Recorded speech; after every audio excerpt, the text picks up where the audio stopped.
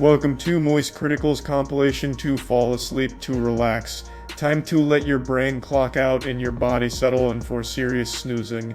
Grab your premium slumber gear and prepare for a lady tier drowsiness. If this helps you drift off to dreamland, drop a like, subscribe, and comment goodnight below. Sweet dreams, you beautiful sleepy souls. Initiating moisture.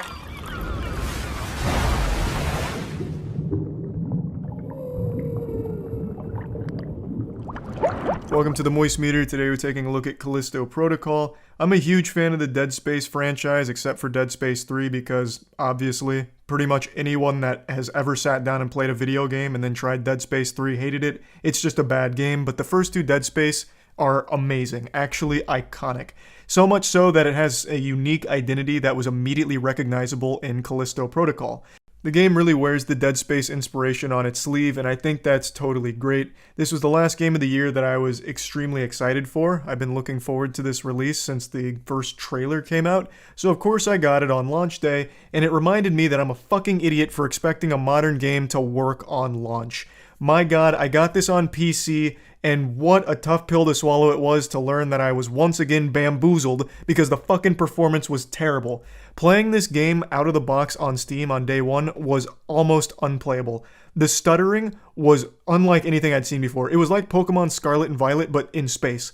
Every time you would turn a corner going down a new corridor, you'd have a frame drop from 60 to like 5. Or just a complete freeze in like a full hiccup until it regained consciousness and let you move a couple more steps before stuttering again. That's the reason why this game has mostly negative reviews, at least early on, because day one on PC was miserable. Now, as I understand it, on consoles, the game ran much better. But PC, man, we were not eating good. And that de novo anti-cheat, I have to imagine, played a role in this performance disaster. I can't say for sure, but Christ, it was bad. They did release a patch the next day to address some of the problems, though it didn't fully fix it. In order to get the game to run even somewhat smoothly, I had to downgrade a ton of settings and go from DX12 to DX11. I also then had to set it to FSR2. Like, it was a whole song and dance to get this game to function almost acceptably. The performance was bad, and it's still not great. Of course, I have no doubt they're going to fully fix the performance issues and the game will end up being smoother than my ass cheeks, but I am so tired of games releasing in a state like this. Like, just please clean it up so that way the performance isn't this bad and immediately ruining the image of the game off rip. Now, moving on from the performance problems, the game itself is beautiful. Absolutely beautiful. And the entire introduction, like the entire first hour of this game, is absolute cinematic glory. I loved every second of it. The tension, the thrills, the setting, the world that they immediately start building around you. Yes, of course, it is very reminiscent of Dead Space, both in the tone, the atmosphere, and even the enemies and telekinesis as well. Like, there is a lot of similarities to Dead Space, but it does try and do things a little differently. For example, instead of putting the focus on gunplay and using telekinesis and stasis like in Dead Space, instead they shifted that focus more to melee combat. And my god, what a terrible decision, because they did not do a great job with the melee combat. That is my number one complaint, aside from performance. Like, this is an actual gameplay complaint. The melee combat is fun for the first 2 to 3 hours, but then it really starts to overstay its welcome and just become a giant chore anytime there's combat and you don't have a ton of ammo. All the enemies are extremely spongy, and the melee combat is basically turn-based combat. So there's a dodge system in this game, but it's unlike any dodge mechanic you're probably used to. There's no free dodge. There's not a dodge button. So instead, you have to be looking directly at your enemy, actually squaring up with them, and then you hold the analog stick left and then right and then left in order to dodge their attacks. It automatically does it for you. There's no timing window, though if you do flick it right before impact, you get a small time slowdown, but it's never really worth it to do that because it doesn't give you a huge advantage. You're better off just holding left, then right, and then left, and then punishing with your only combo. There's only one combo in this game, and it's just right-clicking, or hitting the right trigger 3 times, or if you upgrade it, 4 times. And then after that 4th hit, you have to wait for the enemy to then use their 2 or 3 hit combo against you, because if you try and go further, they're going to slap you through your combo, and you're going to take a lot of damage. Now, there is another thing you can do where after or during your combo, you can pull out your gun and shoot, which increases the stun, and then you can go into the same 2 or 3 hit combo later, or immediately after. But it's just a bad melee system. It's so clunky, it feels so slow, and since everything's so spongy, it lacks any real impact, and you have no creativity to it. There is nothing interesting you can do with the melee system in this game. There's only one way of doing it. It's one-dimensional. You have one button for melee. You can block as well, but why would you ever want to when the dodge is as easy as it is in this game? Now, it of course gets a little more hectic when there's 2 or 3 enemies that you have to size up all at once, because then you're forced to be turning in a circle like you're using Dale's advice from Detroit Survival Training. And it's just slow and tedious. It's a chore. The melee combat is clearly like the emphasis. That's where you're going to be spending most of your combat. And it's just not fun. Like, there's just nothing enjoyable about it after like the 2nd or 3rd hour. It's flashy in the beginning and it looks cool in a vacuum, but as you continue to have all of this combat, it loses all of its luster, and you'll just wish there was a free dodge button. It's just a big misstep there, but I do appreciate them trying something different instead of just doing exactly the Dead Space formula. The gunplay does feel good though. I like the weapons. I wish they did more damage. Even when like fully upgraded, the weapons still feel extremely underwhelming because all of the enemies are so spongy. So you'll still end up dumping an entire fucking clip in an enemy if you try and kill it with just your guns. And dismembering isn't nearly as strong in this game as it is in Dead Space, though it is here. It's just you're always better off using the melee than trying to shoot enemies to death. And the telekinesis, which is here, is fun. Telekinesis is always fun. You can throw enemies into all of these hazards like a spiked wall or a spinning fan blade, and it's always extremely satisfying to see them explode, gore go all over the place. So I like that aspect. I think they did a good job there. It's just overall, the melee combat brings the whole experience down, because anytime you're in a tight corridor or anytime you know there's combat coming up, you'll probably roll your eyes. And it certainly doesn't help that you're doing the exact same shit against the exact same enemies for the entire duration of the game. There is no enemy variety here whatsoever. On stream after beating it, Chat and I were able to identify 6 enemies in the game. 6 enemies that you'll be fighting. And 3 of those 6 have the exact same moveset. And the only thing that differentiates them is, are they skinny or are they chubby? And do they have a long neck? Those are the only things that differentiate those 3, because they have the exact same moveset. So, the enemy variety is non-existent. Recycled movesets, and they all have the same ability where if you don't shoot their tentacles that fly out, they turn into a spiky guy, and it's the exact same spiky model on every single enemy type. It's just, I don't know, I really just got so underwhelmed with the lack of enemies to fight against. And it was made worse when you get to the boss battles. This will be a minor spoiler, but there's only one boss that's not the final boss. And that boss is so shit. It has 2 moves, a left hook and a right hook. Those are the only 2 moves that boss has, and it has so much health. So you'll have to dodge like 60 or 70 left and right hooks while shooting him in between in order to finally kill him. It's so bad. And that boss is recycled 4 times in an hour.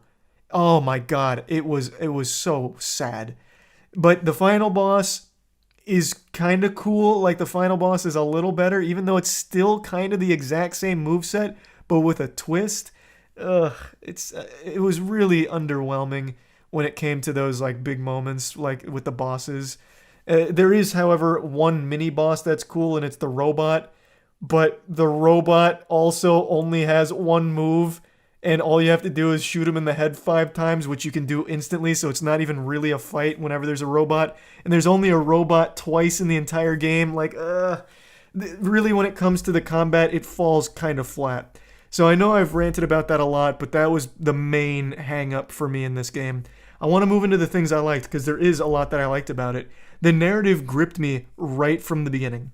I really got invested in the story, I got invested in the characters, and I was really curious to see how they'd wrap it all up. And then I got disappointed because at the end, they rushed it. It felt extremely rushed at the end with some remarkably, baffling plot holes that I don't know how actually made it into the story, but all the way up until they fucked it with, plot holes and a really underwhelming revelation, I was invested, and still am. I still love the universe they built here, and I'm hoping they do more, because I know they can do better. This is their first one, and I know they can do much better, and I have no doubt they will. But here, they missed in a lot of departments. I did like the story all the way up into the end. I thought the attention to detail in a lot of the cutscenes was fantastic. The death animations are the best in the business. I actually think they did the death animations better than Dead Space. I'll say it. I think they put so much love and care into those moments to make them special, and I really appreciate it. They're very unique, they're very flashy and over the top, and they're cool. And they continue that for the whole game. And when there are cutscenes, I think they do a great job of like going hard with them. I also really just enjoy the entirety of the tone that this game presents. And I'm excited to see them expand on it. I know I have a lot of complaints, but I just know it could have been better. So I am just disappointed, and these are like some issues that I think they'll need to work on. But I don't hate the game. I don't think it's a bad game by any means. It's just a game that doesn't stand strong. It kind of, it's their first foray into this, and they kind of are getting their footing. I also think the mocap is second to none here. All of the voice acting, all of the general animation surrounding the cutscenes and the characters are superb. Very, very impressive. Now, putting this all together and plugging it into the moist meter, I'm going to be giving Callisto Protocol a 60%. I do think they have something special here underneath all of the problems, and I do hope they get the chance to build upon it and deliver a better sequel or another project of this caliber, because I know they can do it. They've shown that they have the talent. This game had a ton of potential and unfortunately falters in quite a few areas, but I didn't hate my time with it. I had fun. It just wasn't overall great. So yeah, that's about it. See ya. Yesterday, one of the largest and longest running scams in Twitch history was brought to light. It was led by a streamer named It's Slicker, and it wasn't like some big, tight operation or anything. It's Slicker is a streamer that was friends with many other streamers and had a very strong community, and over the course of a couple years, he asked many of his viewers, his mods, and his friends for loans, promising to pay them back within a few months, but never did. And in total, it looks like he may have scammed around $300,000 from viewers, mods, and friends. However, the exact total isn't known, and yesterday, Slicker even admitted all of it on stream. And I just want to preface this video by saying it does involve gambling. Slicker has a self-admitted gambling addiction, and it's a very serious and debilitating illness, but it doesn't excuse any of Slicker's behavior. The scamming is absolutely indefensible. Now what you're going to see is the real-time investigation that I conducted on stream that'll show the whole story and go over everything. These are some hefty accusations here. I'm going to have to get the monocle out and take a peek for myself. Get to the bottom of this one. He got 27K from a streamer? I feel like we're just making shit up now. I don't believe that. A streamer gave him 27K? Lent him 27K? Who? Scroll down. I don't want spoilers. I want to go in order. Yo, Typhoon, what's up, baby? I hope you don't hate me on this. It's so cringe, and I'm cringe for asking my brother, please do not hate me. No. Please, keep it personal as well. Basically, my bank account got locked. This has happened for like 3-4 days. I've been asking around people. Sadly, today, well, tomorrow is the last day until my... Just a quick pet peeve. I don't mean to immediately cut him off. I hate videos that are like this. The pretending to look busy. Oh, it's also really low, isn't it? I still have it set on volume from last night here, sorry. I hate it. Like, he's just acting like he's got things going on, like shuffling around the house at a weird angle. Oh, it's just such a weird vibe. Like, if you're gonna film a video, just sit still and do it. Don't just, like, wander around aimlessly like an NPC glitching out in a quest line. It's just much simpler. Fucked up. It got locked out, and I was looking for people that actually work, and that I could ask if I could borrow from, and I'll pay back. Genuinely, give me 2 months and I can pay back. If you can't, no worries, my brother. If you can, but please, don't feel forced to say yes. Yeah, I'm sorry I couldn't get in the call to do this. It's so I feel genuinely embarrassed. I've asked a few streamers, they couldn't help, and oh, yeah, I don't be embarrassed. No shame. So I just went out, asked a few subs I've noticed, and yeah, that's why I also asked for your age, because I don't. Okay. So the story is he asked his viewers, as well as streamers, I suppose, to send him money saying he'd pay them back in 2 months and never has. That's the gist of it, right? Turn up more. I mean, it's maxed on both OBS and here. It's just he was doing like ASMR for this fucking video. Okay, and then I saw this in the comments, but I haven't clicked any yet, so let's go through these. Hopefully this is chronologically ordered. It's LSF, I would expect nothing else. Alphabetized as well. Perhaps using the Dewey Decimal System.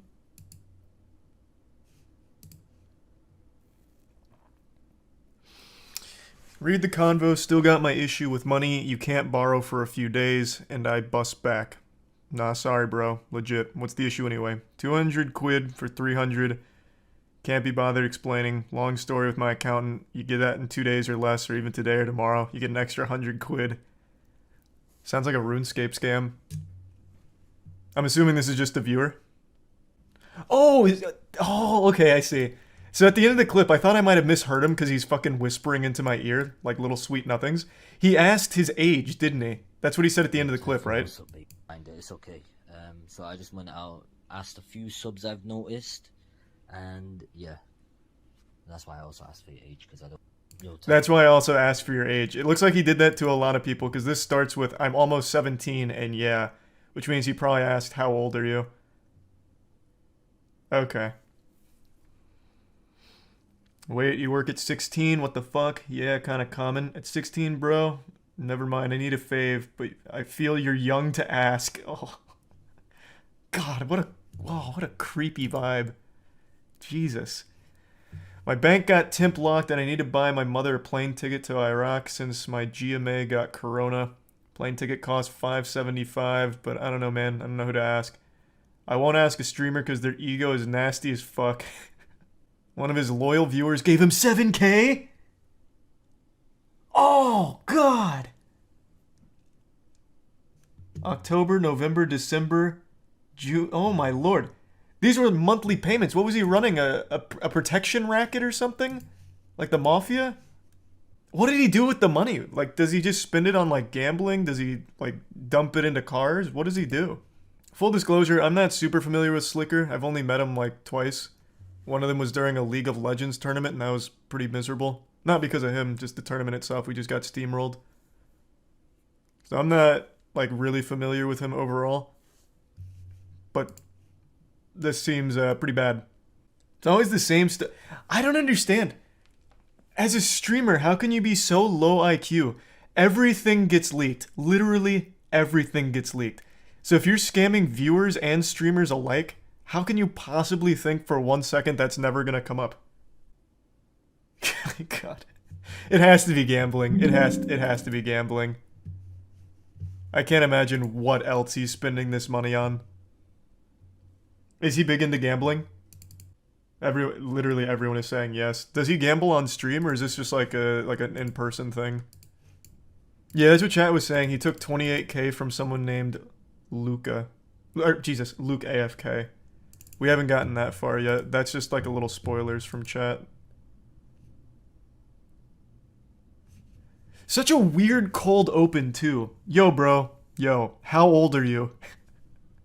Like who opens with that? Well, this time he actually did a call. Damn, this one was only like 3 weeks ago. August 29th. Oh my god, this one was last week. Oh, Jesus. What the fuck? And then the streamers people mentioned Minx, Ludwig, Slime, and Luke AFK. Is there any others? So apparently Ludwig and Slime both gave him money. Minx gave him money, and Luke AFK apparently gave 27K. Or 28K. Yeah. I lost 27,000 from Fuck. giving a lend to Slicker. God, that's so I thought painful. I could trust him, and I guess I just couldn't, bro. And I'm honestly like I'm really fucking sad about it. You know, like I'm actually. Well, as anyone would be, 27 grand, 27,000 barnacles. Oh. Bro, that guy probably thought himself a saint for a while. Like, damn, that's my good deed for the next 5 years. Because, I mean, judging by all these screenshots, Slicker was coming up with really big sob stories, so he was probably like, damn, I just saved this guy's life. When really all he did was fund a couple extra spins. That's a year's wage for some people. Yeah, it is. That's a lot of doubloons. He asked me to in DMs on Twitter. I'm ex-Twitch staff admin. He asked me out of the blue on Twitter, and he signed a gambling sponsorship a couple days ago and got paid up front $5K. Jesus Christ. I'm almost insulted he never asked me. What the fuck? Why would... I'm not good enough to ask for money? Okay, Slicker, whatever.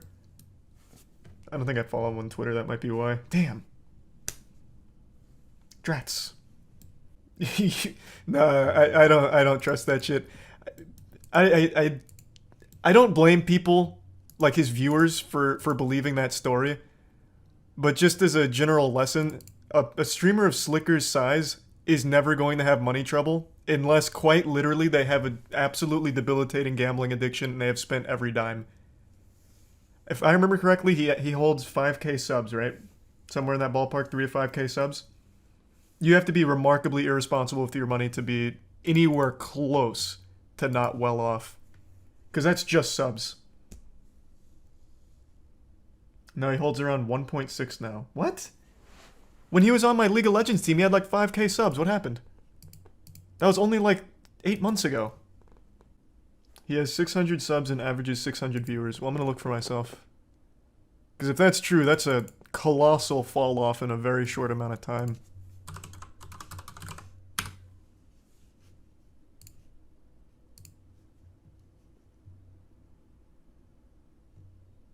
Oh, wow.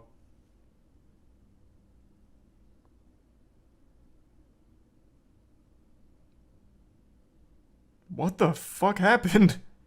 Did he stop streaming? My lord. That shit's looking like Netflix stock. He's awake right now. I know for sure he's awake. Yeah, he probably asked for money around this time. I know for sure he's awake. I don't give a shit. Dude, his mods were unbanning. Is he using toxic Skype? People. He scammed his own mods? Are you fucking kidding me? That's not surprising. He scammed everyone. That's equal opportunity scamming right there, baby. He tweeted he'll address it tomorrow. I have no doubt that'll go well. Unless this is all like one giant disinformation campaign. I don't know how you really come back from it. But there's so many reports from so many streamers, viewers, and mods. I don't know how you come back from it. He even filmed himself asking for money. But I'm always open to hearing the other side. And I know that stream's gonna be a banger. You might be banned by tomorrow. What do you mean, why would you get banned? What do you mean? Bro, I'll just say it here as well. My intentions were not to scam. I have paid a few people back, but I'll say it on stream tomorrow. Okay. Why did you Okay, pay the so- streamers back and not the people who... That doesn't really save it though. If the intention wasn't to scam, that's not really the problem. Here's my guess. The intention was to make up for losses from gambling, and his idea was not too dissimilar from like a pyramid scheme almost, right? You take in a big influx of money and you pay the investors back with the incoming stuff, right? So his idea was probably, I'll take this money in, I'll win big gambling, and I'll pay them back, and now I'm up. Or Ponzi, not pyramid. Ponzi. Sorry, I got him fucked up.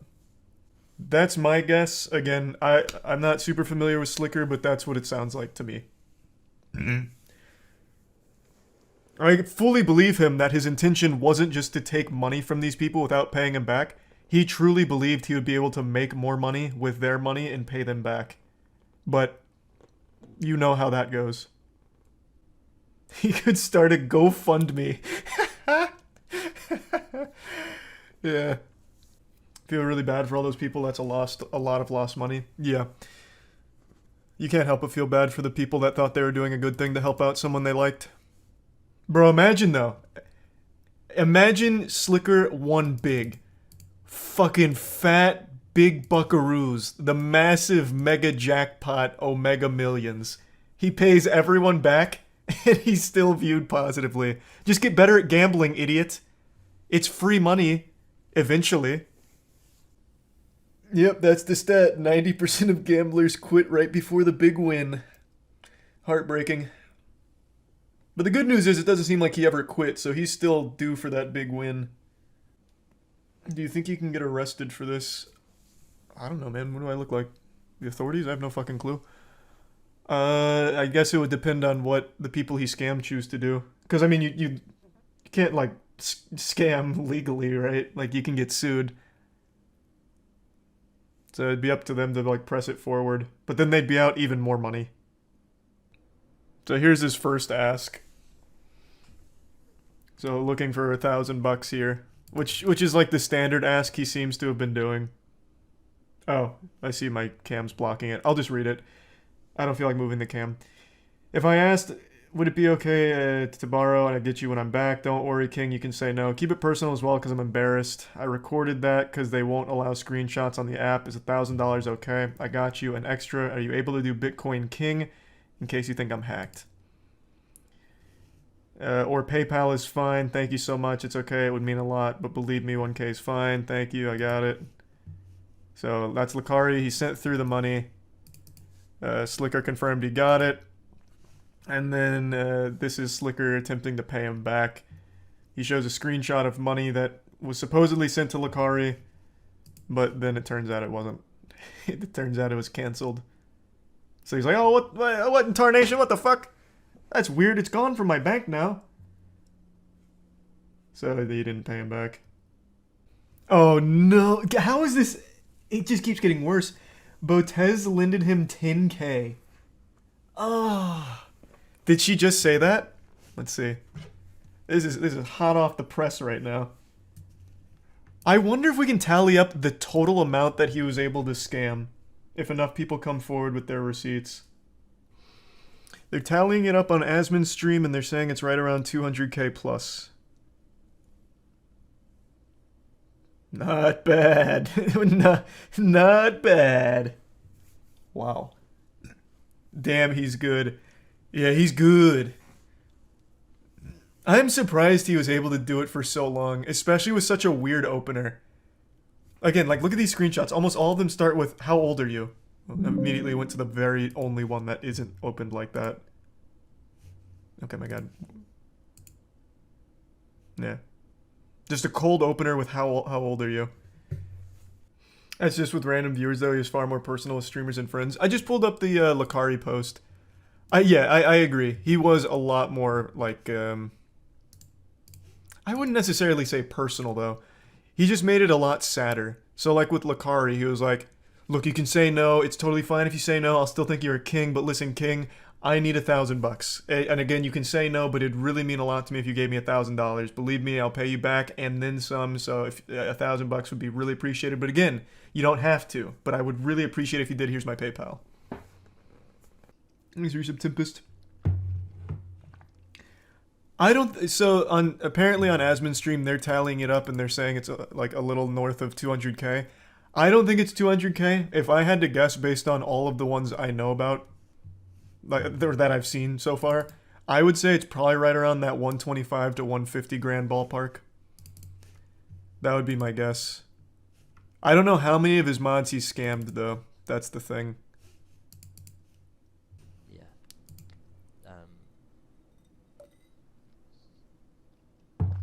Train did give him $100,000. Not surprised. The epitome of gambling. I would say I'm never one. Is this true? 200,000. My father hears this. I need to get help. That's true. How? I always wished I could get help from it. There are so many courses and places to help with gambling addiction. There's a ton of options. Yeah, man. Keep a little bit for myself. Gamble the money. See if I can win and maybe owe people back with that money. I lose that money. Exactly what I'm I not thought. alone. I don't know what to do. Then I ask someone else, hey, can you give me 500? That is exactly what we were all Gamble that money on speculating. top. Unlucky. This is not a man. These gambling sites you're witnessing, yeah, I was actually I was gonna do some sponsors. I don't know. I mean, so far it seems to like he's find a not way making any to excuses. He's pay not them trying to back. sugarcoat But it. the He funny has a thing gambling is, addiction, how can he trust me? and it's completely ruined him. How can he trust? Started with CSGO. Like he would use the money he'd begged for CSGO cases? Or is that where he attributes like the start of his addiction? What you just saw is legitimate gambling addiction, the darkest side of it. People like to downplay it a lot, but that is actually life ruining. What's the stat? 1 in 4 gambling addicts take their own life? It is a legitimately like life ruining addiction that people make light of. It's 1 in 5. 1 in 5. I knew it was something like that. But you have to push for the max win. I mean, you're right. You're guaranteed a max win at some point in your life. It's just a matter of, are you man enough to stick it out? That's right. Amen, brother. I hope Slicker gets the help that he needs. Gambling addiction's fucking rough. And hopefully the people that got scammed get their money back somehow. So, here, let me see the clips. Chat was kind of giving me the dirty details as they unfolded. It seems that roughly, 50 or so victims? And the clips have an update. Oh, here we go. Ever since CS And Trainwrecks TV gave 100 grand, like just straight up from, that's one person, 100 grand. And we also know Luke AFK gave 28 grand. We know Botez gave 10 grand. And these are just some of the heavy hitters. So it's definitely over 200. Very, very well over 200. CSGO, not to blame, but ever since CSGO Lounge came out, it was the first time I went on that site, and He himself was like, yeah, no one should really defend me. You can't. It's an indefensible thing. Yes, it is a legitimate illness, but I mean, it's not like that's an excuse to scam this many people for this long. Train gave him 100k to pay off all debt and then cut all contact with him after. Oh, and he didn't use it to pay people back? Well, this is fucking sad, I'm man. not a victim. I'm not a victim. Man, wallah, I never knew this thing was gonna come, bro. Okay, this is just fucking sad. That's just making me sad. I don't know why you'd tell me to watch that. Fake tears. It's hard to say. Gambling addiction is a real thing, though. He deserves all this backlash for scamming for so long. It's still just a very sad thing overall, though. I don't want to see a guy fucking break down about it. Like, you can feel bad for someone's mental health while also condemning their actions. Again, gambling addiction's a very real thing. It's a genuine illness, but it doesn't excuse anything he did. So I don't feel bad that he got called out for it and now his whole career's in the shitter from it. That was his decision to keep going. Apparently Train even tossed him 100 grand lifeline to pay everyone back and he gambled it away instead. But that still doesn't mean I want to celebrate watching him cry on stream. There is no worse or more degenerate place on the entire internet than TikTok Live. TikTok live streams are actual hell on earth. You'd sooner find me in the adult baby diaper lovers community forums before you'd find me in a goddamn TikTok live stream chat. I would sooner go to the front lines of a war zone than venture on over to TikTok live streams. It's just so bad and pathetic. The majority of the TikTok live streams I've ever seen are just blatant scams or people non-stop begging for donations with a made-up sob story. And that's what we're going to focus on today. I'm sure you've already seen some of the more popular scammers on TikTok live streams, such as the one Mudahar recently made a video about. This is a trend where you have these adults near children who appeared to be ill, and it's a pre-recorded video, it's not actually live. Sorry to spoil the Christmas magic there. And what they're doing is they're just begging for money, like, you know, rocking back and forth saying like, guys, this child's gonna stay sick unless you give us money right now. Your money can bring this child back to life. We have the antidote, we just don't have the money. The panacea will save them, and we just need your money to save this child's life because they're so sick. If you don't send the money, they're gonna stay sick forever. Please don't let this happen. And it's obviously aimed at exploiting people's willingness to help those in need. This one's actually a pretty deep scam because it's not just individuals doing it by themselves. It's actually like an entire business that is having people do this for them. Like it's like almost an entire empire they're building off of this scam. At least that's what it appears to be. And there's one other thing I'd like to mention, and this one's not very important. It's just a little pet peeve of mine that really grinds my asshole. In TikTok, the way you tip isn't directly with money. They had to be quirky about it and unique. So instead of tipping real money, you're tipping goofy, dumb shit like roses or sunglasses, top hats. Oh, thanks for the 5 roses. Whoa, 14 Glurpies? Holy shit, you're too generous. Oh my god, a milkshake? No, you guys are being too nice today. I understand it's Christmas, but you can't be spending this kind of money giving me a dragon? I hate it. I hate it so much.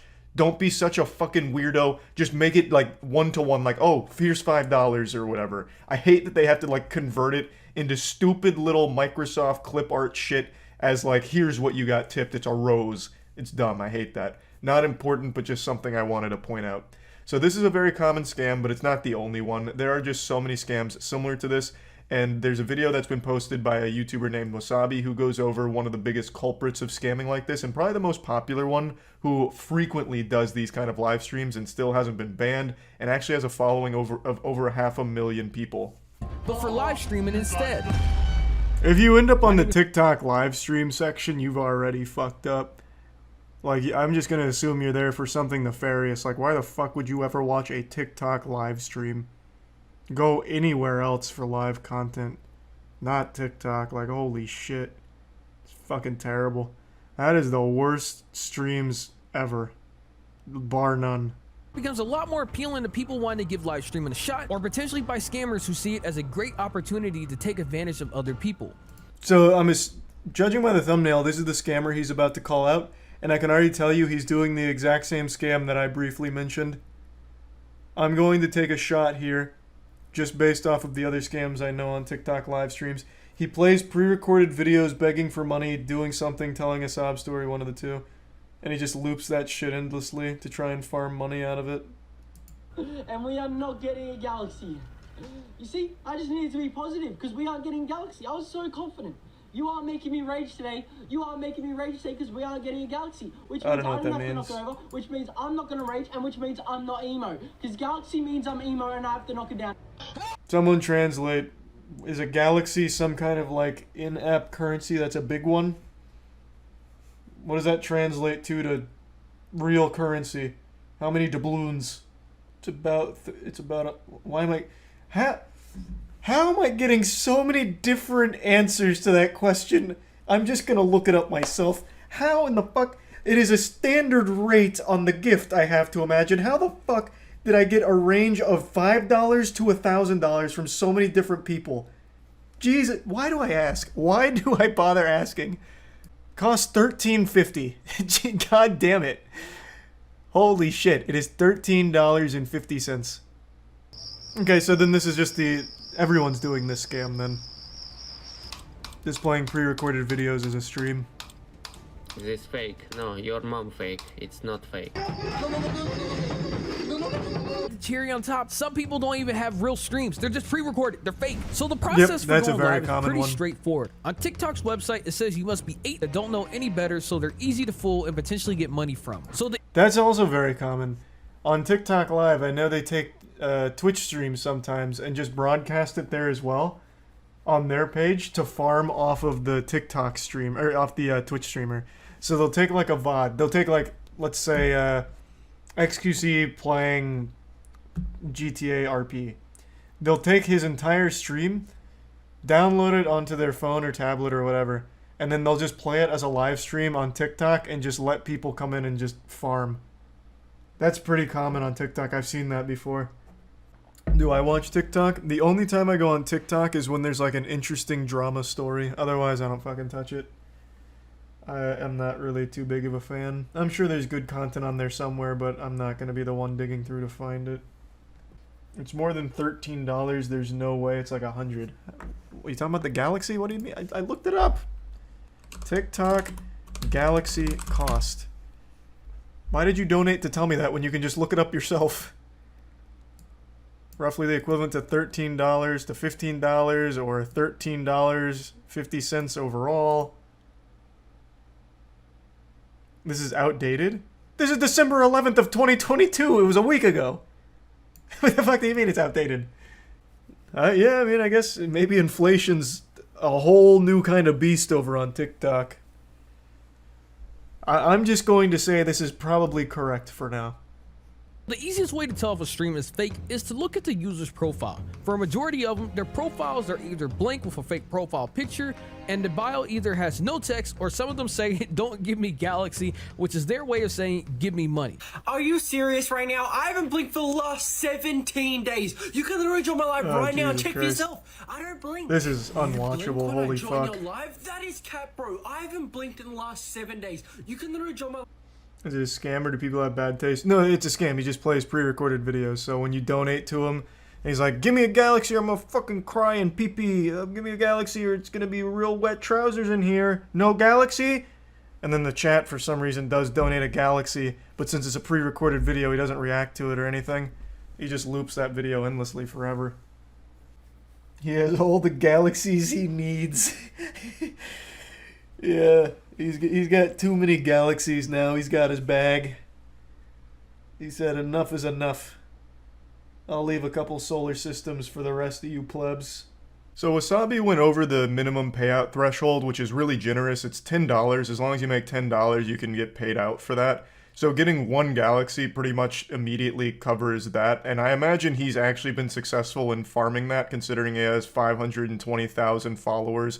And a lot of them just really don't seem to get it. I understand they're kids that still don't have object permanence, where if you put like an orange behind your back, they think it vanishes from existence. So these kids still believe that they're watching real content from the guy, even though it's pre-recorded videos. So I have no doubt that he's been able to get a lot of money out of doing this over and over and over again. He's also been doing this for a long time now. There's videos on YouTube right now that have called him out multiple times over the course of the last like 6 months at least, from like a Cheeto as well as a couple other commentary channels. So he's just been at this grind, the Sigma male grind, all year. Just absolutely scamming children, taking candy from babies. Followers and likes on his actual profile, but if you were to actually catch one of his lives, then you would see that as a pre-recorded video. Another way to tell that it's pre-recorded is look at another YouTuber who has already covered this exact same guy before. A video that they showed for him over 6 months ago is a video that I just showed that I recorded myself when he was live a few days ago. So yeah, the entire thing is fake. And then of course, just like all these profiles that want to try and get money out of you or scam you, they have a link, you click on it, and then they provide 3 different drop downs saying earn this, make this, when all of it is not real. But the Eater of Worlds was unsatisfied with just Galaxies. His gluttony knows no bounds. So even apart from just the live stream scams, he now also includes more scams in his bio.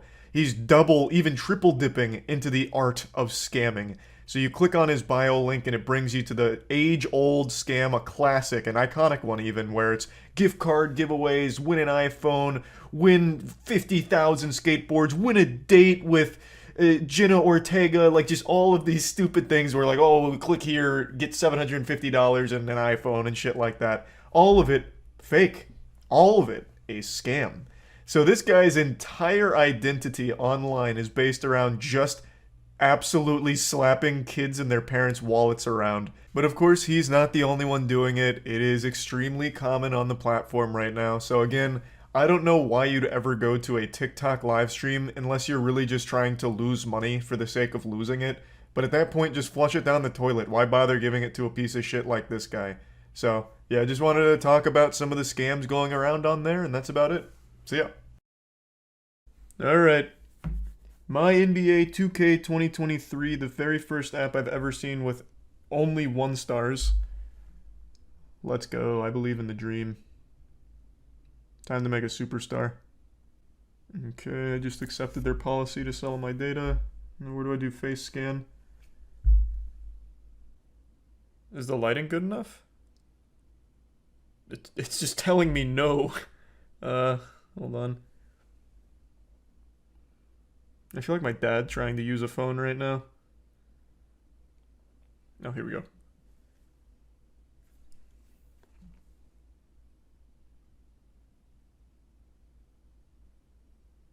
God, how long do I have to cheese for? It's not starting. Though I look like a... I look like a guy who's wanted for sex crimes. This is oh, this is terrible. Oh my god. It's perfect. Okay. Uploading. You balding? Not that I know of. Hopefully not. There I am.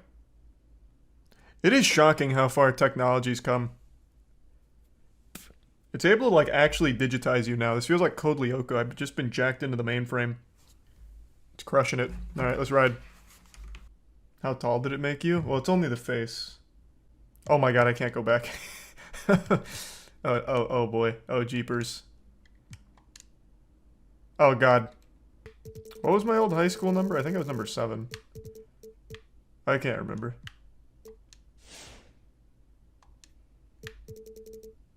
That's so insulting that it's 2023. We still can't do 5'6".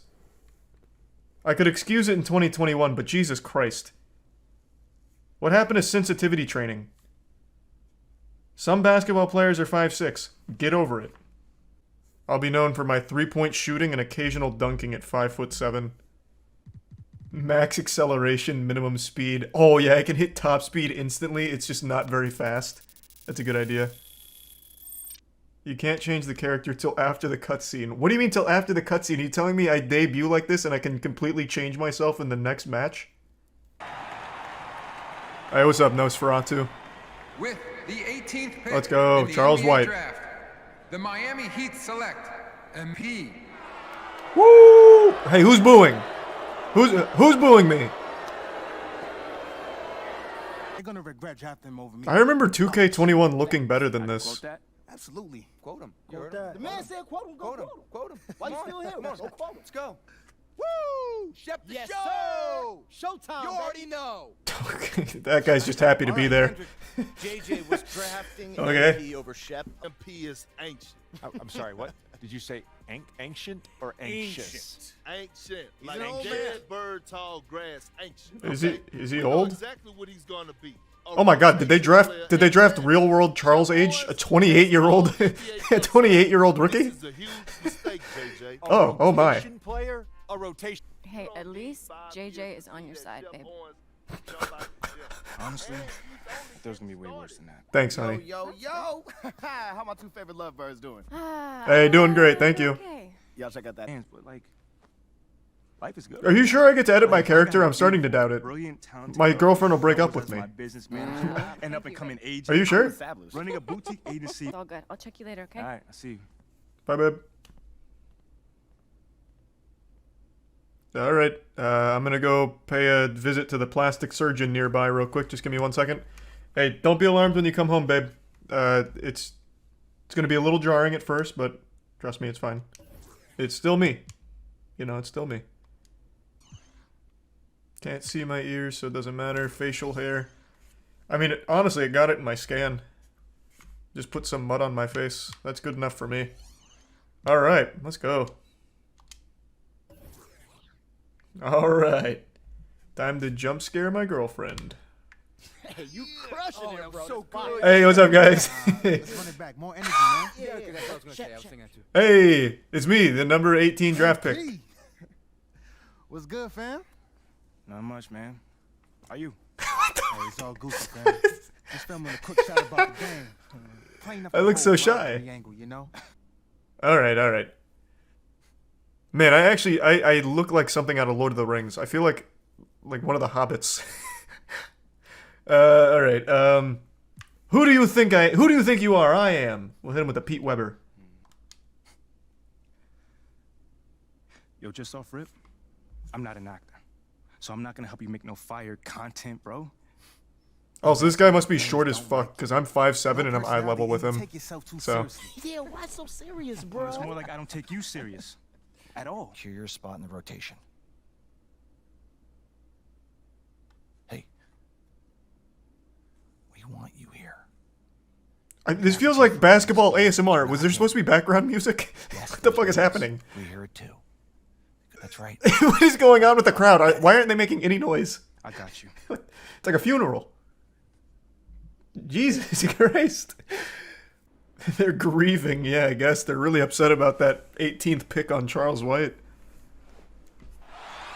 Oh, now they've come alive. Let's go. Finals on the way in what has been a great week of basketball. I'm Brian Anderson. The fuck was that? It was like a gnome sighting. What a great matchup, Grant. Well, guys, all right, let's go, Charles. I don't remember how to play, so this will be interesting. This summer league game might have a real edge pull up tonight, partner. Yeah, I would expect both Shep and oh, you hate to see that. treat this like a regular Summer league final. Box out, box out. Between MP and Shep Owens. Look up, baby, look up. Sharp criticisms about MP after he look was up. selected before him in the draft. Yeah, BA, I believe the term Shep used was reckless. All you, baby. MP hasn't done much to respond, but he might have God damn it. waiting to do that on the court. This summer league final is the That's my assist, baby. Put it on the board. Put it on the board. No offense to the record. White for three. Pull up. 5 on the clock. Yes, sir. Right in your mouth, buddy. Brushing your teeth with that 3. You like that? How's that feel? How's that feel, huh? That's a Charles White specialty right there. Tell your friends. Ah! No way, says Owens. What the hell? What in tarnation? He tries to glass. That's it. I'm going straight to the hoop. I'm taking it to the house. Get the fuck out of my way. I put points into dunking for a reason. And they pick up 2. White's got 5. Yes, sir. Pounding. Pass to your 7. I'm cutting. I'm cutting. To White. Woo! Dunk. Oh, and makes unlucky. It with a kiss. He has 7. What the fuck was putting? What the fuck was the point of putting points into dunking if I'm not going to use it? Oh boy. I'm tired. I'm winded. Psych! Launches a 3. Making his mark again. He's idiot. 4 for 9 in You fell for it. Oldest trick in the book. Have to chase guys off the arc because what are you doing? What are you doing? Just let me win this for us. Get the fuck out of my way. Clear. Clear. This is the end to a great week all right. Let's do some ISO. ISO. 5 games here. Yeah, and I like the pull up. Aspect oh of Jesus. Great for to the left wing. Yes, sir. Stupid pass. I like that. Here's White. And here I come. Yeah. Oh, and there's the and 1. on the shot. So 2 free throws. If only I put a little more points into finishing. I also have the lowest free throw possible, so it's going to be a disaster. I believe in the dream, though. Hey, we see a number of undrafted rookies play their way. Let's go. The summer league always. How do I give him the shake and bake? Outside Whoop. White. Oh, whoops. Here's Stevens. Back to White. I like that. Come set a pick. Come set a pick. What are you doing? Where's my pick? Ah! I'll do it myself. Classic breakdown with the ball, sending it right out of bounds and giving the. That wasn't even. What the fuck? This isn't even what just happened. That block was all. This was 20 minutes ago. Yeah, obviously he had the. Why are we going through this again? Able to shut it down with every team. I'm gonna pull up and do it to you. And for the Warriors. Hey, this one's for your mother in the 3rd row, Shep. Is out there with Jonathan Kuminga. Yes, sir. Owens. Yes, sir. All right, all right. Let me hit him with that. Let me hit him with that special sauce one more time. The Krabby Patty secret formula. Yes, sir. Are you out of your mind, coach? Oh, I thought they benched me. I was gonna say that there'd be riots in the streets. And looking confident on offense. Look at these moves. And then pull up. Actually nuts. I'm so busted. I'm going to the Hall of Fame. What you're seeing in the game is just how I play in real life. Ask Mr. Beast. Damn, I was there for the block, too. Hold on. I'm guarding him in the post. Hey, good matchup. That's bad. I didn't expect that long build-up. I did not expect that. Oh, God, I'm so sorry. I'm so sorry. I'm letting us down. Oh, God. Oh. Man, that guy sucks. He is trash. I'm gonna drive on him now. He just can't keep mid-new what they do is determined to deliver. No good. That's the worst player in basketball history. Massive possession here. And 1. Let's go. Weight room. Yeah! Give them credit. They fought hard to get back into it, and now they're I'm just gonna leave him unguarded, honestly. He beats himself. It's actually better if Shep plays, like if he just like tries to score, because we get possession. Whereas if he passes to a teammate, they might score, whereas he has no chance. I'm just not gonna guard him. I think that's the play. I'm gonna leave him unguarded. Dump it. Here's your 7, guarded by Wiseman. Okay, that's alright, hold on. Play the clock, boys, play the clock. Alright, time for me to be the hero. Left in the game. 6 to shoot. Oh god. Can't knock in the 3. Ooh, rejected by Wiseman. Woo! Easy game. And that's gonna do it.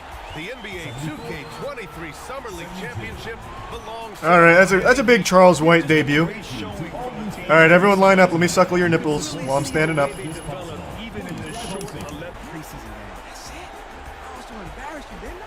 I can't hear over the crowd. What a performance. Hey. Dropped a fat 30 on him in game 1.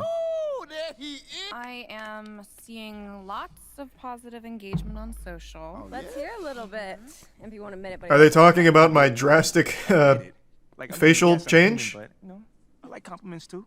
Especially when they're deserved. Imagine not wanting MP over Shep. Could never be me, fam. I'm do some side Catman and Isaiah. Firstborn son after MP. Facts, Cap. Wow. Oh, that's Cap. Yep, and 50-year-old man wrote this. That's for sure. Hey Ashley, you want to just read it with feeling next time? Just a suggestion. What is what is going on? Yo. Thank you for the recap and all, but yeah, hoping that maybe we could get out of this Twilight Zone shit? About something that's possibly coming up, you know? Okay. Appreciate it. Like for real. You already know this ain't our first rodeo, kid. Oh well, it is. Man, everyone must be so short because I am 5'7", and I am way taller than them. That is the old MP since like 8th. That's all we could do right now. Pace ourselves. Let's do it. Jesus Christ, the fist bump. Takes on the phone. Have I been friend zoned? What is this shit? No little smooch on the way out or anything? What the fuck is this? I'm not turning on. What the fuck is it? Oh, gee, oh god. You gotta love the rumble pack, am I right? Everyone's spawning into me and we fuse into one super soldier here. This is kind of cool.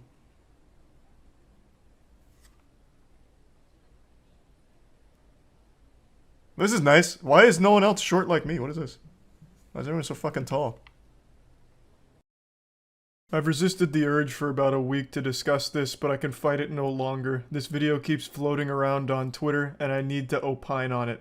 My opinion is like a demon that needs to be exorcised, and that's what I'm doing right now. What you're about to see is unacceptable, unholy, and inhumane. Its very existence makes me question whether or not there is a higher power out there, because if there was, why would they allow this to exist? A TikTok realtor recently posted a video taking us all on a walkthrough of the only place worse than hell, a house in Toronto. Now, I can't play the audio from the video because it was just popular DMCA-able music, so instead I'm going to be making my own music with my mouth, so enjoy my beatboxing.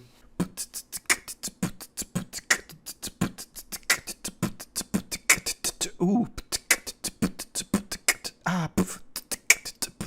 The only music that should be playing during this video is circus music, because you'd have to be the stupidest fucking clown on the planet to pay almost $2 million for this. Now what you'll instantly notice is the house is extremely narrow. It looks like it's closing in on itself like a trap in Indiana Jones. The house is about as wide as 2 tissue boxes set side by side. If you put both of your arms out at the same time, you would touch both walls. It's like that obstacle in Ninja Warrior courses where you do like the spiders up the wall. You can do that in your own house for $2 million almost.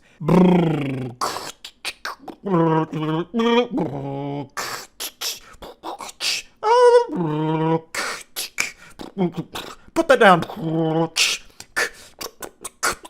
Just look at this shit. You're basically paying $2 million for a coffin. There's no space here at all. God forbid more than 2 people try and use this place at the same time, you'll have to take turns walking through the corridors or else you just bump into each other and get stuck. When you live in this house, you probably have to have something on your front door that says whether or not it's vacant or occupied, like an airplane bathroom. Now, if this was more reasonably priced and not $2 million, I really wouldn't have an issue with it. At the end of the day, a home's a home, right? So if it just had the right price point, I don't think there'd be any issues. It's still kind of goofy as a design, because it looks like it was designed to be some kind of supervillain secret lair behind a rotating bookshelf or something out of a cartoon, because it's so goddamn narrow. I can't really wrap my head around there. But you're paying $2 million to live in a place where you basically have to treat it like you're diving through caves, like squeezing around like a worm.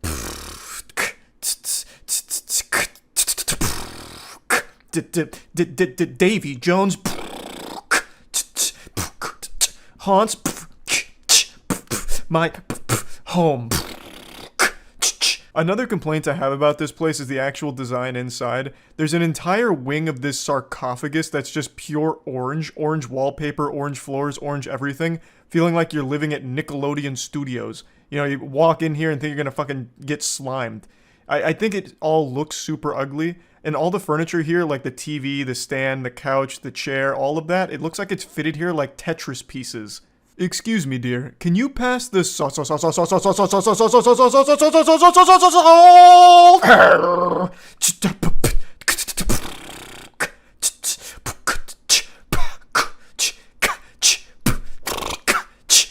Yeah, that's right. $2 million and they put this shitter in the master bedroom. Now you can wake up hugging the toilet just like the good old college days. The toilet and shower in your master bedroom just inches away from your twin-sized bed because that's the biggest bed they could fit in this fucking house. For $2 million, you can quite literally shit where you sleep.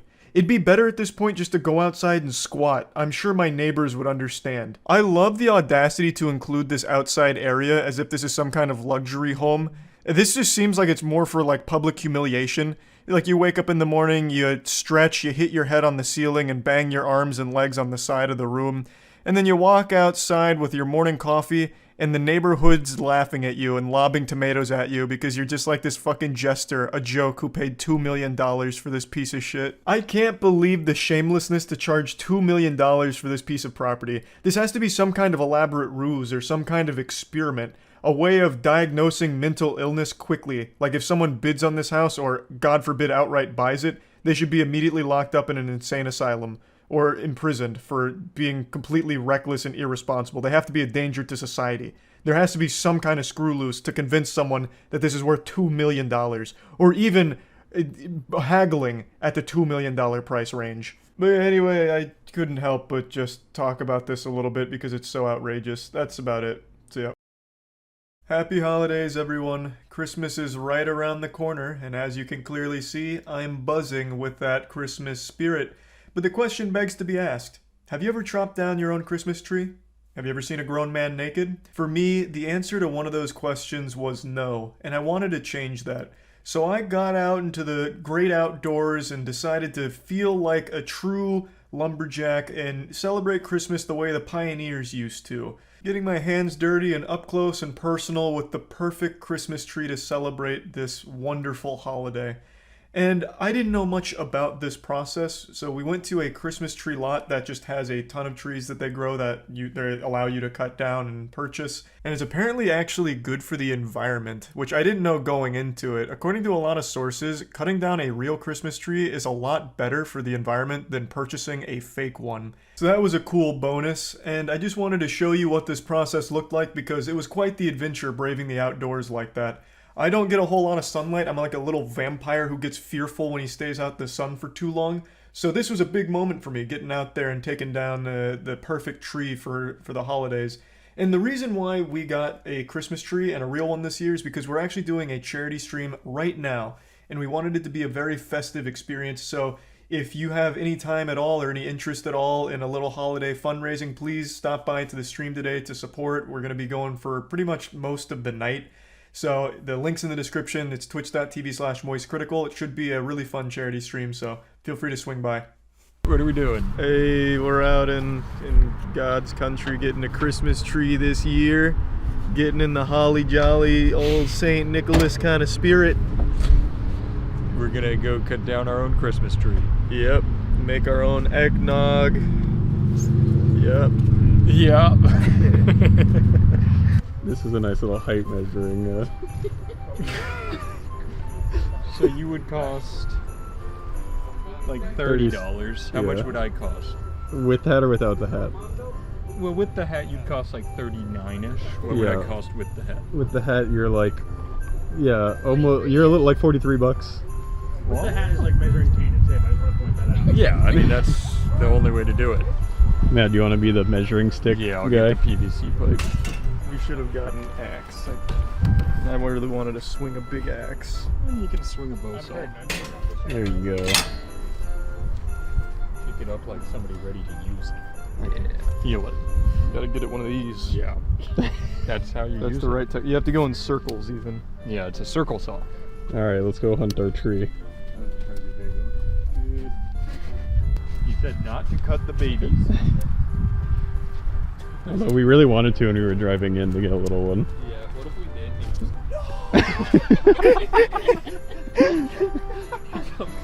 did? Over.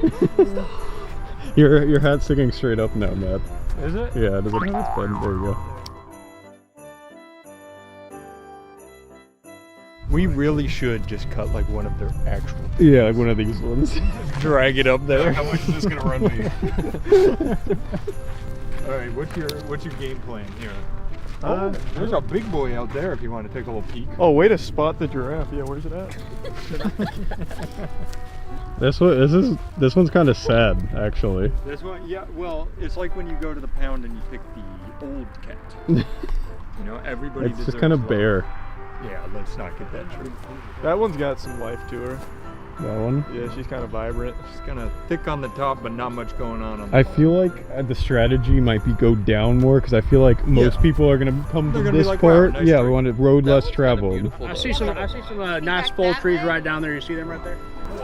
Look how full these back. There's some big boys out there. Bulbous. Yeah, that one's very round.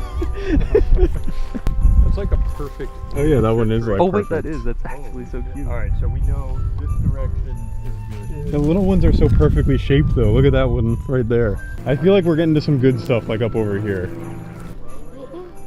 Way out there. Yo, that'd be a sick tree. You could hang it on the thorns. What if you like poke the thorns and you went Oh, whoa, wait. That's kind of like beautiful right there. Which one? I'm pointing at it, but I can't really show. It's to the right of the really big one. Oh yeah. It's just so shaped. Go walk us to it. Yeah, show it off. That one is kind of nice. Dad, can we adopt it? Look at how it's like split. These are kind of puny branches though. Like this isn't holding anything. I mean, well, he said these are soft. Yeah, these are like the soft furs, so they're not going to hold heavy ornaments. That makes sense. That guy's got like a crown coming out of the top of him. This guy has it's like a Teletubby. Yeah. That's a scam. That's how they get you to spend more money. They just glue one branch. What if you just cut off the top? I mean, that's how we found it. This will be $80. Oh wait, $60. We don't have to put a star on it. It came like one with its own. Yeah. It came all natural. Is there one that's tugging on your heartstrings, Charles? All of them are kind of speaking to me. This is what Christmas was founded on, huffing it and the pilgrims in order to celebrate the coming or the rebirth of Jesus Christ. Yep. And the 17 Ninja Turtles. That all sounds right to me. Something in there. Sand pines and silly needles or something. Cedars? Cedars, yeah. I really want a silly needle. Yeah, which ones are the silly needles? That must be these guys. Well, those are the Hanukkah bushes. Yeah. What do you feel, Matt? I feel like you haven't been satisfied yet.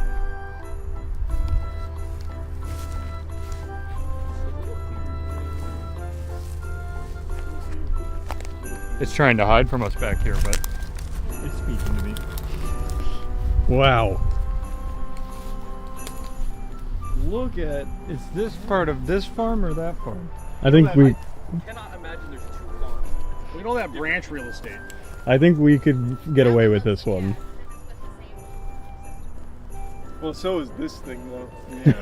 And I mean, I mean, that could be a cool one. This would be a pretty fucking cool one. Maybe like Wait, these ones have already been Yeah, I cut. was gonna say, I think this is Which like ones? They're in pots, the big ones. Oh, they are. I mean, this guy's cool. I just don't know if he's. I don't know if legal. that's illegal. Yeah. What do you? I think it's legal. Look, it's in the same line as these ones. Yeah. Have any of these been cut down this line? Couple. There's not stumps, but there's like empty space. There's a stump down there actually. Yeah, there is a stump right here. Okay. Do you like this one, Matt? Do you want this one? You want a bigger one? Do you like that one? I think this one's like the shapeliest one we found so far. Yeah. It has one. We've got nice coloring. It has one goofy little blemish here. I don't like the direction of this branch, but you know, nothing's perfect. You're honestly not wrong. Unbelievable. But if you look back here, it's kind of empty. Yeah, it's just because it's bare there. Like from here, it's really nice. Just trim a couple of. Yeah, we can just put this on the back side. Pruning, that one would look nice too, honestly. I would. You're just pruning it like this. That one kind of looks like it blew up. Yeah, well, that one looks like it's hiding something. Like going into its shell. Yeah. All the ones back there look so green and full that I just don't believe we can have them. But there's a lot of stumps over there. We must be able to have He said them. there's 2 different kinds of Yeah. Is that he did say there were 2 different kinds of trees. Yeah, but look at the pine Look, on this one. he doesn't know which stump was ours. What's he gonna do? Sue us? And if he says that's not one of the trees, we say we know We'll put it back. found it. We'll put it back. And wanted to show you. Okay, we'll put it back. We wanted to show you a crime was committed. We were just keeping the security up to date. I just find it so. Why are there 2? What do you mean? Why would other tree Where would the other farm be? Why would there be no indication not to cut these ones down? Like an electric fence. I think there actually is a Hallmark movie of 2 competing Christmas tree farms, and I'm not kidding. My dad loves Hallmark movies, so I think he told me about that That's one. embarrassing. Okay, fine, right. My dad talks about the movie Snowman's more than any human should. The one where it's like dad becoming a snowman? It's not his dad. It's she starts dating somebody, but it turns out he's a snowman, kind of like Frosty the Snowman. Snowman. So yeah, so he starts melting, and it's sad, but she wants to marry him. Wait, look at all those. Those are like trimmed, but they might be too short. They're smaller though. What about that right there? You guys are being very indecisive. Charlie, It's gotta be the you're a perfect leader. tree for Christmas Day. Yeah, quit it. Every Sorry, I'm Christmas is Jewish. the perfect- I wouldn't get it. I think this is the quintessential Christmas tree right here. For what? Ants? Oh my god. The ones over there are actually like really nice. These are playful back here. Wait a minute.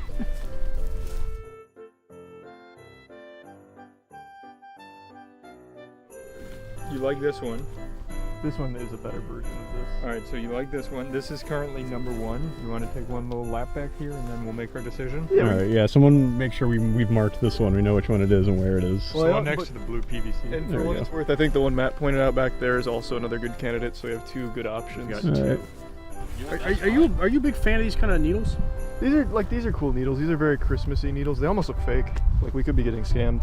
Like it's aesthetic. I just don't know if it has that like the 9-foot guy over there did. I'm starting to realize something. The reason these trees look so good is because now if you look where we came from, those trees, the further away you are, the better they all look. Whoa. Unless those grew in the time it took us to get here. I think it might have been that guy. Yeah, I think it was this one. Oh yeah, because it had the Yeah, because this is the right one. The embarrassing spot. Yeah. Okay. Well, do we want this one? Do you want this one? I think this one's fine. Yeah. I don't have any like problems with it. You don't seem sold on this. I'm gonna be honest. Not with you. anymore. Now that I'm back No. looking at her. I feel like you took a walk around the block and saw there's better stuff out there. I like the idea of her, but I don't like being around her. What's she missing? It's just this backside. Like it's. What if we just put that one branch against the wall? Because I gotta be honest, I don't know if you're gonna find a literal perfect tree out here. That's bad. That's the Grinch. I really think if we prune her up, she'll look perfect. I don't like that one. I'm gonna be honest. All right, fuck me Well, then. what about the one behind that one? I It's was kinda thinking high, that. but That's the one I was pointing at. Wait, no you weren't. Yeah, you're right. You know what? If you want to go with the ugliest, we can change direction. are she Yeah, there she is, right there, the ugliest one. I love that. It might be under 6 honestly, feet. we should get that to just see what he says. Is it 6 feet? Please. Maybe without cutting it at 6 feet. I'll cut it at the absolute bottom just to get the shotgun space. Barely 6 feet. You want to do it? No. I don't even want to put that in Matt's truck. Thank you. Yeah, the more I look at it, I think that's going to be our best bet. We all on board? I'm on board. All right, let's cut it down. All right, you're coming home.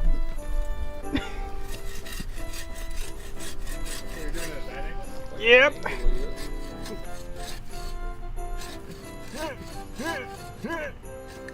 Okay, who wants to take a turn now? Well, you should use the orange one. Well, this is a family effort. Come on, Aaron. No, you got it. I'm just giving you the sharp bad Here. boy. All right. That's the one he said was so good. This one's actually a lot worse than the other one. That's the one he runically upgraded. No, this one's like significantly less sharp. Take a swing at her.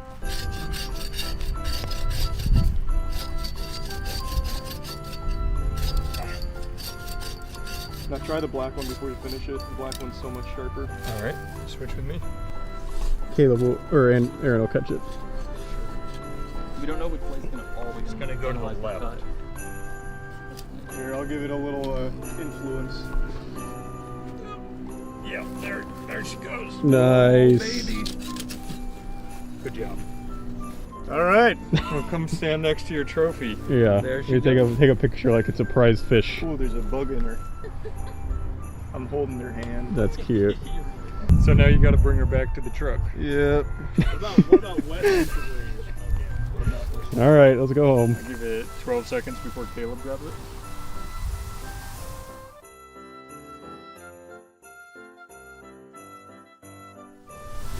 I think, Charlie, I'm going to say it, I think you chose a great tree. Well, Matt was the one who pointed her out. It was teamwork. The owner's going to be really upset we took this one. This was his favorite one. Yeah. He's like, I can't believe they found the perfect one. Christmas tree. I was going to cut that down later today. He was like, you ruined my Christmas for me and my friends. That wasn't for you. That was inside my house.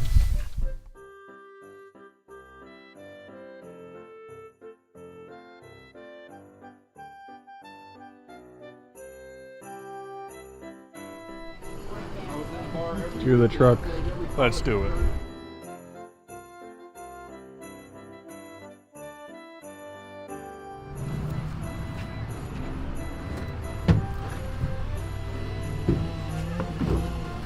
Perfect.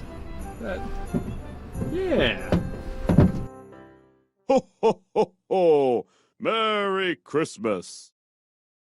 Yeah, I'm a filthy little greasy goblin today. Clearly I haven't showered yet, and maybe I won't shower today. That's the beauty of being an adult. I get to make my own gross choices. But what I'm choosing to do before showering, at the very least, is talk about the most wild development in any drama situation I've seen so far. Across the entirety of my time on the internet, I haven't seen drama reach this climax before. I'll go ahead and speed run the breakdown of the chess cheating drama that's been going on for over a month now. I've been following it since the genesis. It has been a non-stop, action-packed, wild and wacky ride straight into fucking drama Valhalla. It has been the gift that just keeps on giving. The carved wood drama is unlike anything I've seen before. It all started when Hans Niemann played Magnus Carlsen at a tournament. Hans Niemann beat Magnus Carlsen, which was a surprise to the entire chess world since Magnus Carlsen is the best. And then Magnus Carlsen made a loose accusation of cheating against him. The entire chess community then started accusing him of cheating against Magnus in order to win. That's when the anal bead cheating theory was hatched. Some people speculated he may have had Stockfish, a chess engine, stuffed into a small butt plug that he inserted into his asshole before the tournament, which fed him the correct moves. This was more or less just a meme theory, but a lot of people truly believed Hans Niemann was cheating. Eventually, it came out that Hans Niemann did actually cheat in online games. Hans Niemann even confessed openly to cheating in online games, but maintained his innocence in over-the-board physical chess matches. And then Chess.com came out with evidence against Hans Niemann that he has cheated in more online games than he initially let on, including online games for tournament money, and more than he had initially said to the community. And that's where the drama had stopped until today, where Hans Niemann published this lawsuit going after all of the people that have been very staunchly against him and hard accusing him of cheating. A $100 million lawsuit has just been filed by Hans Niemann against Magnus Carlsen, Magnus Carlsen's company, Play Magnus, Danny Wrench and Chess.com, and Hikaru Nakamura.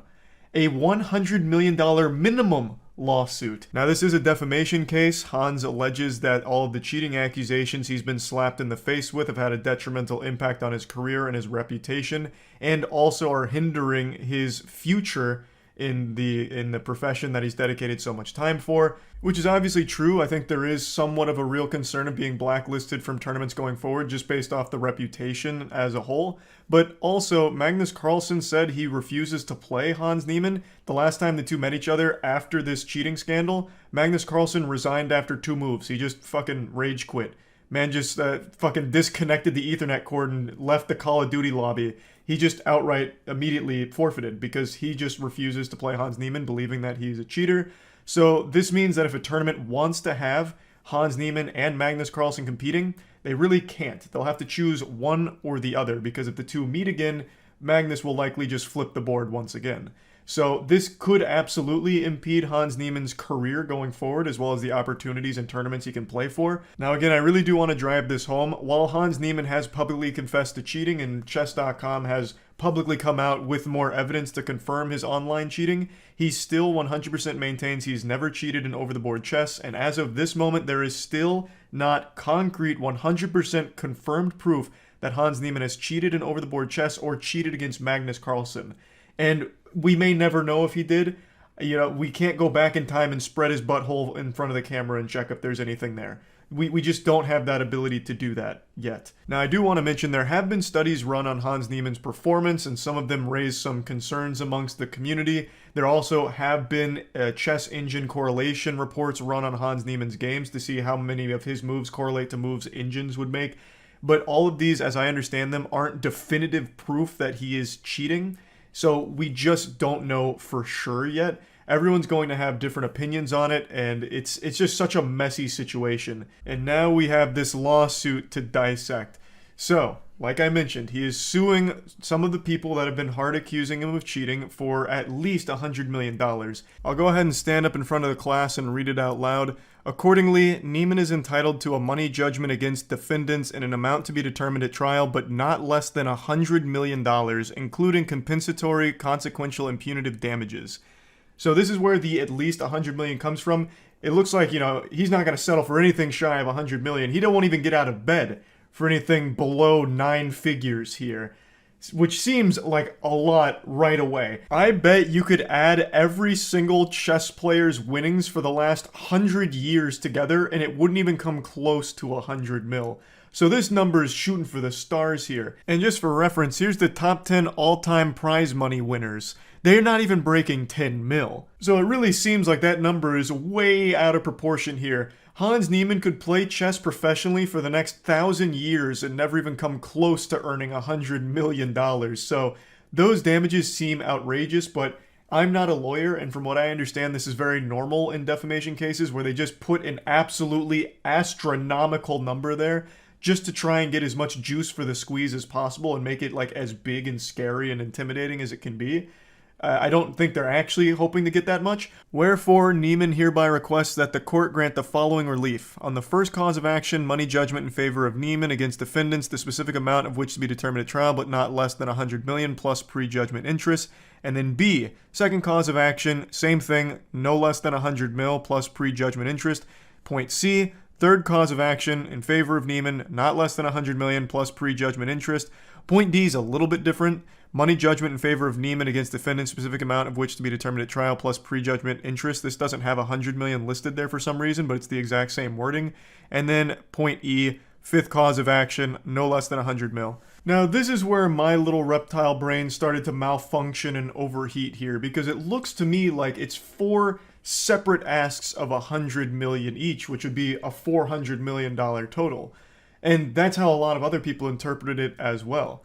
But after doing a little more research and seeing what a lot of lawyers are saying about it, it appears that these 4 things that list 100 mil as like the damage is if any of these 4 are found to be truthful, then any one of them should amount to 100 million in relief to Hans. At least that's how some of the lawyers have broke it down. Basically, the reason it's there 4 times is if any of these are found true, then it should be 100 mil, and it's not going to stack. So if multiple are found true, it'll still just be 100 mil. It's not like additional or anything like that. So I'm going to run with that because that's what makes the most sense to me once it was explained. I don't know if I'm doing it justice and explaining it to you guys, but it looks like the total is 100 million, not 400. Either way, though, that is still a super duper high amount to be suing for here. Now, after reading and watching some lawyers break this down, most of them were giving their perspective on whether or not this is even like a winnable case in any capacity for Hans Niemann, because there are some sections of this lawsuit that are just downright weak that they point out, but also some of it just reads like an angry blog post from like a salty soccer mom in a couple places. Like there's a whole section where they just put in parentheses king of chess when referring to Magnus Carlsen and talking about him being a coward or a sore loser who couldn't accept losing to Hans Niemann. So things like that stood out to me as like, wow, that doesn't sound professional. I wouldn't expect to see that kind of language in a lawsuit. But the lawyers were more focused on whether or not this was a legitimately winnable case. And most of them agree that the lawsuit does actually have some bite to it, but not all of it. So Hikaru Nakamura being listed here seems like that's completely a lost cause. They were kind of scratching their head on that one because in order for Hans Niemann to win against Hikaru, he'd have to prove that Hikaru knew Hans wasn't cheating, knew the evidence wasn't legitimate evidence, and then still accused him of cheating anyway. Which of course sounds impossible to prove. But his claims against the Magnus Carlsen and Play Magnus as well as Chess.com, most of them were saying there is a chance for Hans Niemann to squeak out a victory here because there isn't actual evidence to prove he's cheated at the moment. So it would all come down to discovery. Most of them were saying discovery will be like the actual deciding factor in how this case goes because they're going to need to prove that they have real evidence that Hans is cheating in over-the-board chess, at least according to some of the lawyers I've watched. Otherwise, Hans Niemann does have a case against them for the defamatory statements of cheating and the accusations and implying that he's cheating because it's such a reputationally damaging thing that impedes his ability to compete further. Overall, though, what a crazy development in this whole chess cheating scandal drama. We started from anal beads and now look at us. Yeah, this shit is just going insano style. So yeah, just wanted to drop that hot plate of spaghetti and meatballs on the table for you here because, wow, that's really about it. So yeah. Smash World Tour, unjustly shut down. An absolute sin, an affront to God. It was a very awful thing that happened recently. The Smash World Tour, the biggest circuit the professional Smash Brothers scene has ever seen, biggest prize pool, and it was supposed to happen in a couple weeks, but the night before Thanksgiving, the tournament organizers got an email from Nintendo that basically implied it needs to be shut down. Now they came out with their statement, and it also implicated an organization named Panda as being an accomplice to Nintendo. In fact, perhaps even the main big bad raid boss behind the scenes that had a history over the last year of them working with Nintendo of trying to strong-arm other tournaments into joining the Panda Cup circuit, which was a competing circuit. And the CEO of Panda, his name is Alan, he made these threats to other organizations when they wouldn't join him, saying, it'd be a real shame if this got shut down, if Nintendo had to get involved with your unlicensed event. You sure you don't want to join Panda? You positive? It's safe over here. Suckle on our bosom. We'll keep you safe. And he just make these threats. So when Smash World Tour got the bad news, they blew the lid on Panda, specifically Alan's behavior. Not really Panda as a whole, it was focused on Alan. It's been 2 days since that bombshell, and now we finally have a statement from Nintendo and a statement from Panda. And they're both so fucking weak.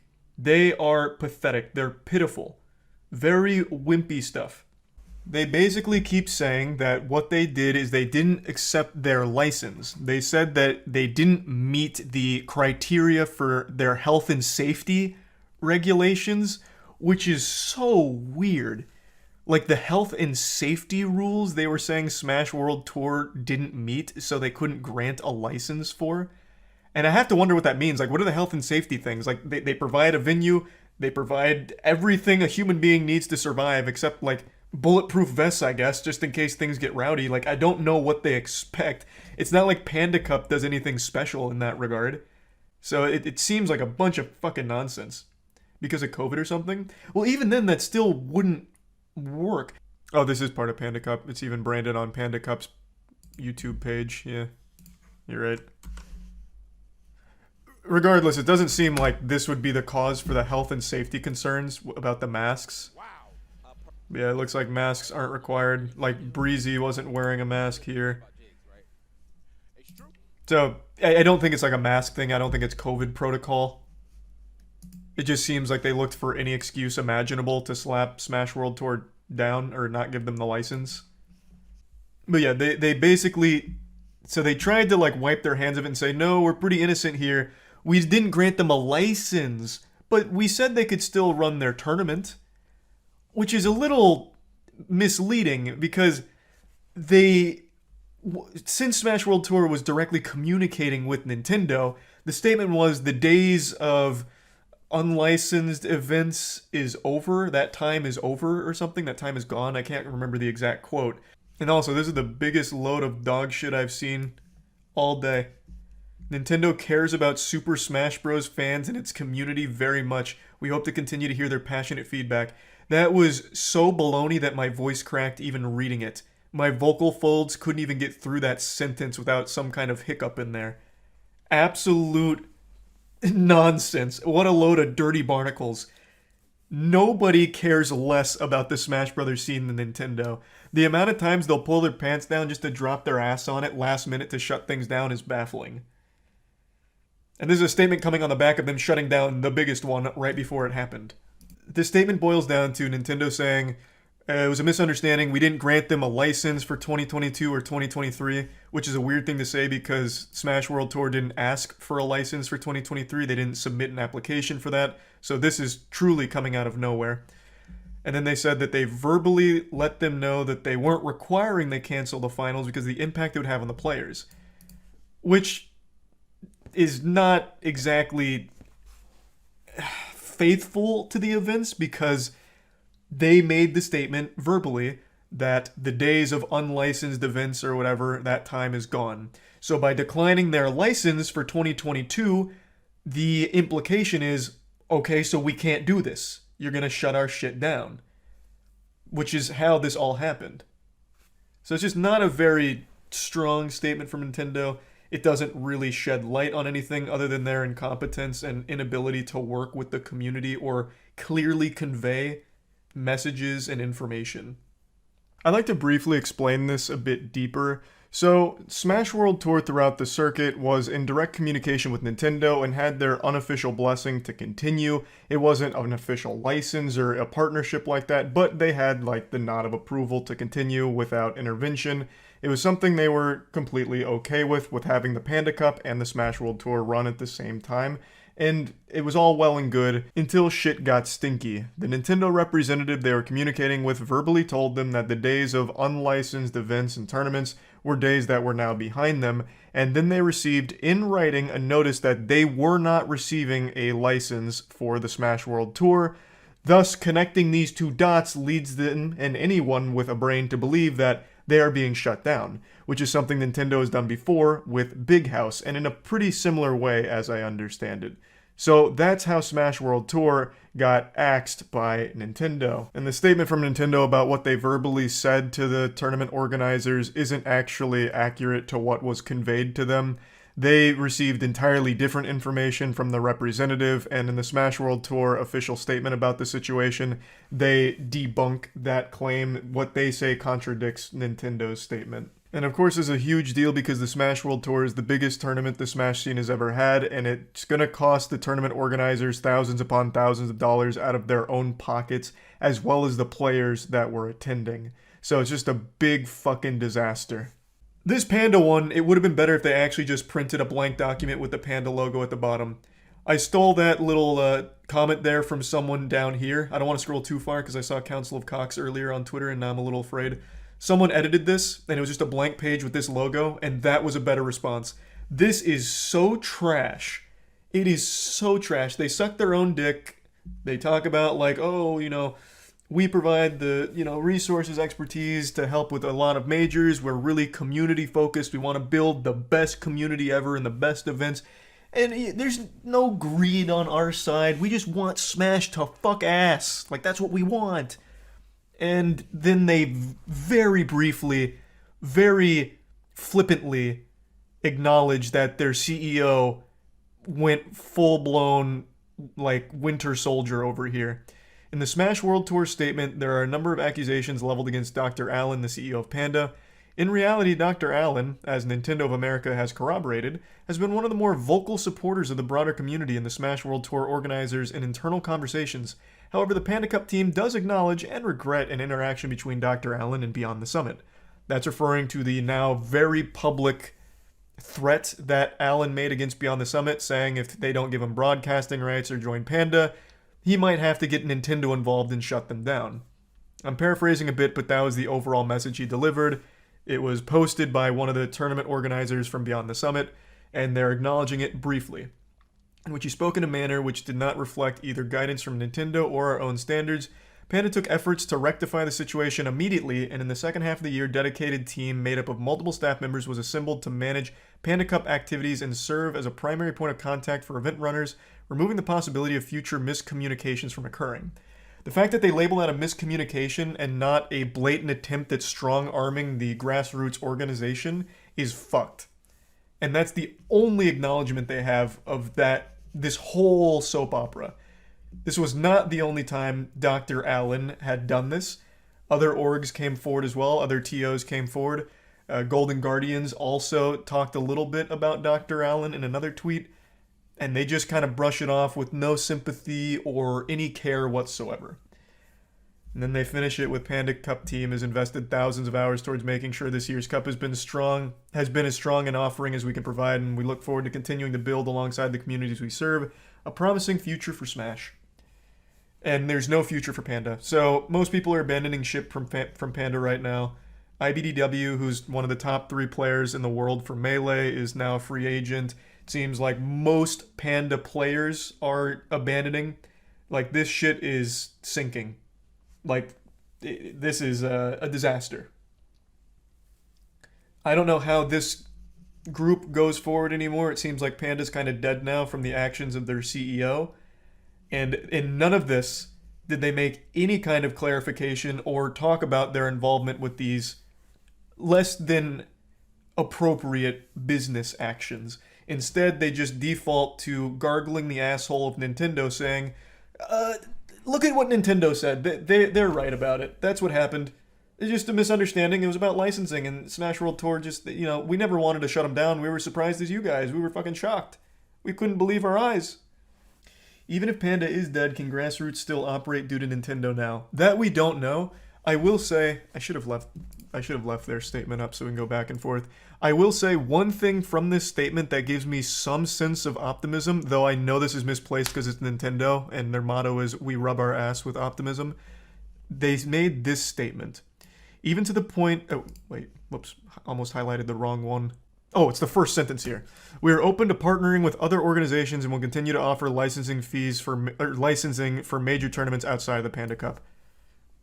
Christ. It was so unbelievable my eyes couldn't even register it when I looked back on it.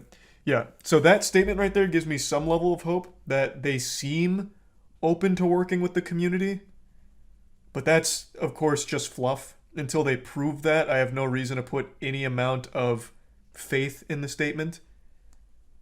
That could just be there for some corporate pandering. Then why didn't they license Smash World Tour? Exactly. The health and safety concerns of the fans, I suppose. I don't know. It literally means nothing. And they say it's important that the partner adheres to brand and IP guidelines and conducts itself according to professional and organizational best practices. Meanwhile, they partnered with the Smash Bros. Mafia with Allen at Panda Cup. Like, this is nothing. This doesn't make any sense. If they're open to partnering with other orgs, Smash World Tour was literally the most reliable and most well-respected. VGBC has the most goodwill in the entire community. Well, on par with, like, Summit. Beyond the Summit. If the issue was health, why would they not say, hey, this is the issue, fix it? I don't know, because they probably couldn't think of anything. like, what do you mean? The health and safety of fans at a Smash Bros. Tournament? Like, the worst thing that could happen there is someone passes out from extreme odor. And that's, like, it's not like Panda solved that problem or anything. Like, what do you... There's nothing. They didn't have anything. And for what it's worth, when I went to Low Tide in person, it really didn't smell bad. In fact, I was probably the smelliest person there because I hadn't showered in the last 24 hours and was about to go on a 20-hour road trip and had already spent 4 hours in a car. I was probably like the Methodist that blew through. So I don't know if that stigma's still around. I don't know if that's like normal where it doesn't smell like shit. Couldn't tell you. But when I went, it really wasn't too bad. Yeah, the Smash World Tour is canceled, and there's really nothing they could do to like make it happen now. It's way too late. This happened the night before Thanksgiving and only a couple weeks out from the championships. Like, there's no way they could put it on anymore. But that brings us to the next point. Ludwig came in here slinging a little bit of meat. So, Ludwig said in response to the Panda Nintendo lackluster, or in response to the Nintendo and lackluster statement from I just had a glitch there. In response to Panda and Nintendo's lackluster statements, Ludwig is hosting his own impromptu tournament, hoping to pretty much overshadow Panda, take some wind out of their sails. So he's doing a big prize pool, and he's invited the top 8 from the Smash World Tour rankings. That, of course, includes Light. Unfortunately, Cole is not top 8. I think he's number 10, so he didn't make the invitation, which is a shame, which he would have for Smash World Tour. But it's still great that he's doing this, regardless. The new Smash World Tour statement directly contradicts Nintendo. Oh, I know, I already mentioned that. What Nintendo and Panda is stating was not the reality of what Smash World Tour was told, nor what they received in writing. So it's nothing from Nintendo and Panda. They've done a terrible job. Yep, that is the reality of the situation. Alan got greedy, wanting a little monopoly on Smash tournaments, or at least, at the very least, a Smash circuit, and in doing so may have burned his entire company to the ground. Because Panda, without their players, and without players to play in their tournaments, they have nothing. There's always going to be someone willing to accept to play. I would agree with you in any other scene, but Smash Bros, you get like actual lollipop sticks for a prize. So it's not like there's a huge monetary incentive to compete. The reason you compete is because you want to be the best. Or you want to support your local scene. And if you don't like the org that's putting on the tournament, it's not like you have a big incentive to go there and play for fucking $15. Like, you're not going to bother if you don't like that company. Over the last year, Smash has been eating good from their tournaments. With people like Ludwig, Summit popping off. Like, they've had big prize pools, but that's not the norm. That is far from the norm. I don't understand what's going on. Perhaps the ozone layer is fully withered away, but instead of being blasted by intense heat and sun rays, we're being blasted by drama right now. It has been about 8 days of non-stop crazy shit happening all across the World Wide Web. I'm not a meteorologist, but I'm just going to make a prediction that this isn't the last of it. The rain will continue to pour until it floods. It's like the movie Snowpiercer with that perpetual motion train, the train that never stops. That's what we're in right now, except our train is powered by drama. So we have to keep shoveling drama into the train like coal in order to power it. With the rate all of this internet drama is going, I wouldn't be surprised if tomorrow I woke up to an Instagram live of Mark Zuckerberg unzipping his fucking face and revealing that he actually is a reptilian lizard man. It hasn't even been 2 days since I made a full breakdown on all of the Twitch drama, and already 1,000 new things have happened over there. But that's not even what I want to focus on with this video here. I just want to talk about the last 8 days worth of stories that have come out outside of Twitch as well. Because it's not all localized to Twitch situations. However, I would argue that this was the patient zero here. This was the genesis of all internet drama over the last 8 days. all starting with Shit Camp. That was like the nexus event for us. And from there, the cup runneth over. So all of the controversy that started on Twitch started leaking out elsewhere like a plague. And then all of a sudden, drama from all places on the cyberspace, the cyber realm, started to surface. And it's just been almost indescribable. It's like reading a book, and by the time you finish it, the sequel has come out. And then by the time you're halfway through the sequel, the next sequel comes out. And then before even getting to that follow-up third entry into the trilogy, the fourth and fifth book have come out on the same day in a surprise double drop, double fist. It's just overwhelming, almost daunting to try and get a handle on all of it and keep up. Like a toilet that blew up and now it's just spewing shit non-stop. So let's just go ahead and start with Twitch, since I already made that video breaking it all down and a lot's changed and a lot's evolved since then. So I briefly mentioned a very serious thing that happened on Twitch involving sexual assault, a potential cover-up, all kinds of moving parts to that story. That's not something I treat as goofy drama. So again, I'm not going to go into super big detail on that whole situation, but I will say that story has had a lot of twists and turns to it, where now all of a sudden the focus isn't even on the victim of the sexual assault or the perpetrator accused of committing it. It's now shifted entirely to big streamers just pointing their fingers at each other and calling each other names and throwing as many debate term buzzwords at each other as they could possibly muster. And it is just kind of a mess. I, again, don't really treat this super lightly, so I'm not going to talk too much in detail about it. I'd recommend listening to Adriana Lee, the victim of the case, and get it from her. I know that was pretty brief and a bit vague, but I think that situation is one that is very serious and deserves to be treated with quite a bit of respect. And in this video, I'm just going over a lot of wacky shit that's going on. There's nothing wacky about all of that. So moving on, let's get into something that is wacky. Twitch killing itself. I made a whole video yesterday talking about Twitch's new policy update and how it could very well bury the platform, and only a few hours later, there were already big streamers talking about how they most likely won't stay on Twitch should this new policy go into effect. One of the biggest ones is Jerma. Jerma is one of Twitch's most creative streamers. He does some of the best events the platform ever sees. He has a massive audience, and this is what he had to say in response to the Twitch announcement. If I am forced to run ads on this platform, I will leave this platform. 100%.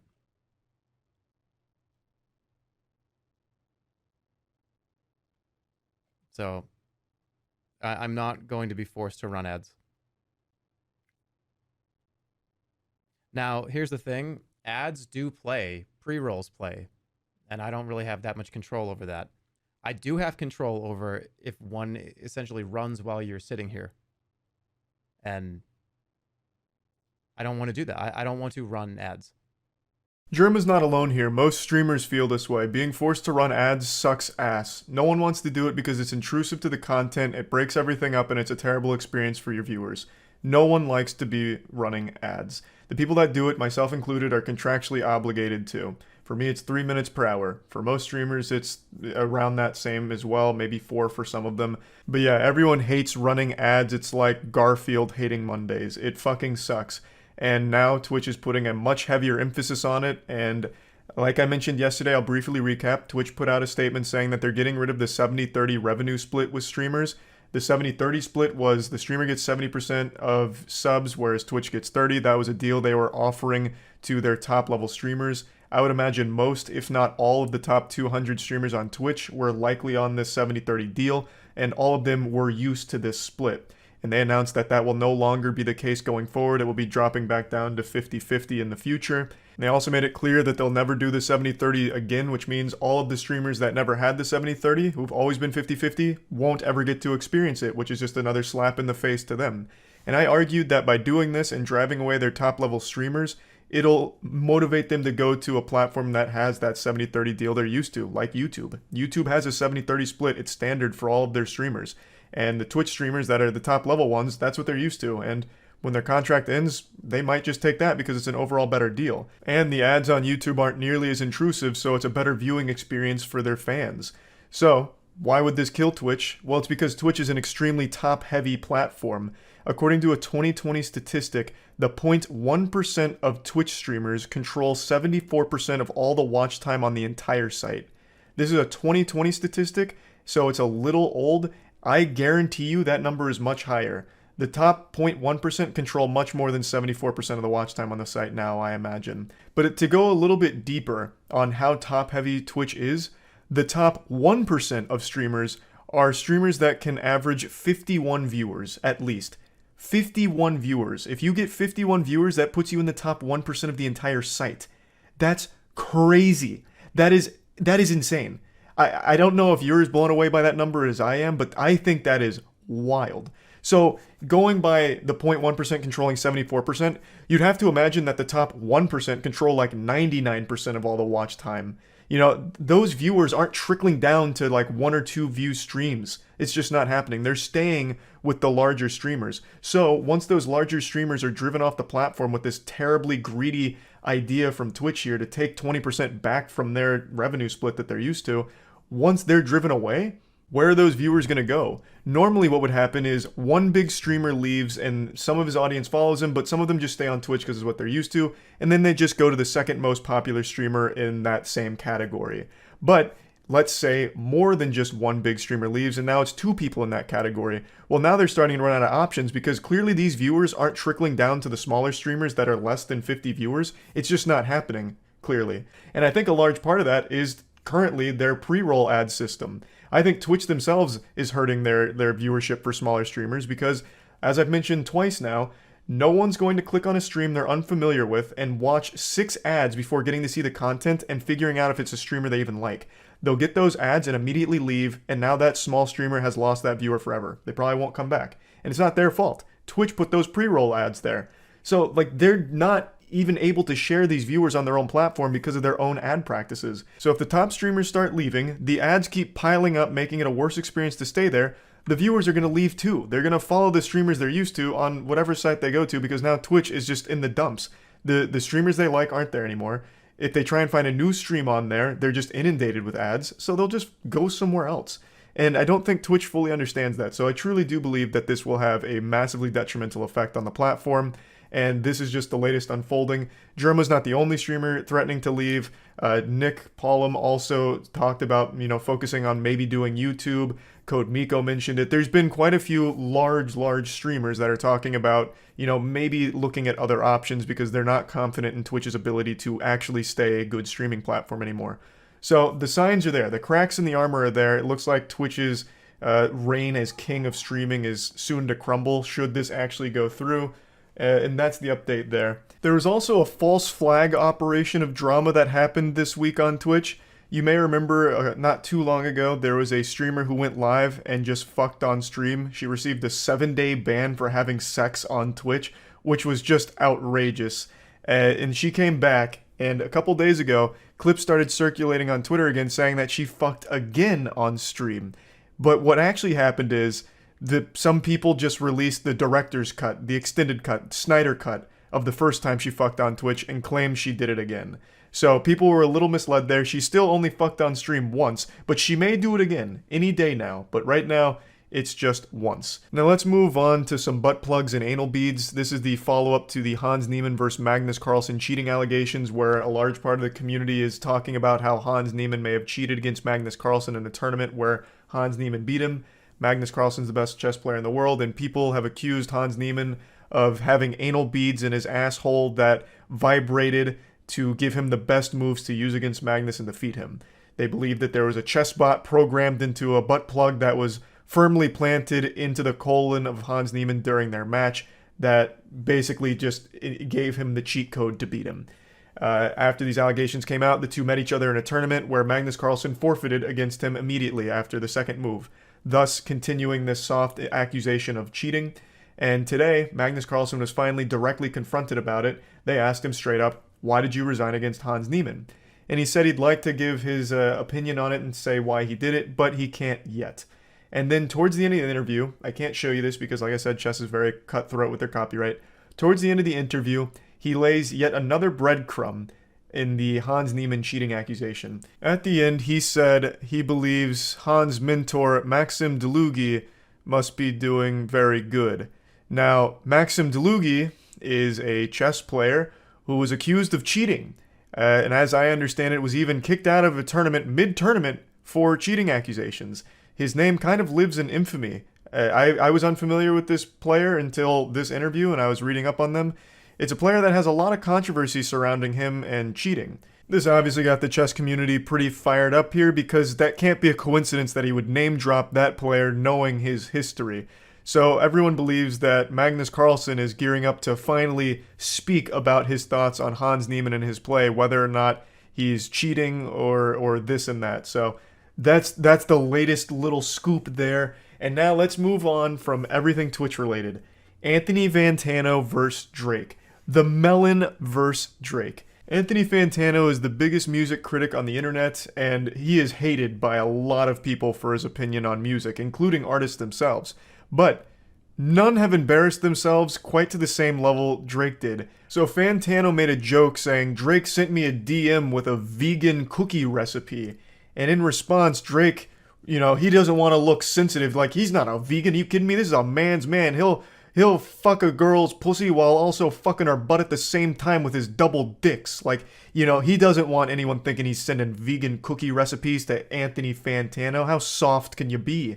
So, in response to that joke from Anthony Fantano, Drake himself leaked his DMs, and what he actually said to Anthony Fantano is this. This isn't Photoshop, this isn't smoke and mirrors, not make-believe, not clickbait. Drake himself posted this on his own Instagram story, thinking that it was like a slam dunk, but it just bleeds insecurity here.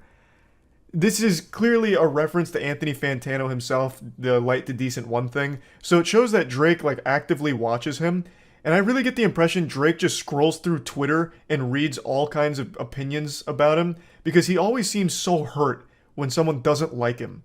It's crazy how insecure Drake comes across from time to time, and shit like this is so embarrassing. What a fat fucking L. I can't believe Fantano has beef with Drake, and that Drake is playing ball with it somehow and doing such a poor job of it. So, I mean, this story's not super deep or anything, it's just really goofy and I wanted to bring it up. Another thing that came out only a couple days ago is Adam Levine of Maroon 5 having an affair with an Instagram model, even going as far as to ask the Instagram model's permission to name his upcoming baby after her. Now, apparently there's more than just one person that he's allegedly had an affair with or cheated on his wife with, but the only one that I've seen come forward with a lot of stuff is an Instagram model named Sumner, and the texts, the DMs, have gone viral as a meme format because this guy flirts like a fucking Redditor. Don't just take my word for it though, listen to this silver-tongued devil yourself. It's truly unreal how fucking hot you are, like it blows my mind. You are 50 times hotter in person, and so am I. Ha ha ha. And then you also have this timeless classic. This one is what's become a big meme on Twitter. Holy fuck. Holy fucking fuck. That body of yours is absurd. Bro, that body it makes no sense. Bro, that body straight up goes wacko mode. Your body is a scientific anomaly for which I cannot calculate. It makes no fucking sense to me. I can't empirically prove why your body is so good. And then of course you finish strong. This is like mid-nut. I may need to see the booty. Fuck. Adam Levine really channeling his inner pirate there. About to plunder that booty. And that's where the story's kind of at right now. It's only been 2 days here, so that's still developing. But anyway, these are the main stories. There's been quite a bit more than this, but it's not huge stuff nor goofy stuff. This has just been the main things that I've been following and seeing. So I just wanted to at least bring everyone up to speed here, give you the little update here, and that's about it. See ya. Why the fuck is it so tasty? Jesus Christ.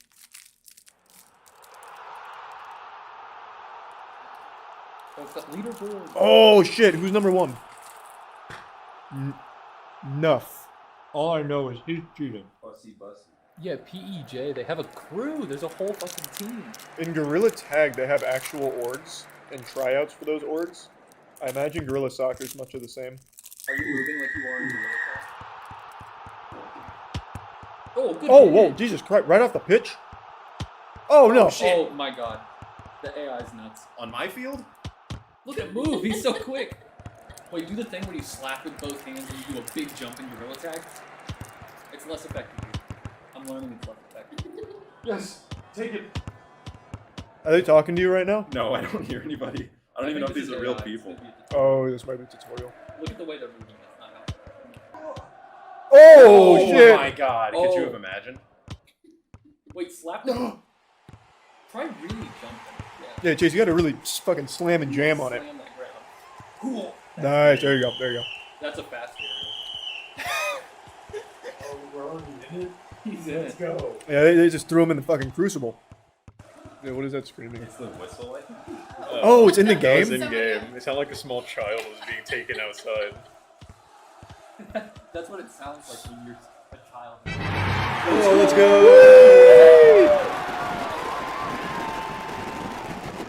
I feel like you're playing against your team.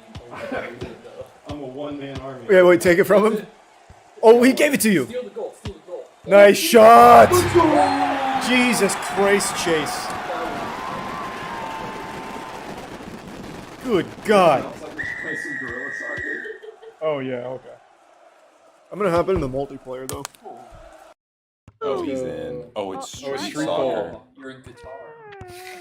Pass it, pass it. Watch what I'm about to do. I'm upfield. Oh, he just used like an ult. At a certain point, the goal is ball. At a certain point, I made a goal. One. Oh! What? I kicked it. This isn't your fault.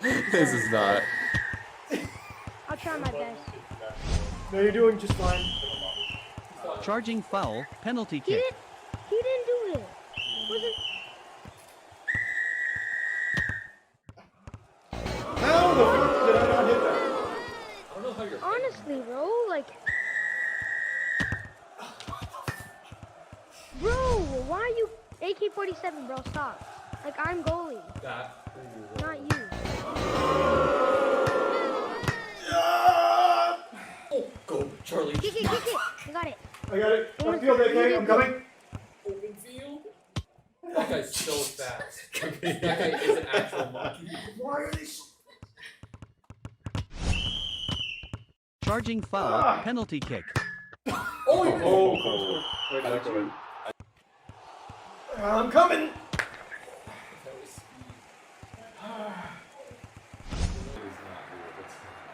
Oh, my head hurts. Jesus Christ. What was the final score? 0 to 14? That's pretty competitive. Oh. No! Danny! You're costing him the game!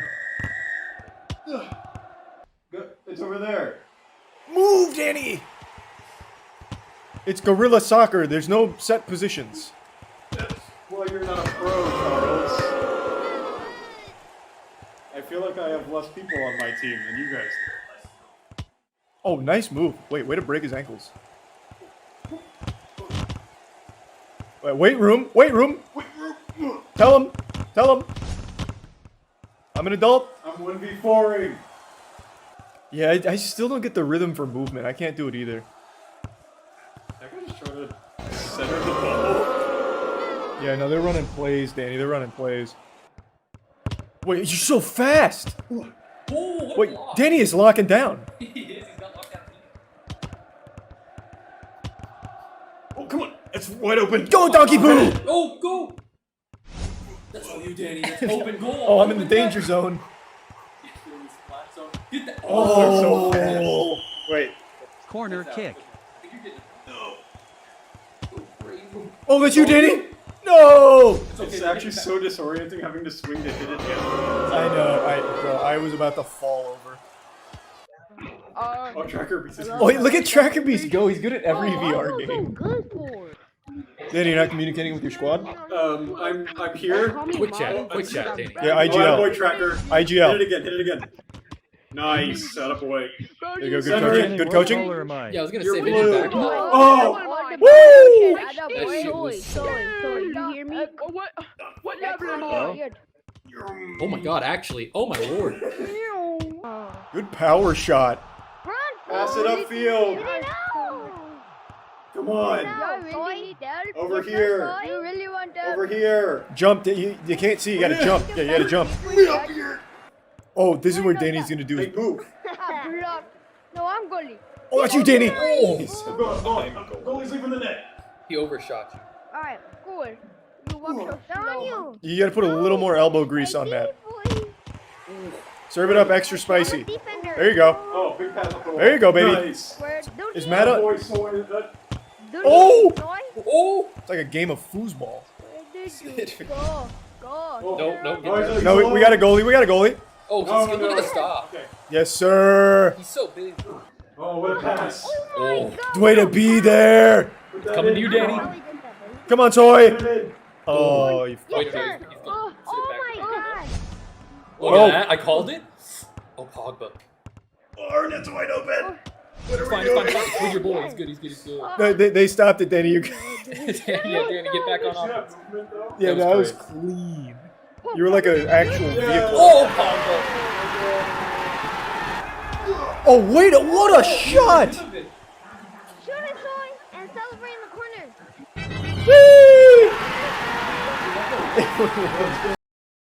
I couldn't decide if this was a good idea for a video to make just because of how dark and disturbing it is, but earlier today I saw a thread on Twitter going around listing the most evil artists and musicians of all time, and absent from the list was by far the most evil singer to ever hit the mainstream, Ian Watkins. And I was just shocked that not a lot of people seem to know about this. This was a story I followed as it unfolded back in 2012 because Ian Watkins was the frontman to my favorite band when I was a kid, Lost Prophets. In fact, if there's any archaeologists watching this and want to unearth some unholy relics, if you're able to find any re-uploads of my old Gears of War montages from 2007 and 2008, you'll hear Lost Prophets music that they're set to and edited in sync with. I used their music all the time in videos growing up because I was such a massive fan, so you can imagine how fucking disgusted I was when I learned the truth behind their singer. Ian Watkins' crimes are some of the most depraved I've ever read about, and in fact, the senior investigator said it was the most disturbing child abuse evidence he had seen in nearly 30 years on the force, and it's not an exaggeration. Ian Watkins was a serial child sexual abuser and even convinced some of his fans that were mothers to give up their kids to him to abuse, and would even convince the mothers to abuse their own children on video calls that he'd masturbate to. His sex crimes spanned years and even included the sexual abuse of a 10-month-old baby and attempted rape of a baby. Not only were his crimes some of the worst you could possibly imagine, but he was blatantly open about them as well. He'd even brag about fucking kids to some of his ex-girlfriends at the time. I feel like if the police officers had just asked him, hey, are you having sex with minors? He would have hit them with a, hell yeah, brother, and then went up for a high five. The whole story of Ian Watkins and his arrest is also the story of terrible police work from the department. There were years of reports and people desperately trying to get him behind bars, and they just wouldn't look at the evidence. They refused to look at all of the overwhelming evidence that was constantly being provided to them. The reason he ended up getting arrested was on unrelated drug charges, and they just happened to find this absolute fucking mountain, like a goddamn Mordor. They wandered in there and happened to find all of this child abuse evidence, but they were there for drug reasons and continued to turn the other cheek and ignore all of the reports coming from victims or people that had already compiled evidence and submitted it to them. Now, like I said, he wasn't very secretive with what he was doing. He wasn't exactly like some kind of cunning, sly, criminal mastermind. He was very open with the fact that he was a pedophile. Just look at this excerpt here. Look at one of the passwords he'd use for his computer. Ian Watkins is a sick psychopath who's currently serving 35 years in jail, which isn't nearly enough for his crimes. And he's not remorseful about it either. Like, just read this quote here, where he said he did it for the mega lols, talking about abusing and raping kids.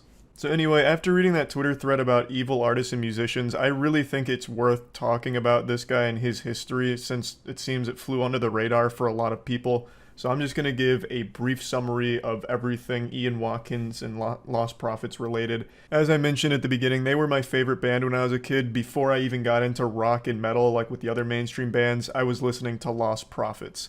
You know, this is way back in the day, but there was something called Penguinz0, which allowed you to make your own websites easily. And when I was in 4th grade, I made my own Pixo website called coldflames.pixo.com. Don't even bother searching for it. It's dead and buried 6 feet under, went straight to hell. Not even on archive.org. But on my Pixo website, the very first thing that would happen when you went there is the music video for Lost Prophet's Rooftop song would play. That's right, I was like an early adopter of the K-pop stan culture where they just spam music videos everywhere to farm views for them. That's what I did for Lost Prophets on my website. So their music video for Rooftops would play, and then if you went to any of the other links on the side, a different Lost Prophets music video would play. I don't remember everything I posted on that website. I know a lot of it was RuneScape related, like giving updates on my character. But when I was giving updates, you would always be having a Lost Prophets music video play, like Shinobi vs. Dragon Ninja or something like that. But yeah, all that to say, I was big into the band, so this shit hurt a lot learning about this. I've always had that mentality of you need to separate art from artist when it comes to things, but I've been unable to do that for this band. They were my favorite band when I was a young kid. I can't listen to them anymore after learning everything about Ian Watkins. It's impossible for me. I can't separate the art from the artist, especially considering Ian Watkins in one of their music videos even subtly hints at his crimes. In the music video for A Town Called Hypocrisy, Ian says at the end, "Hi kids, welcome to Town Time. We have an amazing show for you. You're going to learn all kinds of important lessons." And in hindsight, it's pretty clear what he was like saying here, knowing his history and what was actually going on behind the scenes. And it's so fucked up. Now let's get into the actual timeline as well as history of Ian Watkins and the band. I'm not going to be showing much footage at all here. I'm mainly just going to be telling the story. It just doesn't really sit right with me to show anything from them. Knowing what we know now about Ian Watkins, it just feels fucking weird and yucky. However, there is a great breakdown of this whole situation from a channel called Gamers0, and they do show footage from the band as well as interviews of Ian Watkins, and they do a great job with it, so I recommend checking that out if you're interested in seeing more from the group as well as Ian and who he was as a person. But for me, I'm not going to be showing any of it, so let's get into it. Ian Watkins was the stepson of a Baptist minister and was an honor roll student. He basically fucking straight A'd his whole career as a student, graduated with honors from the University of Wales, and then in 1997 formed the Lost Prophets. They saw moderate success with their first album called The Fake Sound of Progress, but it was in 2004 with their follow-up album, Start Something, that they really broke into the mainstream spotlight. They sold 2.5 million copies and were propelled into stardom. They had their music videos on MTV. They even had Last Train Home on the soundtrack to NFL Street, which was a great game. NFL Street had a fucking wild soundtrack, but yeah, they were there. They were everywhere. Montages, back when Halo 2 montages were just starting to get their feet, Lost Prophets really took it by storm. They were a mainstream success, pretty much overnight with Start Something. With all the success came a lot of fans, many of which were underage girls that Ian Watkins would invite backstage after gigs. And from a couple of sources I've read, there were even rumors circulating around this time from media outlets that noted that there were minors backstage at these concerts around Ian Watkins, which made them uncomfortable, but they didn't really report on it or do anything on it, so I think that's a big fucking blunder from them. That is absolutely something that I think they should have raised an eyebrow with and looked into a bit deeper, but regardless. 2004, they had Start Something, they were blowing up. Ian Watkins was already abusing his status and starting to bring underage girls backstage. Then around 2008, he started getting addicted to hard drugs like crystal meth and cocaine. There was even a music insider that revealed more information to the depravity that was happening behind the scenes. They really blew the lid off the case of what was exactly going on back there. One of Ian Watkins' exes gave an extremely in-depth explanation for all of the awful shit that he was doing and interested in, from child pornography to bestiality to him believing he was invincible and untouchable. Her name is Joanne, and she spent years gathering evidence against Ian Watkins in order to get the authorities to take him in, investigate, and arrest him, but was ignored at every possible turn. I think Gamers0 video does the best concise breakdown of the timeline here, so I'm just going to play a short clip from it before getting a little more in depth. but did find it strange that there were so many young girls around the band that often. Joanne began receiving disturbing text messages from Watkins in 2008, following an incident in a video discovered by the police, in which the two are having sex, and Watkins is heard to tell Joanne that he can't wait to get you pregnant so they would have a child to abuse. Joanne then received a text message from Watkins in 2008, in which he bragged to Joanne that he had sex with multiple underage girls. Joanne, disgusted by this, went to the police immediately that same day, but unfortunately this would be the first of many instances in which Joanne was ignored. It is worth noting that she did also say some horrible things to Ian. However, her side of the story is she was trying to gather as much evidence against him as possible to submit to the authorities to trap him and bring him to justice. So I think that's worth bringing up. She went to the police multiple times with her phone and laptop and asked them to look into it. Here's all the evidence, now please use it. And they never did. I don't know what their excuse was for not investigating further. Maybe because she was a sex worker for a time, so they didn't take her seriously, but they just wrote her off as an angry ex. Ian Watkins would regularly brag to her about having sex with kids. He would even send her images of actual, like, sexual abuse of children, and they just never took it seriously. At least, not until Ian Watkins was actually arrested, and then they launched a massive investigation and arrested Joanne for possession of those images that Ian sent her. So she got arrested for the possession of the evidence she was gathering for the authorities, who just weren't doing their job here. She was eventually cleared of these charges, but still, just an awful situation all around. He could have been stopped much, much earlier if the authorities had bothered to look into it even slightly. Because, like I said, he wasn't really hiding anything. There were a lot of rumors dating as far back to 2004 about some of the awful shit he was doing.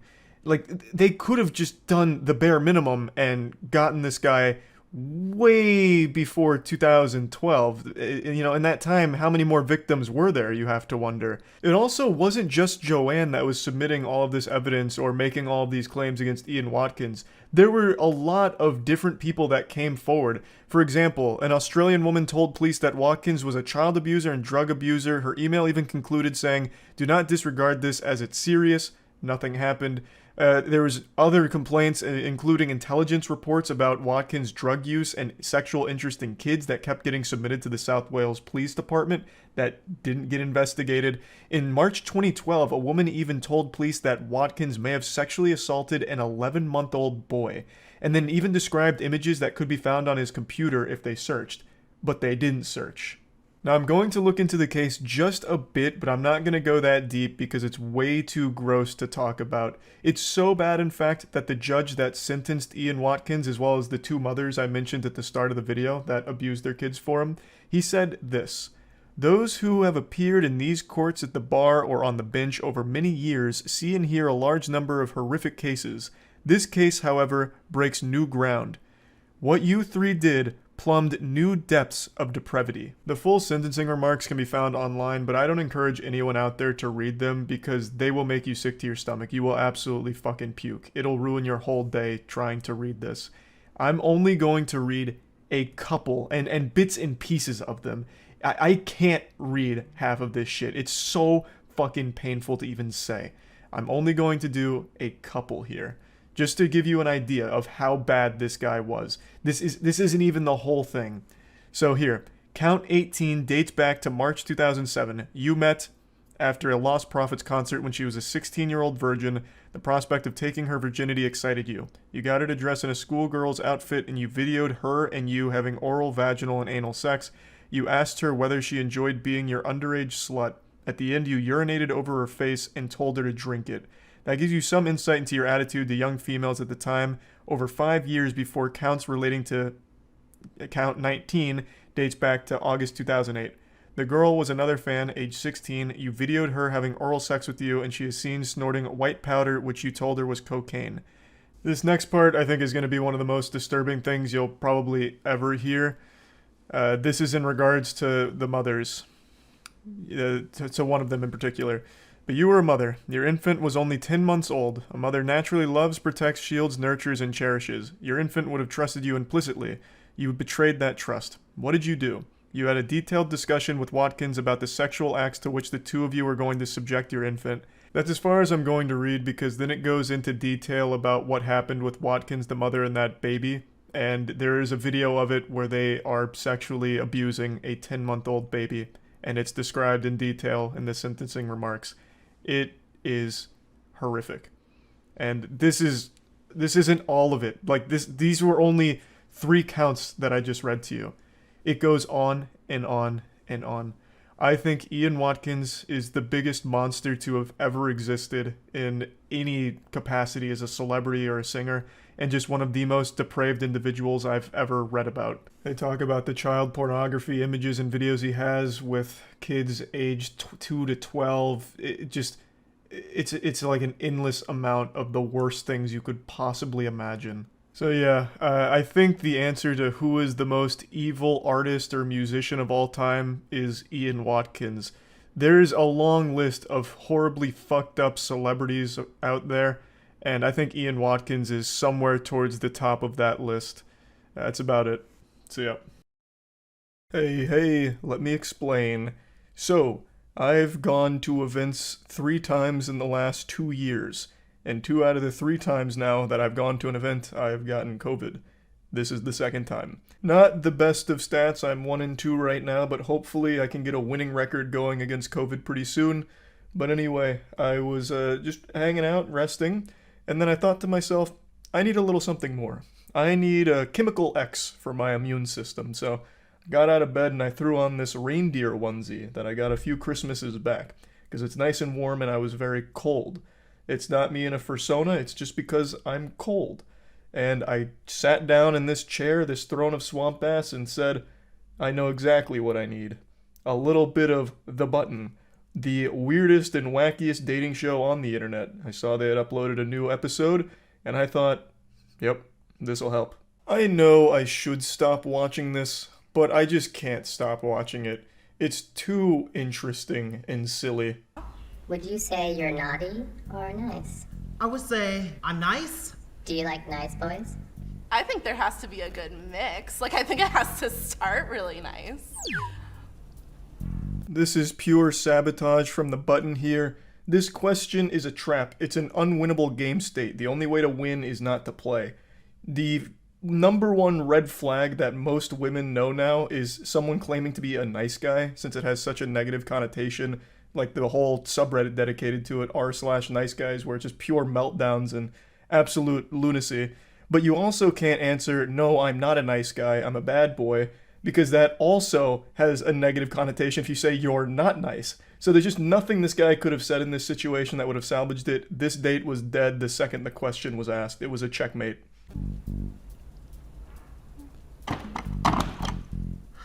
Ooh, not ready anymore. Awkward. Why did you reject me? Just not the vibe. You seem really sweet. I would like hang out with you, but it doesn't feel like a date vibe to me. You can see the panic in how she frantically tries to slam the button, because I think most people are now conditioned to be very fearful of someone claiming to be a nice guy, but it's not this guy's fault. He was forced to answer this question, and there was no right answer to it. So I'm not mad at the girl, and my heart also breaks for the guy. It was just kind of out of his control. You can't see each other. No. Say something sexy. I think your voice is pretty sexy. Oh, thank you. You can also hold hands. I'm comfortable with whatever. Sure. There we go. Hey, what's your name? My name's Brian. What's your name? Brian, I'm Megan. Megan, nice to meet you. Nice to meet you. This one's going pretty well. There's fireworks going off and sparks flying off of this interaction. It's like an episode of the Power Rangers with the amount of sparks these two are creating between each other. So this is going swimmingly, and the button actually didn't ruin it right away. So let's see how the rest plays out. Do you like naughty girls? Who doesn't? I suppose the next question would be, are you a naughty girl? Absolutely. I used the mistletoe native deodorant today. That was a subtle little sponsor shout out there, a little plug, because this episode was sponsored by that brand. But man, what a weird situation we're finding ourselves in right now. Are you a naughty girl? Fucking coming at her like Santa Claus. Like that seems aggressive, but it's working. If both parties consent, I dare you to kiss each other. Okay, sure. Where are you? I'm standing over the button. Okay, I'm standing too.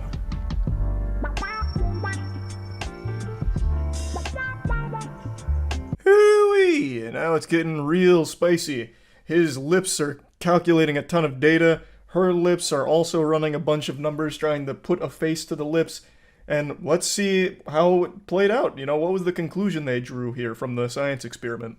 Can you take your blindfolds off? God, most nerve-wracking part. You're gonna hate what you see. Oh my god, you're gorgeous. Is this the type of person you normally would date? Honestly, no. Holy shit. That was blunt.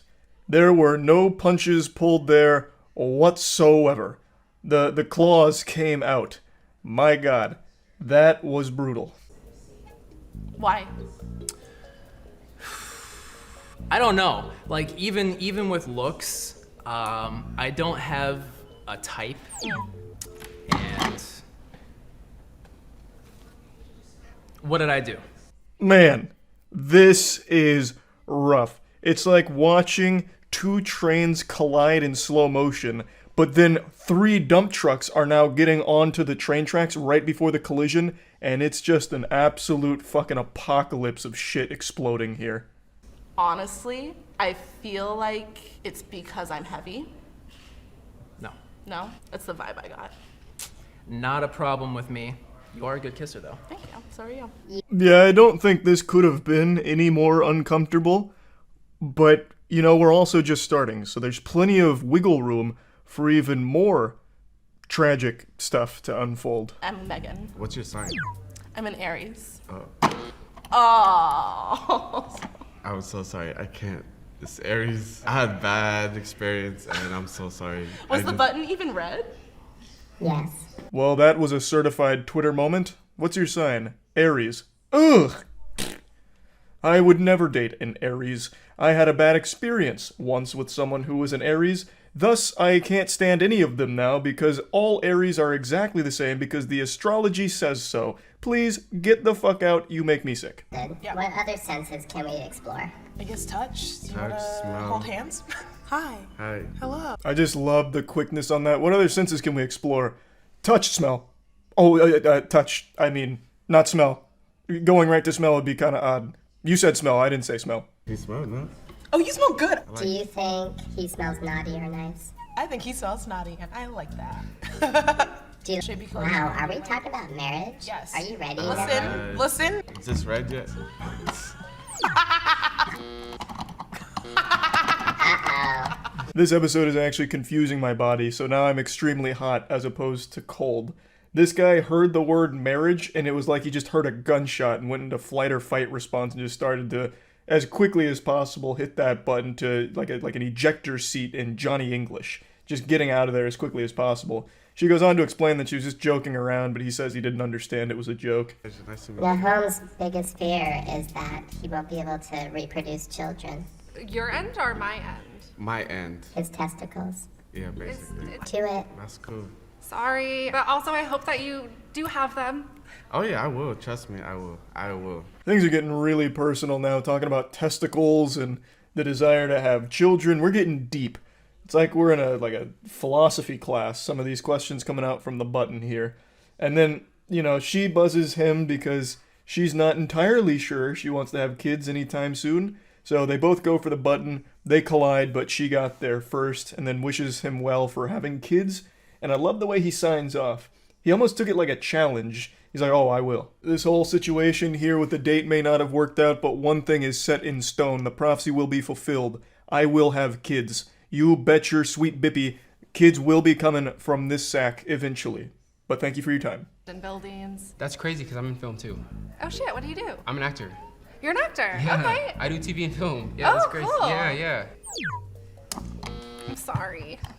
Oh. I just feel like the actor thing. I've dated people who've modeled in the past and they were pretty like self-involved. No, I get it. There is just no winning here. If you can't find common ground within the first 30 seconds with your date, you get buzzed. If you do find common ground, like here, your ass still gets buzzed and you just get cooked for it. Like, it's just, what do you do? I think the strategy that would absolutely cop a W here is just lie about what you do. What do you do for a living? I mean, you can just make something up. They're not going to fact check you on the spot. Oh, well, actually, I'm a little embarrassed to talk about it, but I'm a gunpowder alchemist. I dabble in the dark arts, and I've done a lot of necromancy as well. And I'm also into espionage, but that's something I try and keep on the down low. I guess if we go on a second date, I can elaborate more on my spy missions. Like, just come up with something badass and interesting. Like, why not? Does that mean you have a kid? No, I don't have a kid. It just seems like a lot of bag. God, I'm such a. I'm. Annika, how old are you? I'm 23. Okay. Sorry, Annika. No, that's okay. She's going on a rampage right now. If this was Halo 2, she's about to cop a killing spree medal here. She is buzzing everyone. She is handing this shit out like free samples at a mall food court. And it doesn't really seem like she has any reasons for it anymore. She's just going wild with it. The power is getting to her. She's being corrupted in real time. It's different, but it's cool. I'm liking it. It's friend vibes. How's your day been? Are you like big into astrology at all, or? Yes. Oh, for sure. My ex was really into it. Okay. It really tore us apart. Was that a joke? Yeah. Taurus is a sign. Sorry. There is no defeating this raid boss. This guy tried. He was really ready. He had his hands on the button and ready, but then his brain had a bit of a glitch where he focused too hard on telling that joke, and he got distracted. She beat him to it. Damn, unlucky, because he had a plan. He clearly came in here with a plan, but he underestimated his opponent here. I think we didn't have any matches this round. Too many naughty, not enough nice. Humans. Experience naughty and nice holiday scents by native. A not surprising conclusion here. There were no winners. She ran through the entire list here, buzzing each and every one of them. And then it gets into the sponsor plug once again to send us out. So this one ended in a fat L all around, unfortunately, but I do appreciate the spin on the button formula by adding the blindfold. I actually think that adds a lot to it and hope they do more of that for this. And yeah, that's really about it. So yeah. Initiating moisture.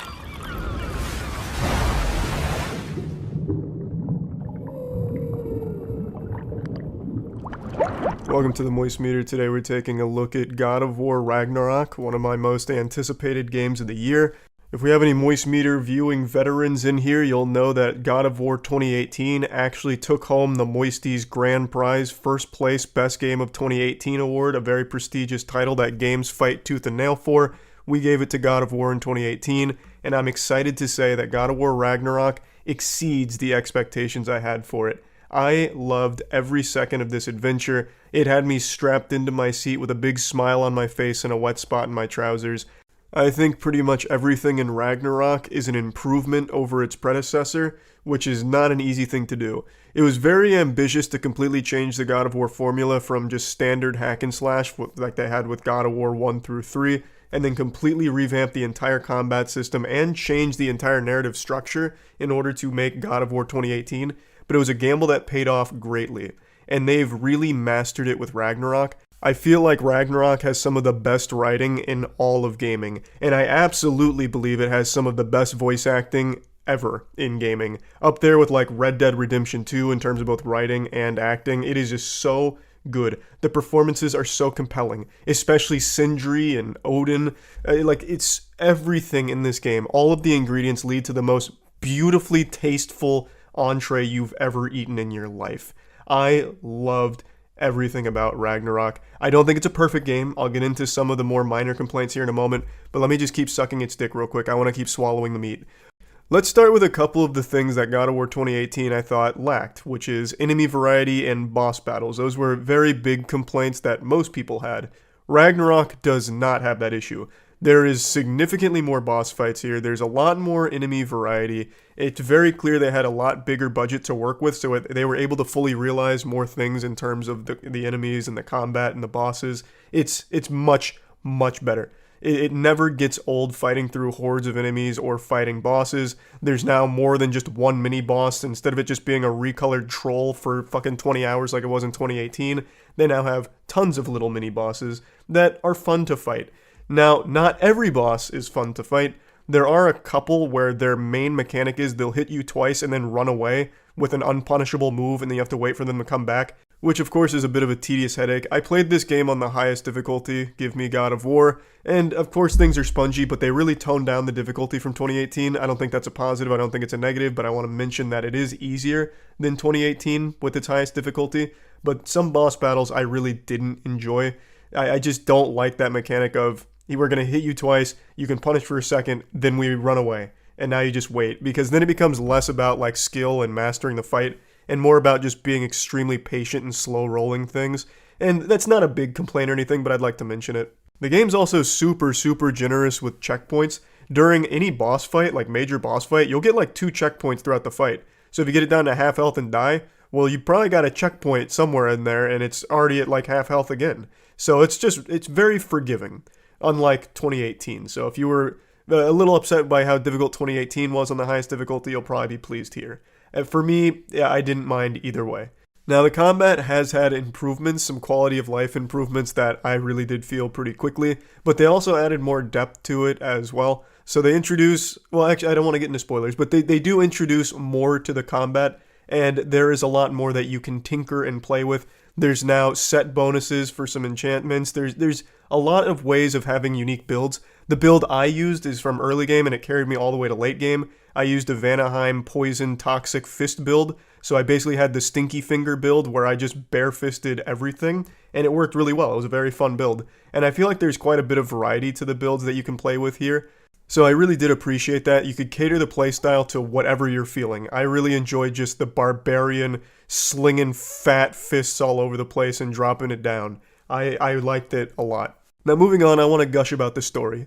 The story is so good. I can't express enough how much I enjoyed it. I was a little worried that with the big shoes to fill with 2018's story that they'd maybe miss the mark and try a little too hard and just fall short. They did not. They knocked it out of the park. And the side quests. So I didn't do all of the side quests. I did a lot of them in the early game, but fell off in the mid to late game because I really wanted to push through the main story. I will be going back to do all of them, but all the side quests I did felt very important. Like, they had a lot of depth to it. They had a lot of character development during the side quests. Like, they didn't feel useless by any means. Like, they were fun. They had a fun goal. They even had fun fights. And the story and the side quests alone were so good. I swear to God, some of the side quests are better written than most AAA games in their full main story. I'm just so impressed with how well written this game is. There's some dialogue in here that is just so badass that it is still sitting in my head right now and putting a smile on my face. For example, there's a moment where you're just, exploring, and just in normal conversation, a character says to Kratos, "You don't strike me as someone that would fear death," and Kratos says, "I'm not. Death can have me when it earns me."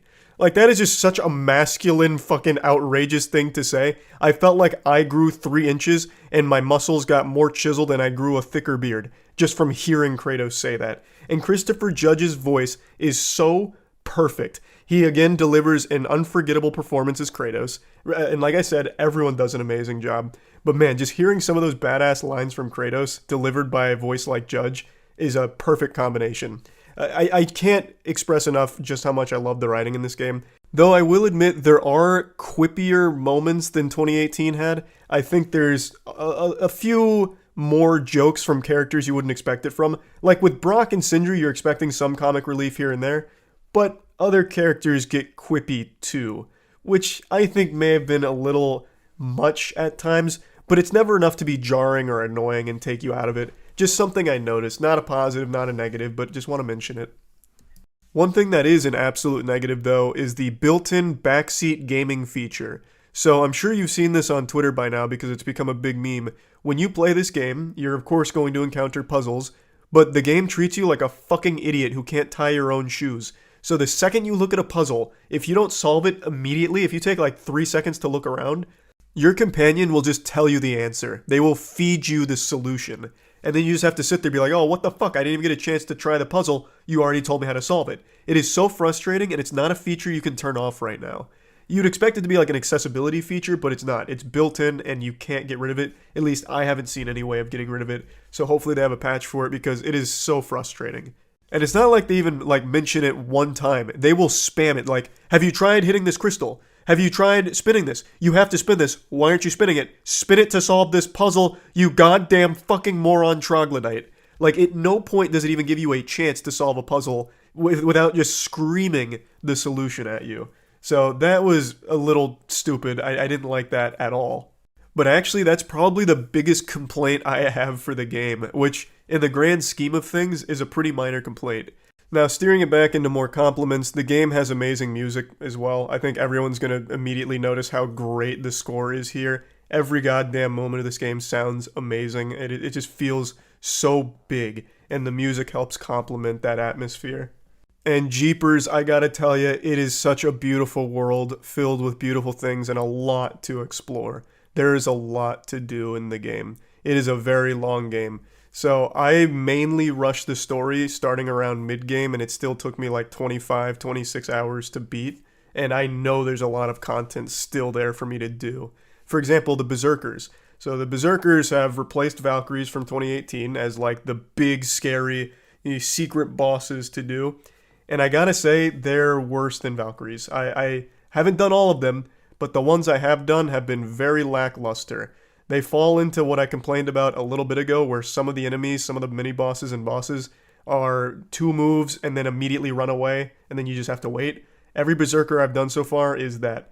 They'll throw 3 moves at you, you punish slightly, then they run away. And of course, they're very spongy, so it just takes a long time. It's like 10 minutes of just that, rinse and repeat till they're dead. Now, hopefully some of the later ones that I've missed improve, but the ones I've done so far for Berserkers are pretty not amazing. I prefer the Valkyrie fights. They were far more memorable and far more fun to actually fight. But luckily the combat's so fucking fun that even a tedious boss fight is still fun because the combat is just so enjoyable. There's a lot more that I'd like to talk about, but unfortunately that's going to get into spoiler territory, so I'm just going to leave it at all of this for now. Plugging God of War Ragnarok into the moist meter, I'm giving it a very strong 95%. I cannot recommend this game enough. I think this is a true masterpiece. I absolutely fucking loved it, and I feel like most people will. So yeah, I mean, that's about it. See ya. Over the last couple weeks, I've made a lot of content on internet controversies. I've kept my finger on the pulse of any type of online drama. Just been this adventurous little greasy goblin that's been glued to internet drama. And honestly, at this point, it's reaching like an addiction status. Kind of like a heroin addict fishing used needles out of a dumpster to get their fix. But in my case, the drug is something much harder than heroin. It's drama. It's like this crucial nutrient that my body's been craving, like a newborn baby lashing out for his mom to pop a tit out for milk to suckle. I'm getting carried away and it's getting weird. Point is, I've made a lot of content on this stuff, and I wanted to do a video today to follow up with some of the bigger stories that I've covered that at the time didn't have any closure. But now that the drama anime arc is starting to wind down a little bit, we're starting to reach the season finale to a lot of these things, so I'd like to give you where all of this is at, because a lot of it has very happy endings so far. Not all of it, but some of it. So let's just go ahead and get into it now. The first one I want to talk about is that massive Twitch injury, which I've made 2 videos on now because I find it to be a truly heinous situation.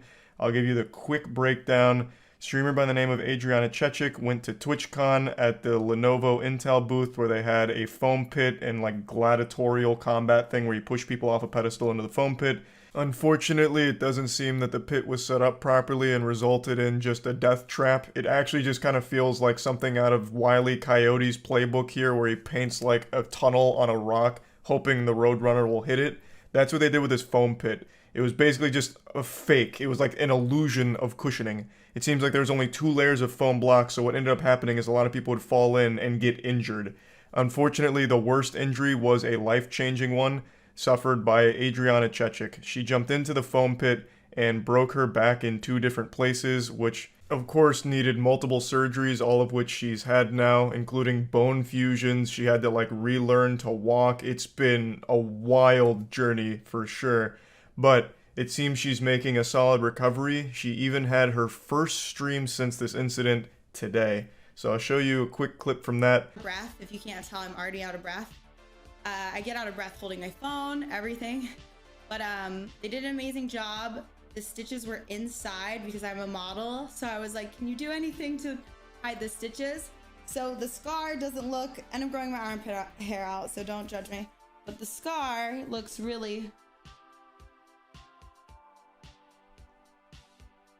So yeah, she's able to stand now. She even streamed for a little while, and it just looks like she's making a much quicker recovery than pretty much anyone expected, myself included. Back injuries are notorious for being lifelong, like chronic pain situations. I had like a slight boo-boo to my L4 at one point, and that shit lasted months. So I can only imagine like what this is going to look like for the future for her, but it really does seem like she's making a great recovery. A lot of people have been wondering if she's going to sue Twitch or Lenovo or Intel or anyone responsible for the injury, and unfortunately there's no new information there. I have to imagine she's at least considering it due to how expensive all of the medical treatments have been so far, as well as how much there's going to be down the line as well. So I guess we'll just have to wait and see there. But she did also reveal something super sad that resulted from this injury, even outside of the injury itself. And I'm just going to let this clip play. And then also, like, I don't care, everyone's going to know, but I was pregnant. And I didn't find out until I was in the hospital. So I also have, like, crazy hormones. I'm not pregnant anymore because of the surgery. I couldn't keep it. But my hormones are just also through the fucking roof because of that. Yeah, just a super sad development in that story there, unfortunately. Not much more can be said about the damage that's been done from the TwitchCon foam pit here. That has just been a true disaster. And anyone that went to the foam pit and survived should feel blessed, because goddamn. Now, not every story I want to follow up on today is Twitch-based, but this next one is. This is the Amaranth situation. This one seems to be having a happy conclusion. You'll remember not too long ago on stream, she left for a little while because her husband called and was yelling and screaming at her. During this argument, she unmuted because he had threatened to kill her dogs, and he said that on stream too for everyone to hear, and he just seems like an absolutely unhinged lunatic. Comes across very abusive. Amaranth then just had this whole phone call on stream, and a lot came out about how awful her husband is to her. She then shows some of the damage to the house that he's caused in his fits of rage. Just a terrible situation all around. So it seemed like Amaranth was a victim of abuse, and everyone was wondering, well, is she going to leave him and what's going to happen next?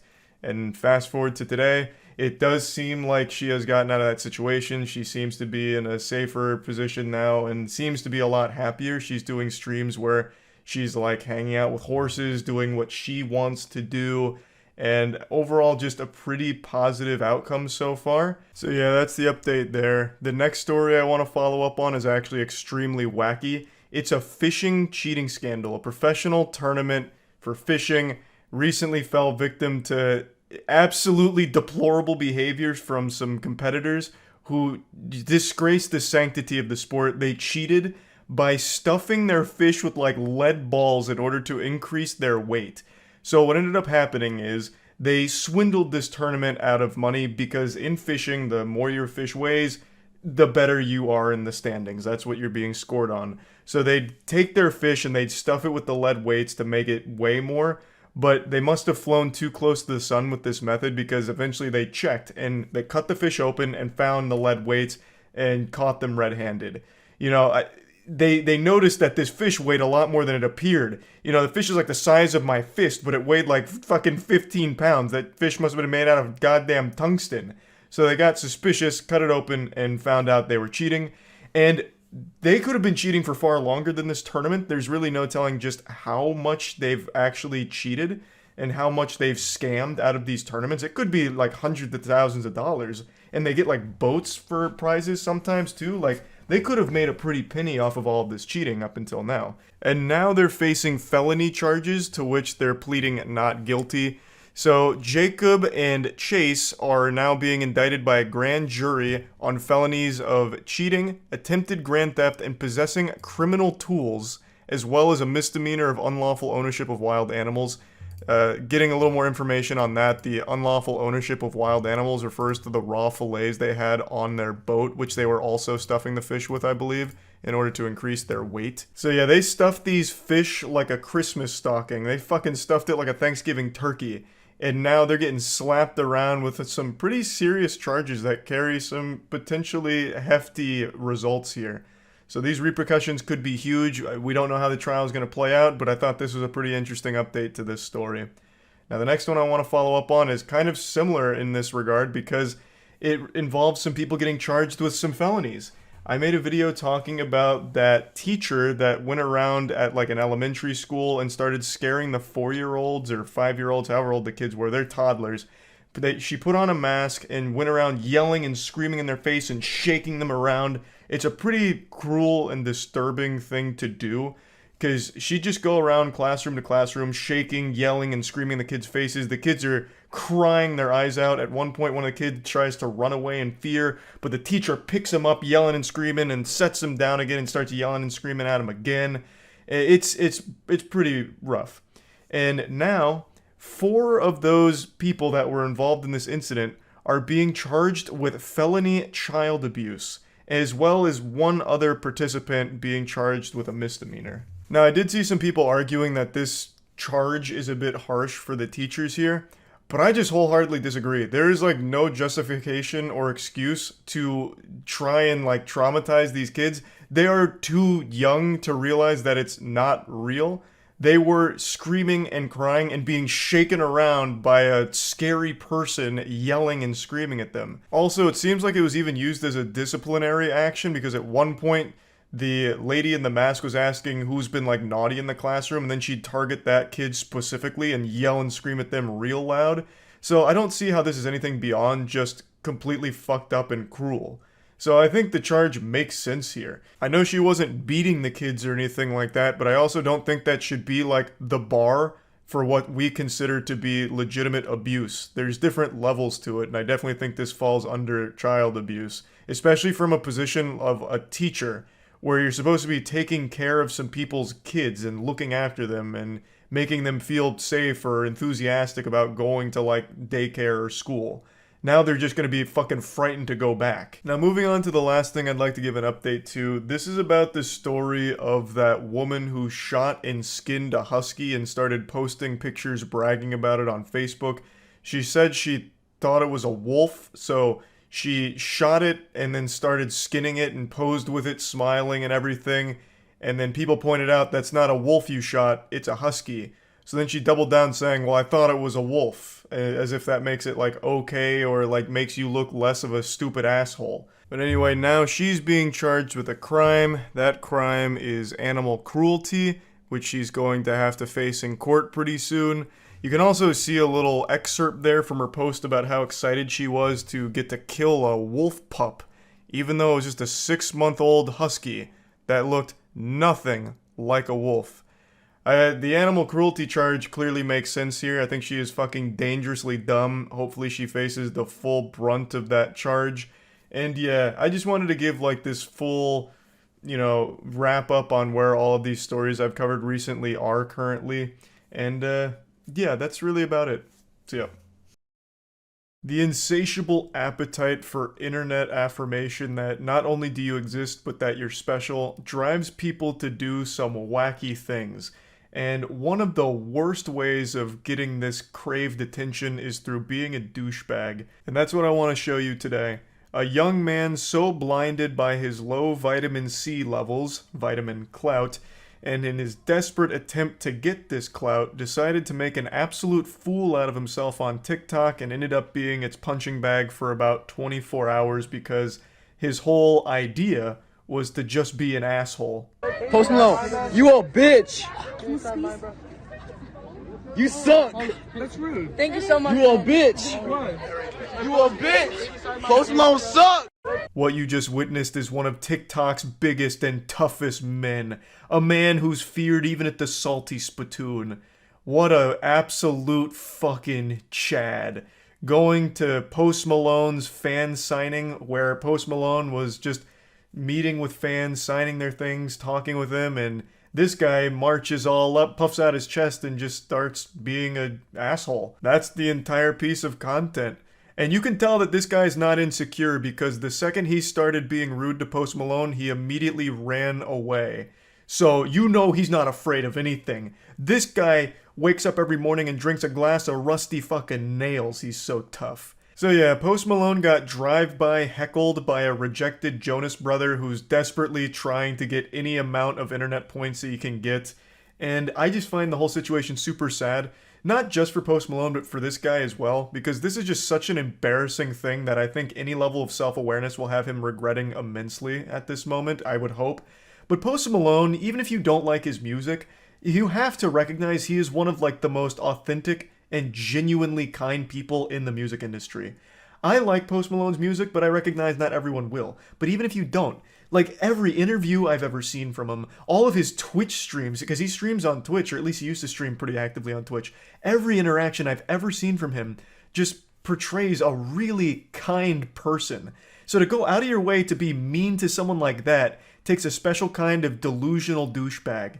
And even in the video here, you can see him smiling and talking to fans. He smiles at the guy who's about to be rude to him. And when he gets insulted, he just looks like actually hurt. He's just like, that was rude. And then he just keeps piling it on. Like, I don't know how you don't feel bad after the first time, but he doubles down on the douchery and continues to insult him. And he's just, you know, Post Malone's like, that's just fucking rude. Why would you say that?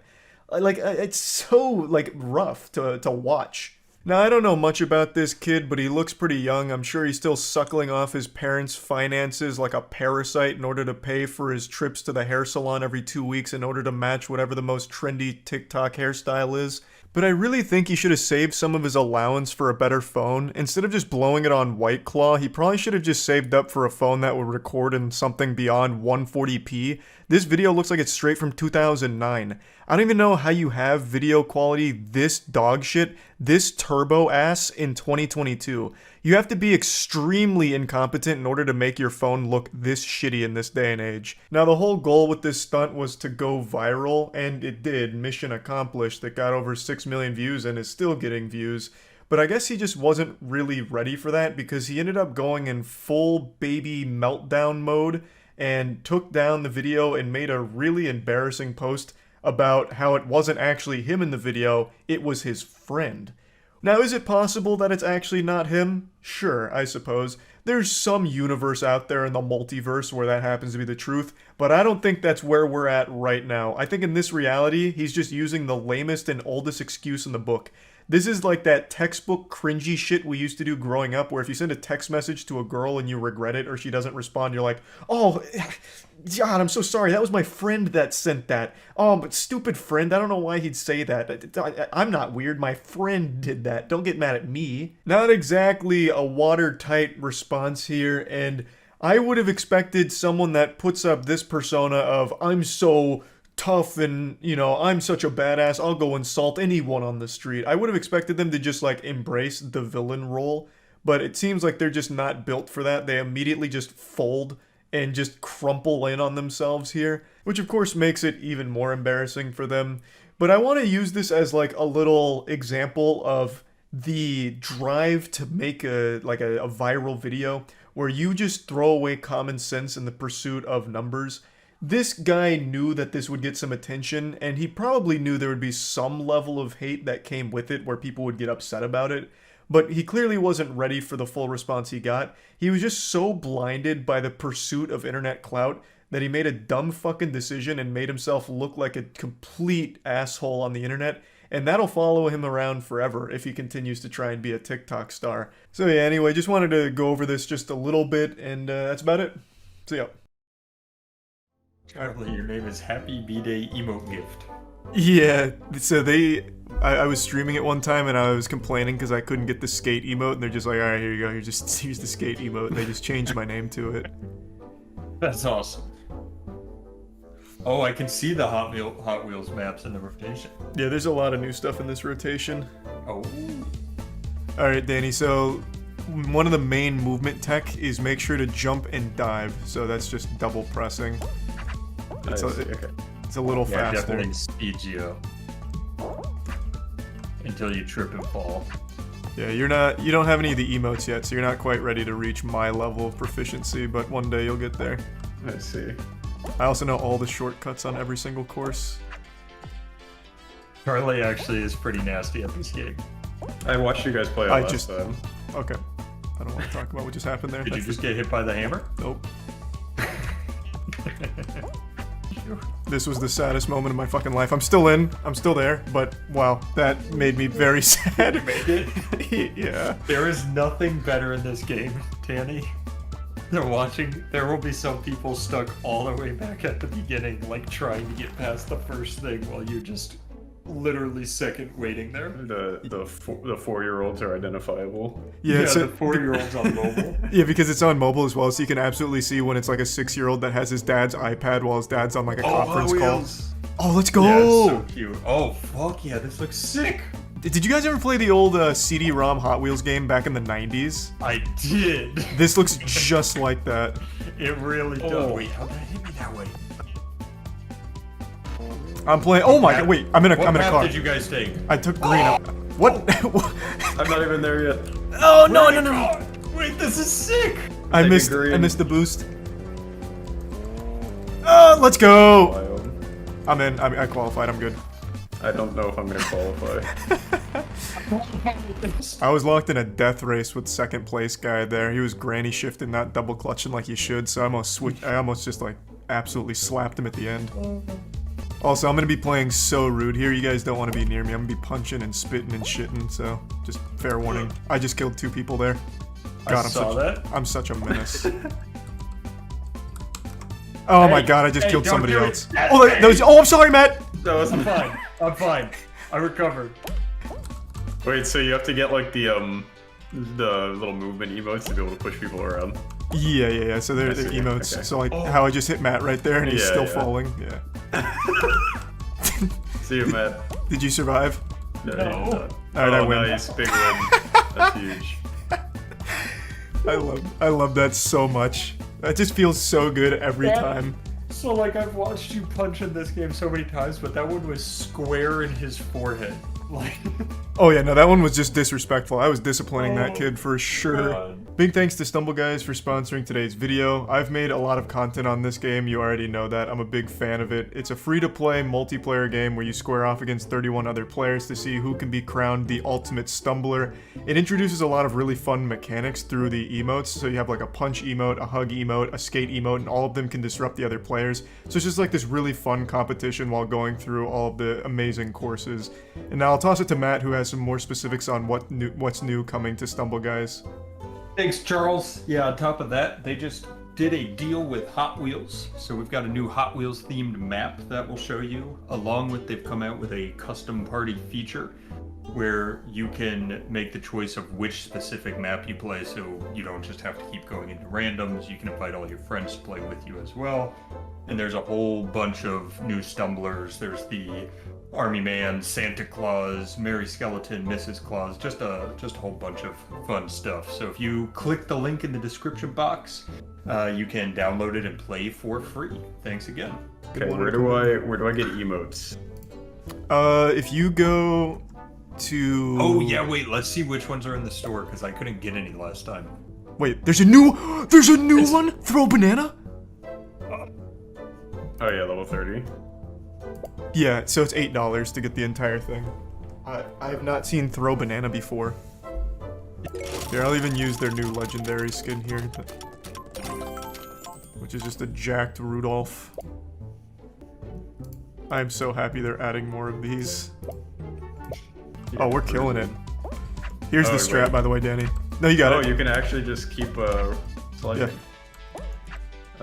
That's actually the speedrun strat. At this game, it's absurd. I have put so much time into this game. I'm actually like a semi-pro. Wait, you dropped a banana! I did. I'm gonna stay up here and just throw bananas. See if I can fuck anyone up.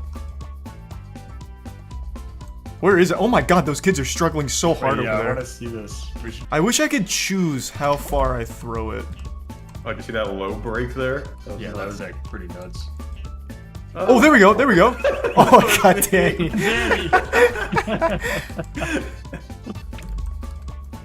Oh, I really fucked that guy in the mouth. Oh, if I touch you so I die? Okay. Hey, he didn't. Oh, he qualified. Unlucky. Oh. Did you trip him right as the wall was coming? Yeah. I got him really hard. You're gonna get good at that, and it's just gonna be a disaster. I'm just gonna be sniping everybody. Jesus. Come on, Matt. You're better than this, bud. Oh, god. Oh my god, I'm throwing. I have like a 55-second lead on second place and I'm still throwing. Alright, Matt, let's go. Damn. I'm 2-2, baby. Back to back so dubs. many times. You gotta go for that hat trick. True, yeah. The turkey. Yeah, I got that Yeah, back to back turkey's right better now. for this. Oh, banana's gonna be huge here, though. You can Actually. just block off like an entire tile. Yeah. All right, watch this call. You ready? Yep. Oh, all right.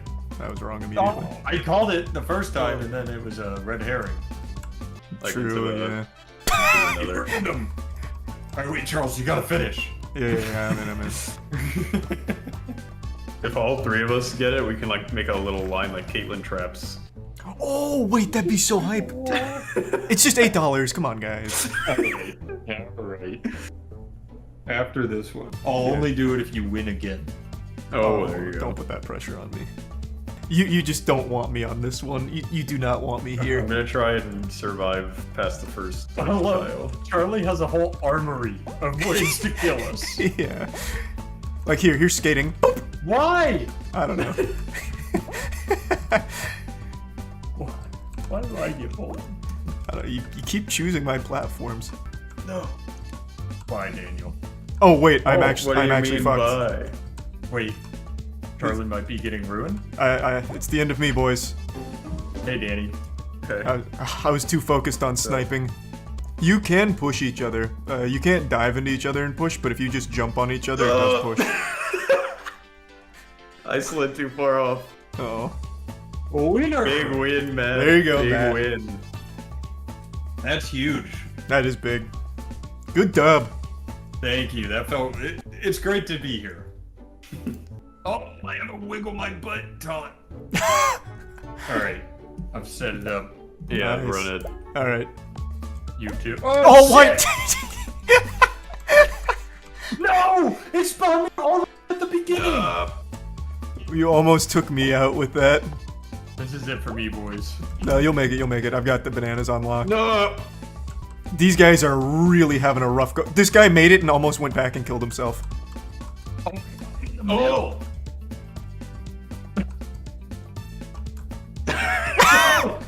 It's like artillery. All right, let's go. We got him with the mortar strike. That's huge. Best part is Charlie's got a whole war chest where if he wanted, he could go punch people at the same time. Yeah, I'm just working on my banana tech right now, though, so don't worry about Yeah, that. we're practicing. Yeah. Just you and me, Danny. Ah!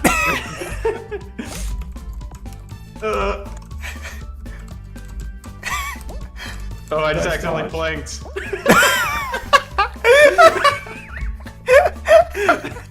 Okay, so I guess if you use an emote, you just straight up cannot break it. Because I was just planking on the ground and then the laser just threw me off. Yeah, Planking in the 2006. Yeah, I actually saw that. That was a beautiful thing to witness. Literally planked to his death. That Straight is to Valhalla.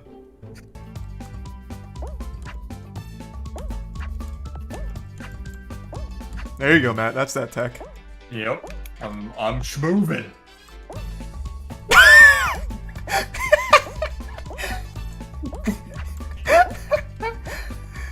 Once again.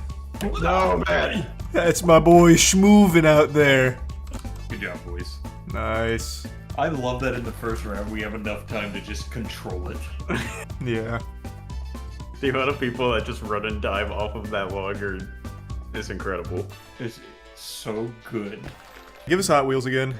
Oh, this is good too, though. I like this one a lot. This is a good banana map. Yeah, this is a great banana map. Oh. Bananas control all. Launch! I'm going for a Yayla. There's a cooldown in the beginning that you Yeah. Oh man, I shouldn't have tried to punch. I need to stick with... Oh, wait. Okay. Wow. That was... We qualified, baby. Let's go. Rough round for them. Final that round. was Oh. tough. Yayla's still in. She avoided my We took banana. out so much space with that banana, though, that we forced them into the lasers. Oh! Hot Wheels finale? That's a Hot Wheels finale. Come on, boys. I want a three-way tie.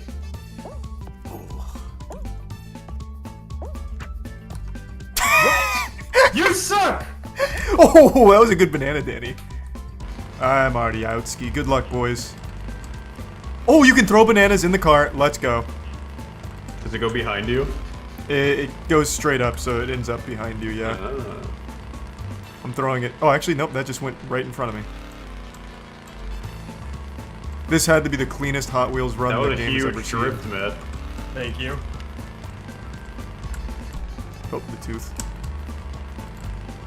Oh. Sorry, boys. That's another Charles Dubsky right there. Matt and I were neck and neck.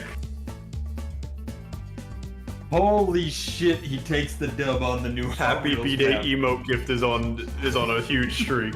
I'm on a crazy. Wait till you see that name at the top of the leaderboard. Oh wait, this is a high-level lobby. Everyone had it. Yep. Oh boy. Okay. Wait, this lobby is actually just keeping up.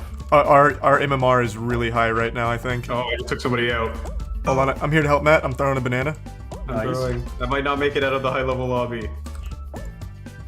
Woo! That's first place, baby. Whee! Oh my god, I missed it. Oh, I see. Okay, I see what you're trying to do, though. Yeah. You can skip half the map by doing the strat properly. Can you banana while you're sliding? No. Oh, wait, Yeah, yes. No, you can. You can. Ow! Damn. Oh shit! Come on, Charles. You gotta fight here. You gotta want it. You could just slide on the side like you're still in water. Oh, yeah, no. oh, I wasn't gonna make it anyway. That guy was too far. That was a valiant effort, though. Yeah, I fell behind when I missed the first trick. There was no coming back from that. It's on you, Matt. Snipe him. Oh, yeah, your bananas, Matt. No, Matt, bananas!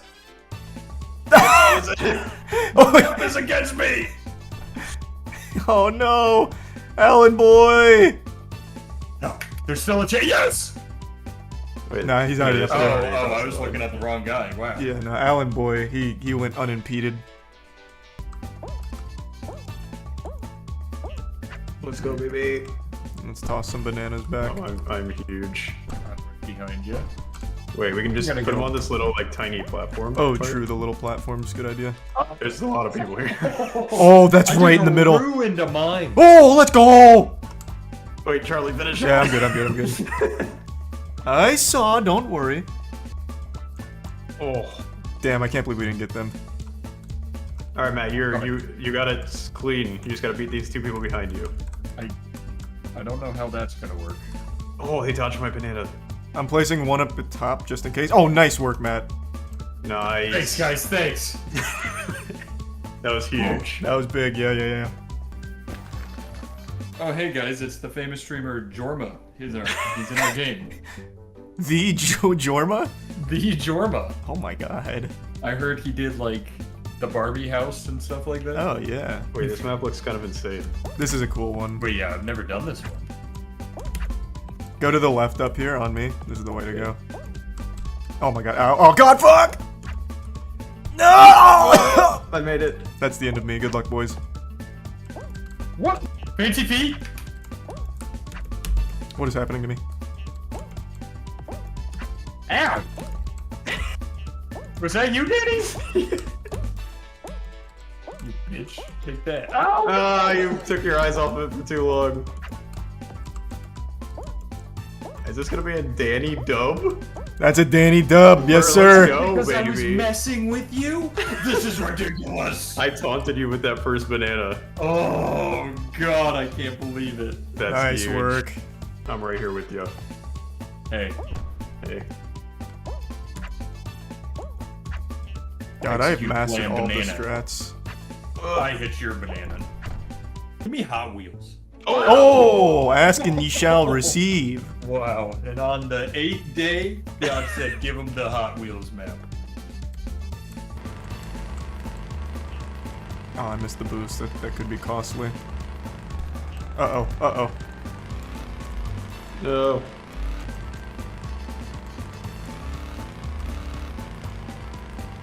Danny, you gotta beat him.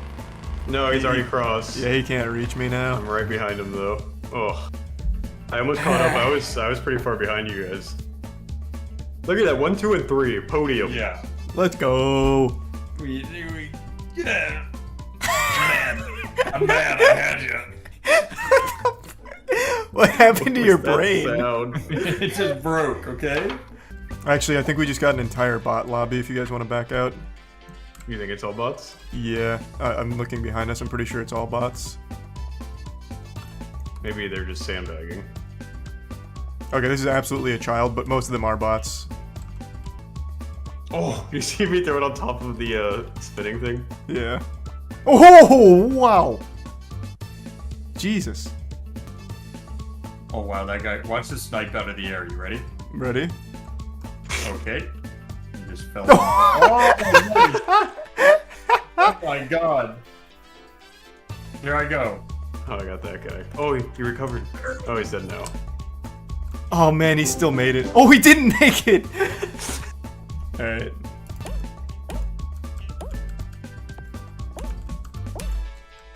What? There we go. How? Matt, just go around the outskirts. You can go around the outskirts on this map. If your brain is breaking. He made it? Okay. Yeah, exactly. I almost got him with the banana at the end. I didn't realize who it was. Wait, this guy's in a clan. Who, GTX Adrian? Yeah. Do you think that is the new FTX? Oh, the Stumble Guys crypto exchange? Yeah. Oh, I haven't done this one yet. This one's pretty... Icy Heights. This one's pretty good. Oh, bananas might go really hard here, too. Yeah. Imagine on the ice getting hit by a banana. Oh my god. Oh. Well, I'm so fucked. Yeah, I believe just that got happened. him too. Absolutely launched off the edge. Made it. Nice. Where's Matt? Oh, I see Matt. Oh, you didn't make it. No, Matt. He's right on the cusp, too. So sad. I made a lot of mistakes. That's on me. As long as we don't let Dickie Vicky win. Pimp is still in as well. Oh, no, we can't let Dickie Vicky or Pimp win. Oh, not this one! Oh, fuck. This is tough. You guys got this. You got this. Oh, boy. No, no, no, no, no, no! No! I landed on GTX Adrian's head. The wind out of your sail. No, no, no, no! Maybe he gets hit. Banana! Ah, it was my only hope. Yeah, it was your last ditch effort. Yeah, damn! Damn. Yeah, I just had one bad rotation. Oh, Birdman got so lucky. Oh. Nice. That was huge. Oh no, I don't know if I make it. I qualled? I made it. Oh my god. No, I was the last one. Oh, Danny, no! No, your tippy toes are on the line. You were right there. Wait, this is a different GTX member. It's not Adrian. Oh my god. The whole clan. is spreading. We should start MST and get a clan war against GTX. Yeah, we'll have it esports reps. God, that would be so cool. Astronaut. Wow, If you're in somebody's face and throw a banana, does it hit them or does it go over their head? Like if Good you're question. standing Let's It goes try. over their head. Okay. Oh my god, I'm getting bullied. Holy shit. I just canceled Christmas almost. Mm-hmm. That's right. That's a speedrun strat, baby. Oh wait, actually, Matt, you are cruising. Wow, that Get him, banana was Matt. clutch. Go get him, Matt. Oh, it's just you and me, Matt. It's just you and me, Matt. You don't want me here, Matt. You don't want me here, Matt. Right side. You don't want me here, Matt. This is the moment. Oh, Oh, shit. That was a good move. That was a good move. Woo! Sorry, Hold that on, was so hold on, loud. hold on, hold on. Still a lot of stretch No, attractive. Matt. Let's go! No. And here I come, baby. Here, oh, you're giving me the inside? Are you insane? You're giving me the inside? I missed the You're giving me boost. the inside? It skipped me on that boost. Woo! Are you kidding? You can't give up the inside lane, Matt. You kidding? I want to see your Discord. I know you messaged them on there. Bro, that was ridiculous. Yeah, you just I don't missed want that boost by a frame. You don't want me on that map. Oh. That is the last place you want me. I'm like Michael Jordan in his prime out there. This game ends friendships. Oh, I'm so mad. This week's been pretty doom and gloom with a lot of awful shit coming to light all across the internet. It's been more drama-filled than an episode of Degrassi. But today I wanted to hit you with a bit of a plot twist and jump scare you with some good news, because there has been some positive shit going on that Hasn't garnered as much attention as all of the drama, but I think it'll be nice and uplifting, good for the soul, to put a smile on your face like a kid meeting Spider-Man at a theme park for the first time. Let's start with Twitch. Twitch has recently been an absolute fucking war zone, like Mad Max, people chroming out their face before dropping yet another drama nuke. There's been dead careers piled up all across the platform, and a ton of truly deplorable, awful shit has been brought to light. It's just been a complete disaster. But there have been some very positive things going on as well, and I want to start with what I believe to be the most wholesome. A streamer by the name of Kai Cenat recently became the #1 most subscribed streamer on Twitch, and to celebrate, his mother gave him a call on stream, and it is so unbelievably wholesome. Let me show you the clip. Ma calling me. Hello? Congratulations, son. Thank you. You're #1. You're #1. I was sleeping. I kept hearing my notifications. And when I looked, you was like 79 and it counted. I'm like, I'm so happy for you, baby. You worked so hard. And you deserve this so much. And we watching and we're so proud of you, everybody. Babe, I love you so much. Babe, I'm so proud of you. You're #1. And you my son. And I'm so happy to be your mom. And I just want to let the world know that you've been working hard like this for a long time. So they only now know. You're just finding out. My son worked hard. He's a grinder every day, every night. And he gives me the world, and I want the world to know I love you, son. Congratulations, okay? Yeah, I love you too. Now, I'm a pretty tough guy, you all know that. I eat nails for breakfast. I've only ever cried twice in my life. Once when I was born, which is super cringe, and once when watching Pokemon and Ash Ketchum sets down Pikachu in that forest and then runs away. And even me, with all of my masculinity, nearly got a tear in my eye watching this clip. It's just such a nice moment. To see a mother that supportive of her son and his career, I just think it's great. And this is a massive achievement, no doubt, Kai Cenat becoming the #1 streamer on Twitch with over 80,000 subs. But what makes it even more impressive is the fact he did it without a subathon. I believe this is the largest and fastest organic growth of a Twitch channel without a subathon. Usually subathons will like really pump up those numbers, going all the way to like 150k, 160k sometimes, but this is just him streaming normal hours, doing his normal content, and growing at an incredible rate. So it is extremely special. Now, I would like to also address a little bit of drama that unfolded with this whole situation. People were really curious as to why Twitch doesn't celebrate Kai Cenat's success, and that's a very legitimate question to ask. Kai has been growing at an incredible rate, and Twitch hasn't said shit about it anywhere. They haven't recognized him anywhere. So everyone was wondering why. And I have the answer to that. It's because Twitch doesn't give a fuck about the platform or the streamers doing well on there. They don't celebrate anyone's success. It's not just Kai. They legitimately don't talk about or celebrate anyone on their platform. It just doesn't happen. In fact, their CEO, I'm pretty sure, has no idea what Twitch is. I'm going to go ahead and play a clip from stream where I kind of talked about this a little bit, and then go into it in a little more detail afterwards. Also, just a heads up, the channel you're about to see that has this clip is my only other channel, the only other official channel of mine. Just wanted to quickly address that because I keep getting asked, is Moisty Clips your channel? Is Moist Ass Emporium your channel? The answer is no to all of those. I have two channels. It's this one and Moist Charlie Clips. So weird that Twitter doesn't save your drafts and there's no drafts at all on the website that I can find. Does anyone know why? Classic don't Emmett. You talk about things that matter. Emmett, I don't understand.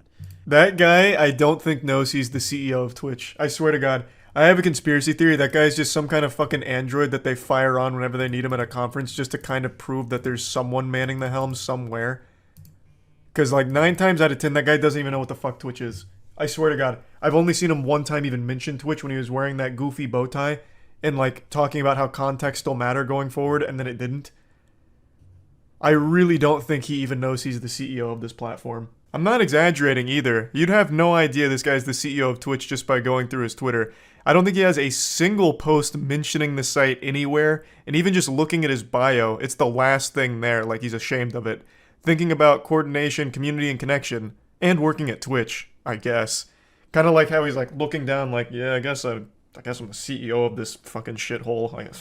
I didn't want to be. But yeah, I guess I found myself in that position. Like, this is not a guy who's, like, proud of Twitch. This is not a guy who celebrates Twitch. So, obviously, Kai Cenat's not going to be highlighted by the platform on their social anywhere. They just don't do that for any streamer. Now, don't get me wrong, they absolutely should. This is a big, big moment that should absolutely be highlighted by Twitch, at least on their Twitter or somewhere. But it just doesn't happen. The fucking CEO seems to be embarrassed of the platform and his position there. So, like, it's sad, but yeah. I'm not surprised that Kai Cenat hasn't been mentioned in any official capacity from the platform, though he absolutely should. But either way, very wholesome moment. Huge congrats to Kai and Kai's entire community for this. It's a massive, massive achievement. Now, in another piece of positive news, there's a sponsor on the video. Thank you, Bloodline, for sponsoring today's video. Here's Matt to tell you more about it. Zero in order to get yourself some nice goodies that Matt described. Now let's switch gears off of Twitch for just a moment. I want to mention the Sidemen charity match. This was perhaps one of the most impressive live streams ever held. It was like a real football match, or soccer, depending on where you're from. I'm trying not to get attacked by anyone here, so I'm just going to be very back and forth on what I call this sport here. So they made a charity soccer match where two teams of huge influencers faced off in the football match of the century. And the production level here was unlike anything I've ever seen. It really felt like I was watching a professional event. And they raised over £1 million for charity, and it was just a joy to watch. It was incredible. There was a little controversy though, as mentioned in this tweet here, but overall the event couldn't have gone smoother. Massive stadium, massive crowd, and just wildly entertaining. Just from start to finish, a pretty much perfect stream, really. There is nothing else I've ever watched in the live streaming format put on by creators that even comes close to what the Sidemen did with this event. And it was a wonderfully positive thing for charity and just great for viewers as well. So huge congrats to the Sidemen for this one. Now let's hop on back over to Twitch for just a brief moment. There's a new kind of stream that's kind of popping off a little bit, and it's one that I've talked about before that people didn't believe me was real. Pay piggies, that's right. Financial domination streams where someone, usually a woman, is just telling men to give them money for nothing in return or to humiliate them publicly. It's become kind of a growing phenomenon on Twitter. You can find a lot of pay piggies and financial domination going on there. And it's starting to make its way onto Twitch, it seems. Let me go ahead and play you the clip here. Finally, this is like E3 for pay pigs. Some good news, a brand new announcement, a world premiere. Now there are streamers on Twitch that will humiliate you into you giving them your money, which is a real fetish. Again, like I said, a lot of people didn't believe me that this is real, but it is, and it's been around for a long time. There are men, usually men, that legitimately bust a nut in their trousers just giving hundreds of dollars to women that either ignore them or publicly humiliate them. And now that is making its way to Twitch apparently, and I couldn't be happier to see that over there. I think that's going to really become a nice piece of content. Twitch may even need to implement a new category. Right next to the hot tubs category, you could have pay pig category. And that shit could pop off. Here's a quick little piece of good news. Team Moist is now #1 in Omega Strikers. We have to hold this lead for 3 more days, but you guys are absolutely fucking killing it. Legitimately crushing it. So huge thanks to everyone participating out there, getting fat dubs for Team Moist. I made a video talking about it. Getting first place in this competition allows Team Moist to get 3% of the net revenue for Season 1 of the game, which could be extremely huge in financing Moist esports, so just be wildly helpful. So everyone that's been participating in it and getting wins for the team, big thank you for that. Just need to keep pushing and hold it for 3 more days and we're good. So yeah, that's all the positive stuff I could find going on amidst all this wild shit happening across the internet. So I just wanted to at least share some of it with all of you because I think it's some positive stuff. And really that's about it. So yeah. Police chasing vehicle in Pasadena. This is only 5 minutes. There's a 37-mile-per-hour chase. That they are driving through. This isn't even a chase. Is a very dangerous There's just 2 people going in the same direction on a commute home from work. These officers are tracking this individual. Oh, it's in live? Oh, I forgot there's a different section for this now. On Altadena Drive. A lot of tree coverage here. This is the wrong one again? How many police chases happened today? Holy fuck, look at the amount of police cars in this one. What is that wanted level? On if they Jesus Christ. Yeah, and you look at those from going any farther. LA's turned into GTA. Bro, these police chases are so common now. Right in that area. It is actually nuts. I wonder if it was always like that. There he goes again. Okay. It looks like a male there driving, and he's picking up speed now. This is the quickest we've seen him since that standoff first. That was the slowest acceleration of all time. What is that, 0 to 60 in 5 minutes? Communicate with them. And He's like, oh, well, I'm just gonna, I'll give it a try. It looks like a male there driving, and he's picking up speed now. This is the quickest we've seen him since that standoff first started. And this is close to the 60. There's a deputy vehicle there holding off traffic.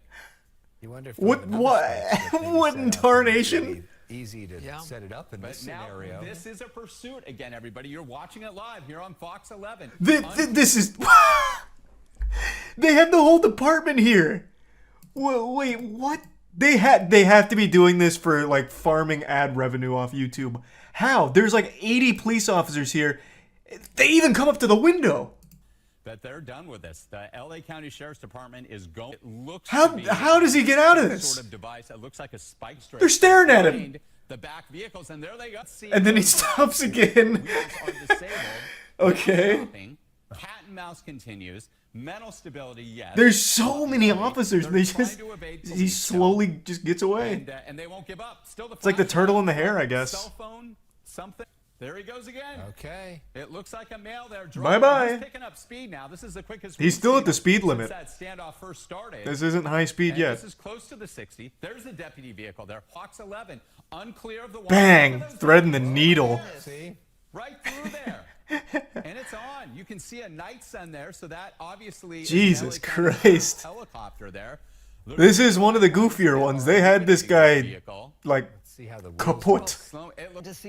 Okay, there's no way he gets away again. Stopping randomly in an intersection here.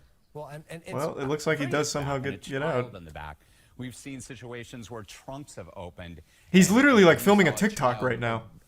Be in the back of it, and they had on again. Here we go. Okay. Where does he just decide to slow down sometimes and then wait? And let's see how much control this driver has. I think the officers were just bored. They just wanted something to do. There's the 60. Like you can just keep going. That's Wilcox Avenue there. This is better than what we were doing at the office anyway. This driver's. And so let's see what happens. That was a weird one. So which one were you talking about? If that wasn't the one where the guy gets away. The helicopter above is good move. helicopter making the calls, keeping an eye on where this vehicle is. He's going to ramp it off of a parked tow truck. And they really believe Never that to be seen again. The way these persons are driving, and you see what we're Man, he is really right fucking there. pumping Those dick were down stop this signs. street. This is My a God. very residential area, high speeds.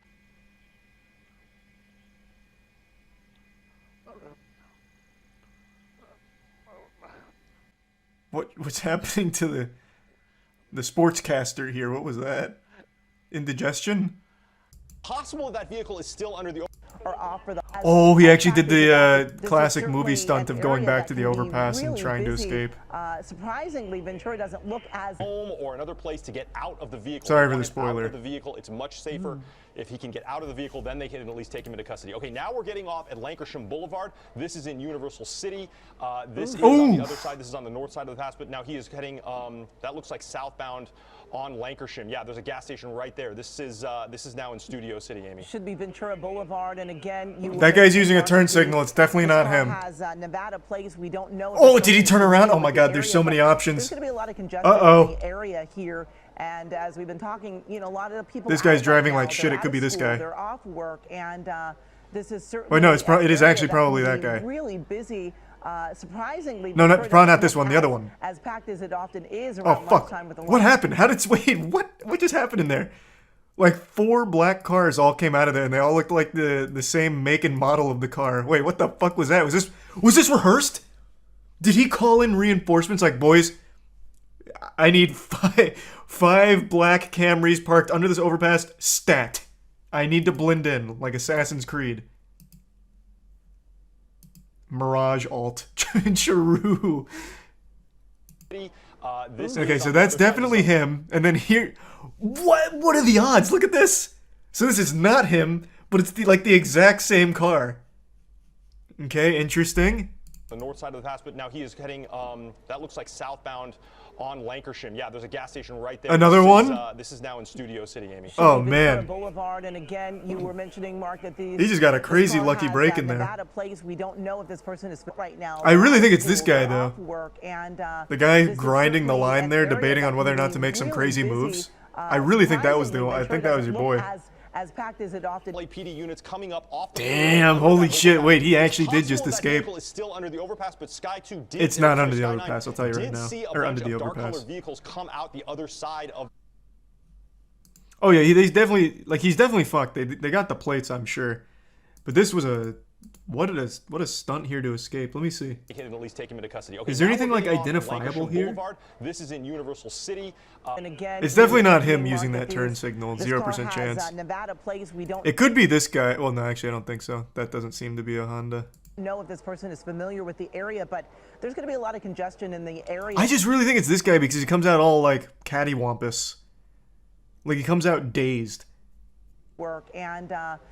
Someone in chat had an interesting idea that might be true. He could have gone under here and then cranked a U-turn and then just came out this way driving totally natural. Which I think is possible. Certainly, this is Let me see him go in one more time. Hope this driver to closer, but this. Yeah, so it's definitely got the silver trim. So it wasn't that guy, I was wrong. He is doing that tactic where they're trying to get this. Should be Ventura Boulevard, and again. No, it doesn't look like it has the silver trim. This car has Nevada plates. We don't know if this person is familiar with the area, but there's going to be a lot of congestion in the area here. He also had lighter rims. Oh, did he? I didn't even look for that. A lot of people out right now. Not this guy. They're off work, and this is certainly surprisingly Ventura doesn't. Oh, wait! It's this guy. Wait, this is absolutely it. Wait, this is him. It was the third guy that came out. Yeah, it's definitely the third guy. This is the same car. Yeah, silver trim. And it even has the lighter stuff you mentioned. No blue on the plate? Did it have blue on the plate going into it? Fuck. Oh my god, what the fuck? Jesus. How many cars... How many of these Hondas were under the overpass? Jesus. Yeah, you're right. That's not the same guy. It doesn't have the blue on the plate. How the fuck is that possible? Yeah, man went under there and hit the shadow clone jutsu. Wow. I do think what probably did happen is he went under here, did that U-turn, and then came out like driving natural. And that would also explain why this car comes out like all fucked up. Because he maybe like swerved to get out of the other guy's way, so now he's all like discombobulated. So like right here, he's probably in here with that U-turn now going this way, and he just poops out that way. They were able to get out of their black car and get into a white Jeep. Right now, we don't know if that driver had someone working with them and picked them up, or if this was a carjacking. We are still waiting on word from officers exactly how the person who was leading them on a pursuit was able to get. That is so fucking big brain. 100% what must have happened is he made a call while on the interstate. So he kind of phoned it in on the interstate and was like, okay, look, I'm going to need you to meet me under the overpass at this spot. I'm coming in hot. Like, this is actually some shit out of the Italian Job movie. Or I guess it's possible that he ditched the car and then stole another one GTA style. Either one is likely. Assuming this is accurate. Though I don't know why they'd lie about him ditching the car. Though I guess what... Here's another one. I'm throwing out all possible options. What could have happened is since none of the ground units saw that happen, I'm imagining they're relying on witness testimonies from like pedestrians in the area. Maybe one of them was in on it and they're like, oh yeah, that guy in that black car that was driving recklessly. Oh yeah. He got out into a clown car, a purple clown car. Oh, and they went southbound. Like it could have just been a lie from the start. Damn, this is actually a pretty wild one. This has so many like possible explanations. This was 7 hours ago. Did they ever catch him? I'm imagining not. I'm assuming the car was stolen, so the plates are kind of worthless would be my guess. Go look for the Jeep in the original stream. Okay, let's see. All right. There's this. I don't think this is a white Jeep pulling in, though. This is coming out. And I don't even think that's a Jeep. Is that a Jeep? I can't tell. It's fucking blurry. It's just like all, like every goddamn car design is like exactly the same nowadays. They're all so uniform. It's so hard to distinguish different makes and models now. That could be fucking anything. That could be a Kia. Like, I mean, that could be literally anything. They hopped in the invisible boatmobile. That would be huge. Can you fucking imagine? They go into the underpass and on the outside is the paddy wagon. Oh man, that'd be a hype chase. They'd probably just like give up on the pursuit right then and there. I feel like he saw his chance and took it. Yeah, he must have. I think what's very possible is like he pulled in the underpass, ditched the car, and then stole another car. Because there was two of them. Like they probably just like fucking rushed another car and took it. Like I don't think they would have been able to plan it that quickly. Like that would be crazy if they somehow planned it that far in advance. He also had a gun. Yeah, plus he had a gun. He absolutely could have just rushed a car and stolen it. There'd be a lot more commotion. There'd be a lot more commotion if he stole one. Oh, true. Yeah, then the fucking victim of the carjacking would have absolutely just reported it to the police that were not too far behind. That's a really good point. Unless he was just like, oh man, my car got stolen. I guess I'll just walk home. All great things in life first started as an idea. Someone brave who wasn't afraid to ask, what if? Automobiles, electricity, ass eating. What do these three things have in common? They all began as an idea. One of the most powerful traits of human beings is our ability to ideate and come up with these complex solutions to problems, or just in general create something from nothing, and it all starts up here in our little noodle. Now, there's a reason I'm talking about all of this. I'm not just on PCP having an existential crisis and ranting. The other day, my friends and I came up with a really fun idea that I thought would be just a really overall positive thing, but I wanted to run it by Twitch stream last night to see what chat thought, to kind of just take a temperature and see where everyone's head was on the proposal. And Twitch chat gave it like a 98% approval rating, which to me is the green light to go forward with the idea.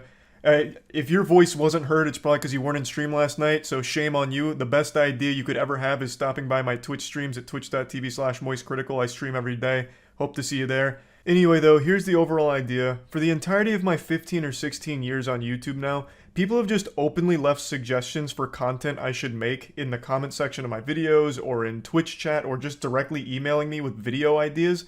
And I have absolutely made content based on or inspired by some of your suggestions, because a lot of these ideas are just straight up bangers. Like, you're dropping heat for free. And I've just been feeling like it makes sense to actually pay you for them.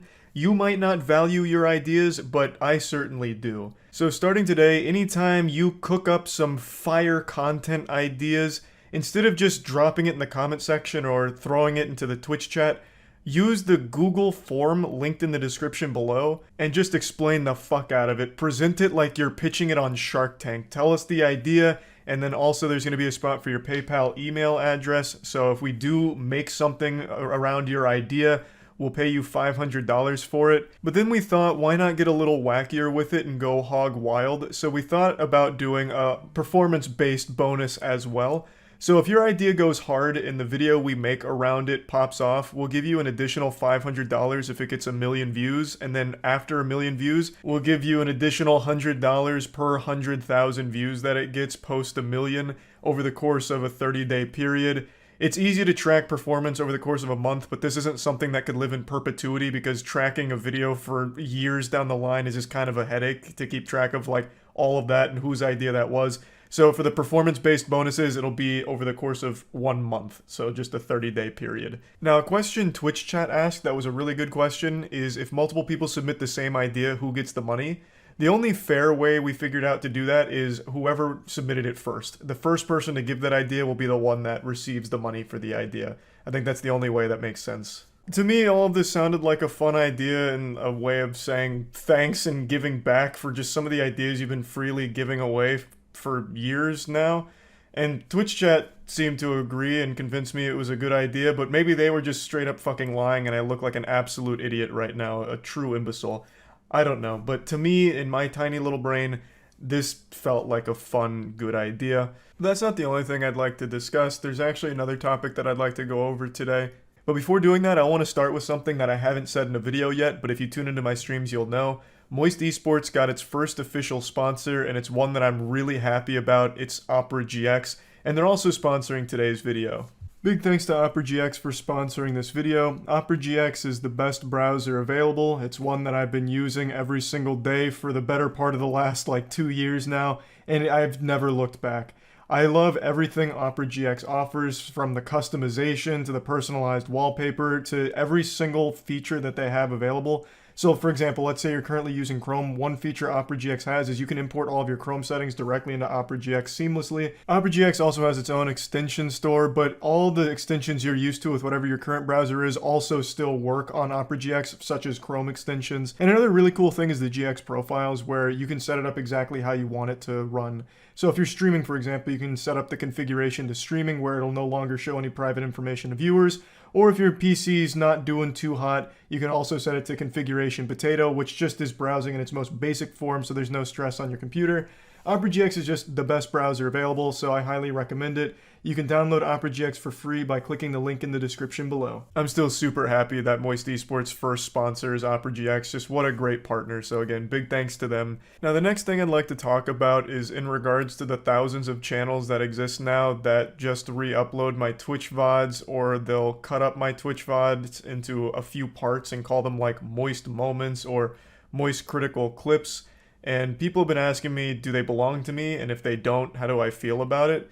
The answer is no, they don't belong to me. And how do I feel about it? I don't really give a fuck. I don't care that much. I've said this for a decade now. I make content and do all this shit for fun. If someone's going to re-upload it, I don't really have a problem with that. People have suggested DMCA striking them. I'm absolutely not doing that. The only thing that's a bit of a headache is now my actual official other channel, Moist Charlie Clips, has to directly compete with myself. Because a lot of these channels are owned by people that aren't in the US, they're uploading while I'm asleep, so I'm not even able to upload my own content before they do, since they're awake when I'm catching some fat snoozing. So that's a little upsetting because I'm getting beaten by myself. So right now, the biggest enemy for Moist Charlie Clips is Moist Charles himself. Another thing is a lot of them are pretty clever. This is a normal thumbnail for Moist Charlie Clips. Aaron makes these. He does most of the heavy lifting. It's not the wildest thumbnail, but what some of the channels will do is they'll copy this almost exactly and upload it on their channel, hoping that it'll confuse people into thinking it's the official one that I own when it's not. And that's a little weird, but another thing that I also think is pretty clever is some of the channels will actually even censor the swear words because cussing, saying fucks and shit, leads to a lower CPM, so they'll actually bleep it or censor it in order to get the most bang for their buck when re-uploading my VODs. One channel in particular doesn't re-upload the full VOD, they'll cut up bits and pieces and make them moments and edit out the swear words, and that channel in particular has made roughly $15,000 to $20,000 per month for the last couple of months. So they're just straight up fucking farming here. So that's kind of the state of all that. Right now, Moist Charlie Clips is my only other channel. Also the only channel to get uncensored Twitch content from me. I'm gonna have to carve out my own little niche here in the Moist Critical Twitch clip market, I guess. So yeah, that's the only other official one. I just wanted to put all this information out there to let you know that all the others are not mine. And no, I don't plan on DMCA striking them or anything like that. So yeah, just wanted to clear everything up there. That was the other really big topic I wanted to talk about, but I do want to make a mention of something else that I'm not sure if I've even talked about it much in videos, but Moist Esports now does have an Apex Legends team. We picked up former Team Burger, one of the best in the world, and the ALGS is finally about to roll around. So a lot of people have been wondering, when does Moist Esports Apex finally start popping off? And the great news is, it's this week, baby. That's right, November 5th at midnight Eastern Time. Yeah, it's a late one, and of course I will be watch partying, you already know that. So, for those that don't know, Team Burger is Australian based, and they are now the Moist Esports squad, which means our team is Australian based. So, all of the Australian ALGS tournaments are going to be super late for US time zones, but you know what? That's fucking fine, baby. So I just wanted to put that out there, let everyone know that yes, now it's finally starting, and hopefully we go super hard out there. I have a lot of faith in the boys. I think they're a very strong squad, so I'm excited. Hopefully you're excited as well. So I just wanted to mention that, and yeah, that's really about it. So yeah. I'm sure many of you remember last year, a man drove through the Waukesha Christmas parade, killing 6 people and injuring 60 others. And over the last couple weeks, he's been on trial for it, and he chose to represent himself in court. Now, I'll go ahead and spoil it. He's no Saul Goodman. No matter what you're picturing, the reality is significantly stupider. You are not prepared for the absolute unhinged lunacy of this man defending himself in court. Now, as of today, he has been found guilty on 6 charges of intentional homicide, which he now faces a mandatory life in prison.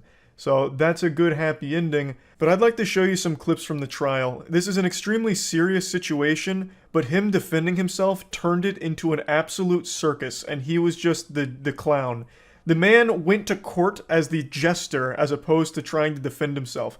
It is so unbelievably dumb. I don't even know how to fully describe it. I know he's representing himself. I also heard that he built a fort.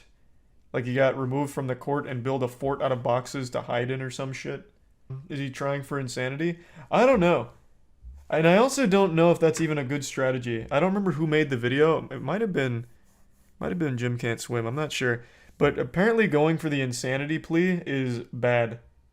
You set yourself up for a really, really, really rough time. He's not going for insanity. He's going for a mistrial. I read that theory as well. Like him arguing with the judge was hoping that she'd snap at him and then he'd be able to make a case for a mistrial. But she didn't play his ball game.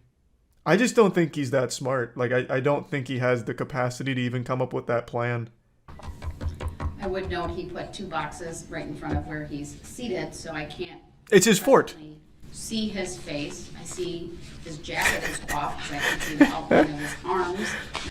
Okay, for people that don't know, I'll bring everyone up to speed. This guy is an absolute goofball, but what he's done is anything but goofy. This is the guy that ran his car through the Christmas parade and killed, I think it was 6 people.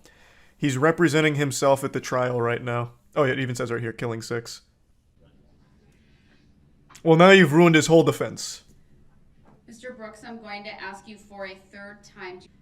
I've asked you twice now, and I'll ask you a 3rd time. Do you have any requests as it relates to the But they're my... instructions? That was his fucking box fort. Edits, Have some respect. Hey, man, you don't gotta talk to me like that. It ain't like they gonna be honored, though. As it relates to the jury instructions, sir, what are your... I heard what the hell you said, man. Jesus Christ. Mr. Brooks, that was very disrespectful. For what anyone that doesn't keep up, and admittedly I haven't watched this whole thing top to bottom, I've only seen the clips. His tactic is yell at the judge as much as possible, hoping that she'll snap it back at him, but she just treats him like an actual baby. Just, hey, that wasn't nice. Can you use your inside voice? Okay, I don't really want to go down this road. Can you stop?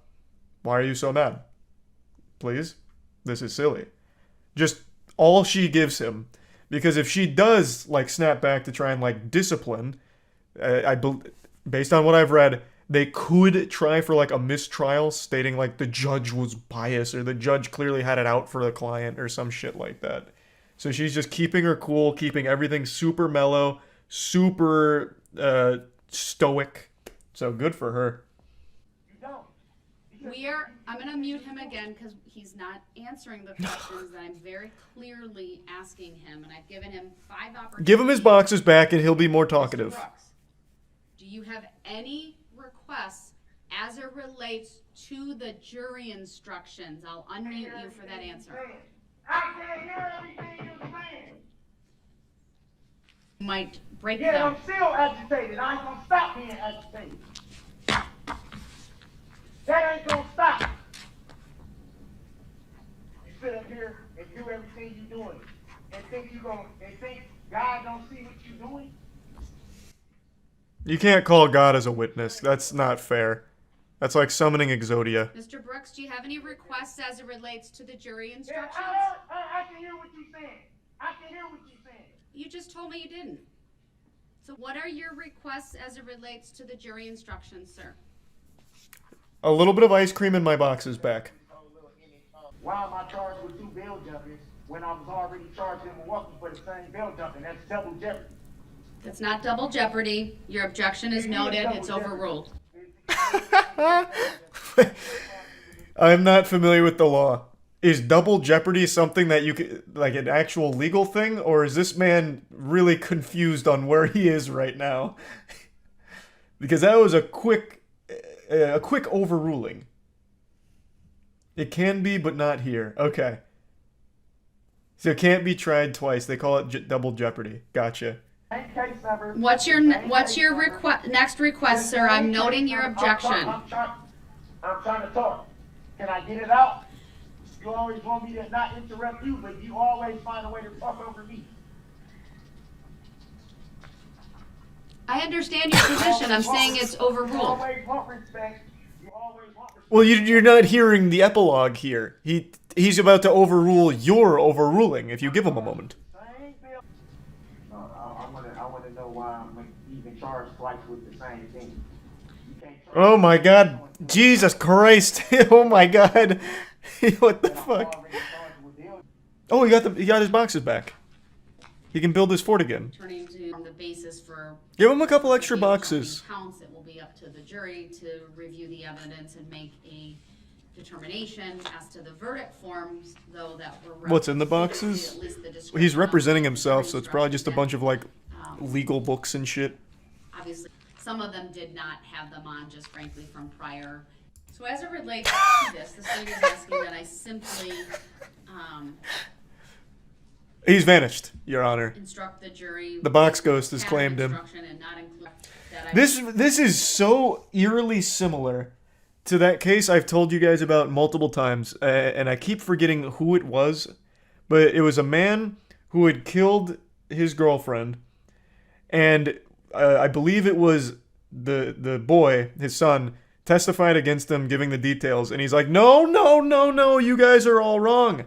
I did kill her, but not where you said I killed her. So if you're going to tell the story, you're going to tell it right in front of the whole court. That shit was wild.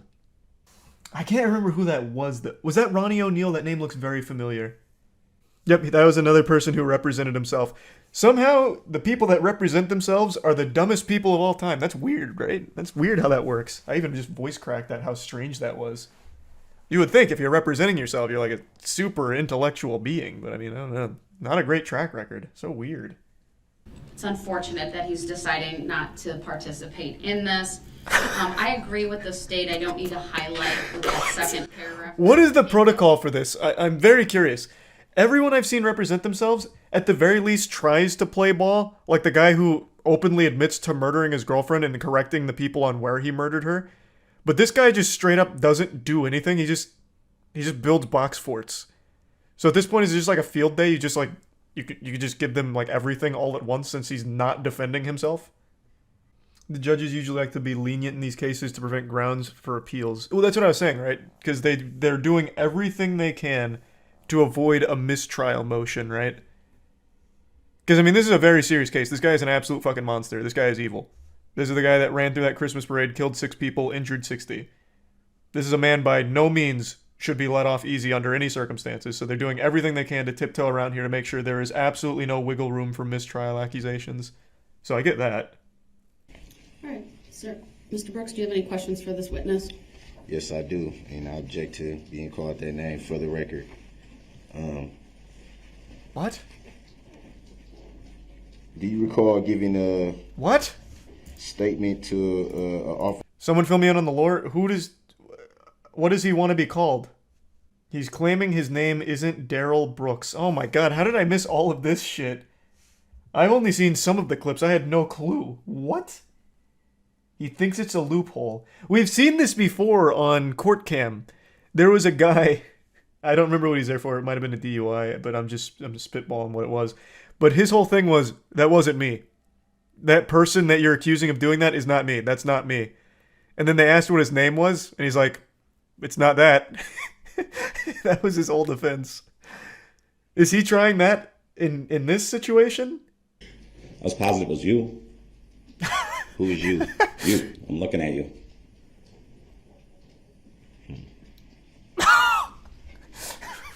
I'll make note of that. And how did you come to that conclusion? The sure? you conclusion. I'm looking at you. How did you come to that conclusion? Did you? What conclusion? Can you restate the question? You're saying that you gave a description. All right, fine. Chat keeps pointing it out. I will also bring attention to it. This man's hairline is fucked up. It looks like the bat signal. Fine. We can get it out of the way now. All right? And now let's move on. We get it. He's got a fucking awful hairline. On the non-emergency phone line, correct? I'm looking at you. You are the guy. And how did you come to that conclusion? You and I were standing in the same yard looking at each other. So, is it possible you saw something on the news? No, I had no idea who you were. What? Interesting. I'll make note. This morning, the trial for Darrell Brooks, the man accused of driving through the Waukesha Christmas parade last year, killing 6 people, begins, and Brooks is representing himself as a sovereign citizen. Wow.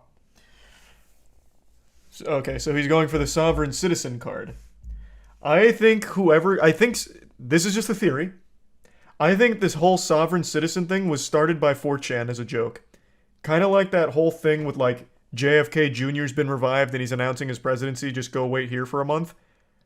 I honestly think sovereign citizenry was started by 4chan just to troll people in the real world. Because all it does is get people arrested because it's not a real thing and they make absolute fucking fools of themselves.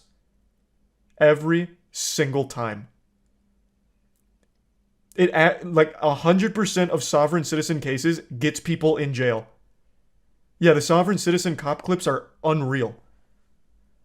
I wasn't driving under the influence. I'm a traveler. The vehicle is moving and I happen to be in it. I'm not driving, I'm traveling is a big one. Or I'm not Charles White. Charles White is my vessel. Or yep, we're not in America. There's another big one. I don't know how long sovereign citizen's been around. I really don't. I only know it from all of the clips over the last decade. Yeah, they took his rap video down, didn't they? I don't think that's up anymore. Oh, never mind. They put it back. They played it during the trial.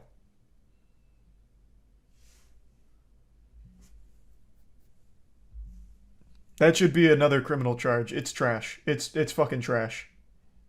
We're going to play it in its entirety, but without volume, Your Honor. All right, thank you. Oh, that probably isn't even standard procedure. The music was just so bad, they're like, we're going to do everyone a favor and mute it. And I object to that, and I would like to make an offer of proof of my appeal. We'll do that outside. I object. I want to hear my music. I will allow the state to play it in its entirety. My shit's fire. Your Honor, I have all the exhibits they were provided. Mr. Brooks, I'll take that up outside the presence of the jury. Your objections are mind-boggling. noted. This is It's mind-boggling. overruled. Mind-boggling. I love the way he acts as if he's some kind of seasoned lawyer. My God. In all my 30 years of practicing law, I've never seen something like this. This is... What a circus of a trial. Back to Double Jeopardy.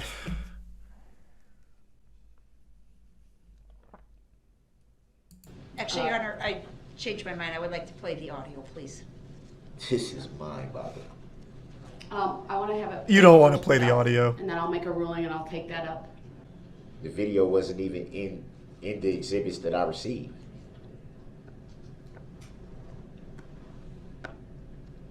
I actually didn't even receive them. They were obtained. Just imagine the worst music you've ever heard going on right now. Not testifying. The video's playing. For anyone that's wondering why this is relevant, it's not just to insult him for how awful he is at music. It's because, and this is actually one of the key things that the internet like pieced together. Not, obviously the investigators did too, but I saw this floating all around Twitter like the day this happened. It's the car. So his vehicle is in this music video, and they were easily able to put that vehicle, at that scene. It's not just to like insult him, it's the same car. Though the music is really bad, and this should be an extra charge for how terribly shit the music is. Your Honor, can we have him maybe sing it for us instead, a cappella? Meet you in the middle? We don't have to listen to the absolutely awful beat, but we can listen to the bars. Daryl Brooks flips out when revealed he's a sex offender. Is it the first time he's hearing that too? Your Honor, this is outrageous. I've never heard such a thing. Oh, he goes shirtless and throws the tantrum over being ejected from court. I thought he was in the middle of changing into his suit. And to look at the veracity of what your claims are here. Thanks for your sub, JDR. So, I may take an early lunch. If that's in your He's cell, consulting with the big man you can go upstairs get it for and his bring legal it. But defense. Give him a without moment. that letter, I'm not allowing this line of question. Move to the next courtroom. That's what you want to do anyway. It's not what I want to do. Do not interrupt Attorney Opper. So can Your you Honor, say, I can you believe he explain- has 7 prior criminal convictions via OWI 2nd from 1997, and OWI 3rd from 1997, and OWI 4th from 2003, criminal trespass to dwelling from 2006. Right, I need to take a break. He's This man right now smoldering. is having a stare down with me. It's very disrespectful. He pounded his fist. Frankly, it makes me scared. And we're taking a break.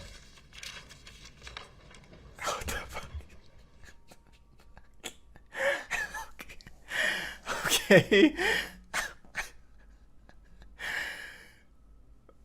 An interesting tactic. Again, not something I would have seen Saul use, but that doesn't mean it's not effective.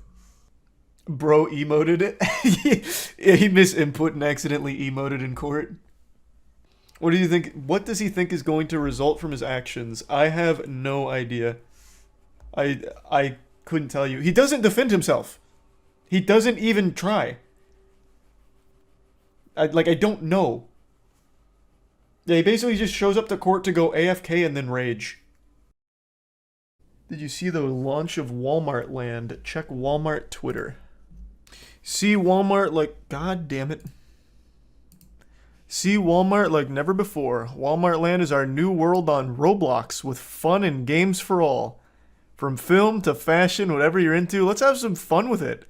Come for the inspo, stay for the virch and live performance. What the fuck is virch? Oh, probably virtual merch. I bet Walmart World goes hard. Ah, god damn it. Now I'm gonna have to check out Walmart Land. This looks amazing.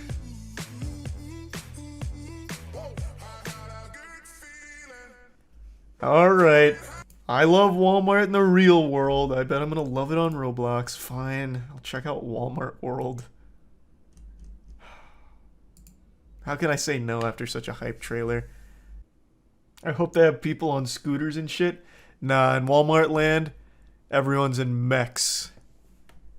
There's so many Walmart games. What the fuck? Okay, is it the first one here? Is it this one? I can't believe there's not more people playing it if it is. Alright, here I come. Walmart shopper inbound. Hey, hey, hey. Walmart shoppers, what's up? What's going on, guys? Hey, catch me in the gun aisle. Oh, fuck yeah. Walmart! Hey, Texas Hog is here. Let's go. So what do we do here? Do we just shop? Just like the real Walmart? Let's go. I'm stuck. Can't wait to play the union busting minigame. Bro, how old is this kid? What the fuck? They got a tram! Wait for me! You choo-choo! I want to have fun. Oh.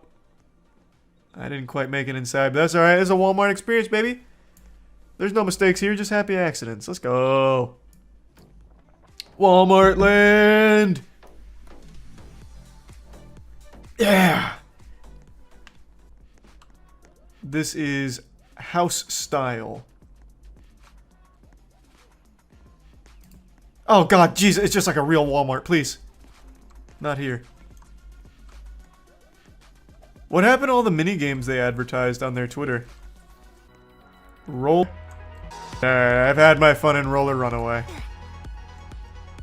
Oh! 32 Walmart schmeckles? Let's go! I'll take 2 basketballs, please. Oh!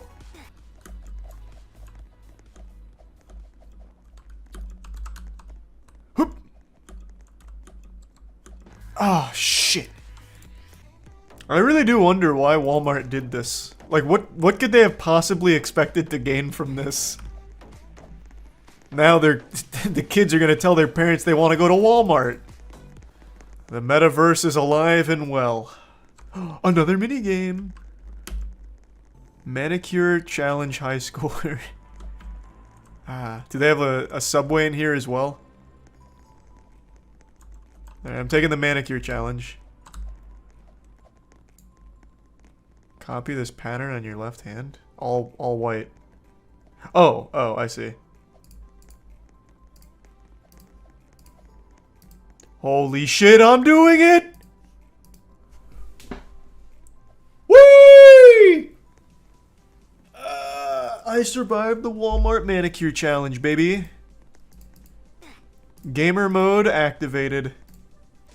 How do you take a photo? All my friends are here. Oh, here we go.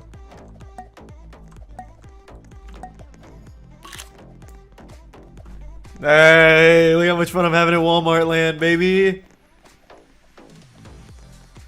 Fuck yeah. Oh! Here's me on a giant piano in the middle of the ocean. Because it's Walmart, baby. Anything's possible. Let's go.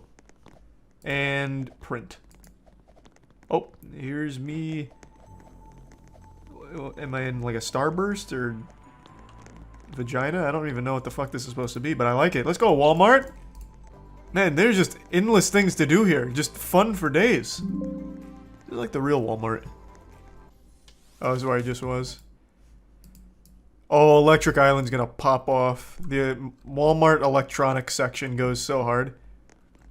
You can find one Nintendo Switch controller and that's about it. And maybe a 6 GB flash drive. DJ booth most time played. 4 minutes 45 seconds. I can beat that. Is this it? Hey! Clean up in aisle 3. I'm making panties wet out there. Wait till you hear my drop.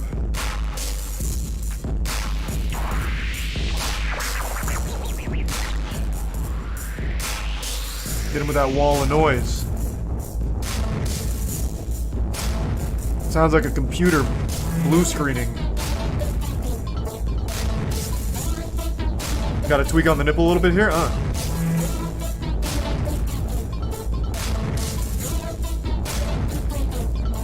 Damn, we're going in.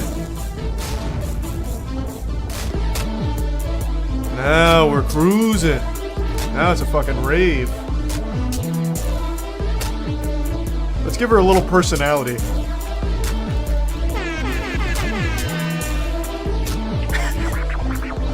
Fucking awesome. Let's go. That's good enough. You guys can dance in silence. Fucking idiots. I have fun at school tomorrow. Oh, this is real world instructions. Okay. The ultimate ice cream sundae. Get your Walmart great value cream pints. Your great value chocolate, caramel, strawberry syrup, great value maraschino cherries, great value peanuts. Put it all in a blender and you get great value sundae, baby. Oh, true. I don't want to miss the blimp event. Voice crack. Anything can happen here. This could be another Hindenburg disaster for all we know. This fucking Walmart. Look at your money. Infinite. Let's go. I'm the richest Walmart shopper in the world, baby. Let's go. Is that the blimp event? Why do I have infinite money? Think someone cheated you money? There is a hacker behind me. That's probably what happened. A Walmart land hacker. Have you no shame? Is nothing sacred? Have some fucking respect. What are my Walmart doubloons even used for? Club Electric. Hey, I'm here to party.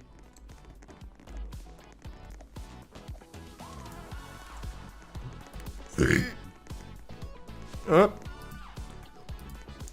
Watch out, kids. I'm breaking it down in an old school way. Let's go, Walmart. We are Walmart. Oh, shit. Wait, the merch, or the blimp event. Fuck, I'm gonna miss it. This only happens once every solar eclipse. Is this guy protesting something? Oh, it's a pizza box. No! I'm gonna miss it! I'm ready, please, God! Where is the Zeppelin? Where is the fucking blimp stage?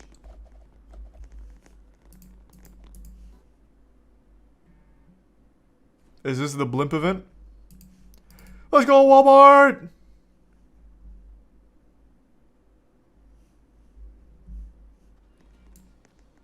What the fuck happened there? The blimp! Whee!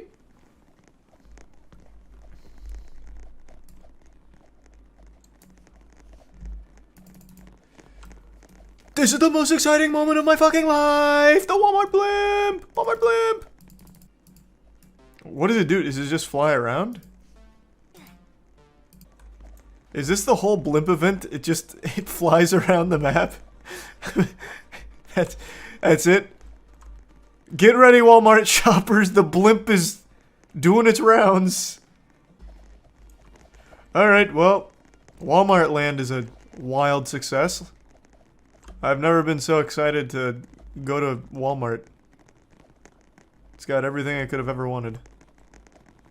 Did I play every game here? I think I did. Alright, well, that was fucking awesome. Thanks, Walmart. Bye, Walmart Land. I'll see you soon. Bye, Walmart shoppers. Walmart shoppers are like family, but closer. This is another one of those sad situations where I have to admit Twitch chat was right and I look like a bumbling imbecile now. About a month ago, chat was trying to convince me that there was a viral TikTok challenge that was getting people to steal cars and sometimes crash them for views, and I wrote that off as a bunch of baloney. I said, I doubt that's an actual trend, probably just one stupid asshole did it, called it a challenge, and no one ever followed. But it turns out I was wrong. Not only is this boogeyman real, but it actually has led to the death of 4 teenagers this week. Somehow, the challenges continue to get more and more brain dead and dangerous. This generation of Tide Pod eating and hurting yourself for views on TikTok is reaching an absolutely absurd level of wildness. So, it's called the Kia Challenge. It's also not really a challenge, it's more of just a ruin your life speedrun tutorial. Basically, the only goal to be completed with the Kia Challenge is to steal a car and post yourself stealing the car on TikTok. It honestly sounds like it's something made by the CIA to catch potential car thieves. You're fucking instructing them to post evidence of their crime online, making it the easiest slam dunk arrest ever. But anyway, the Kia Challenge was videos that were teaching others how to steal Kias and Hyundais specifically, because of a massive vulnerability in many models from Kia and Hyundai. For Kia vehicles, many of them built from 2011 to 2021 have this problem, and for Hyundais, those built from 2015 to 2021 also have this problem.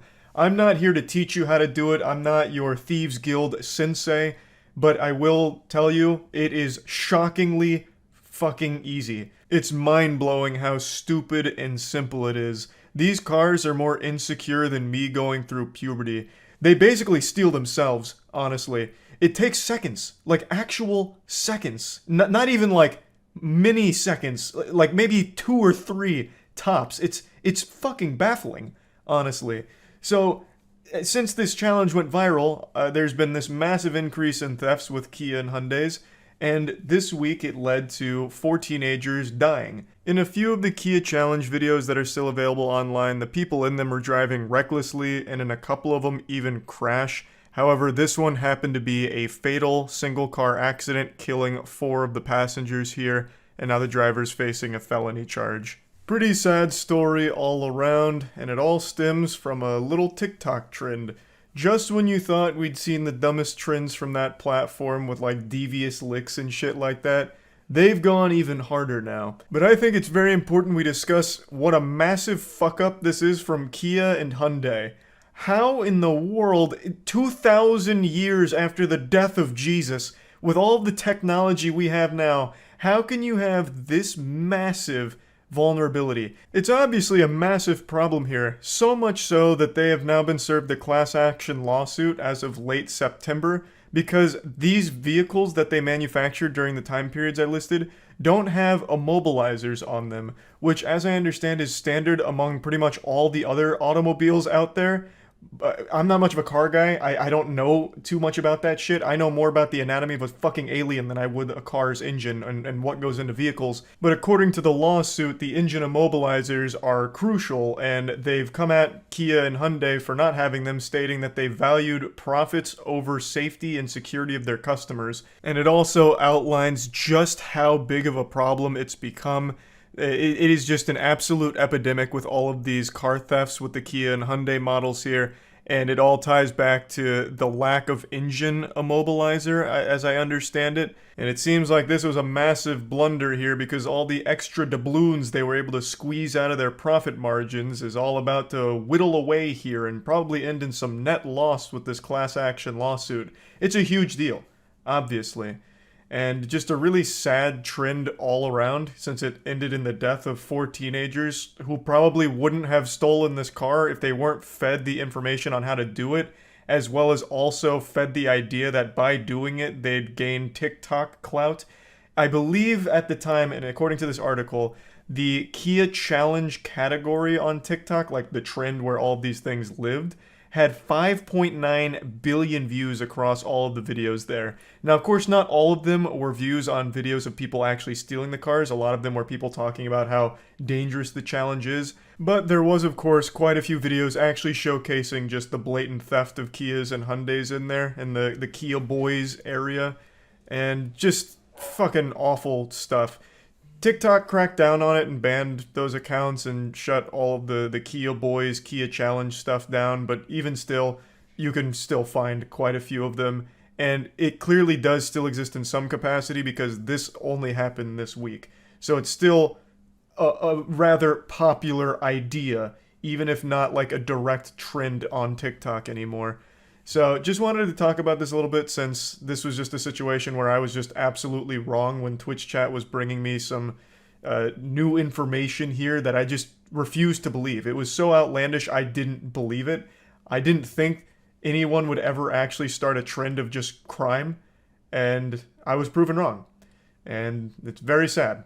Not sad about me being proven wrong, just the actual subject matter here being sad. That's about it. See ya. This episode of Moist Meter brought to you by Godslap Issue 2. Go to godslapbook.com to order your copy now. Initiating moisture.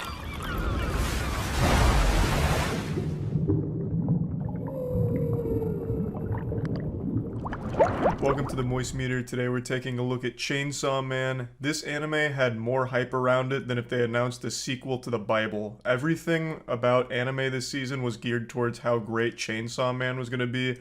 I couldn't stop hearing about it. People keep recommending it. And it was being animated by MAPPA, so all of these things put together into a beautiful stew was a recipe for hype. So I went into this show with very high expectations, and I'm happy to say I wasn't disappointed at all. The show's just really good. Now, this plot isn't anything super unique or special. It's a very simple, very standard storyline. There's devils out there, and there's people that hunt them. So we follow the devil hunters. Our protagonist has fused with the chainsaw devil, so he's got a dangly little ripcord on his chest, and when he's ready to, beat and eat some ass, he yanks the ripcord and has chainsaws shoot out of his arm and out of his head, and then he just absolutely gores everything around him.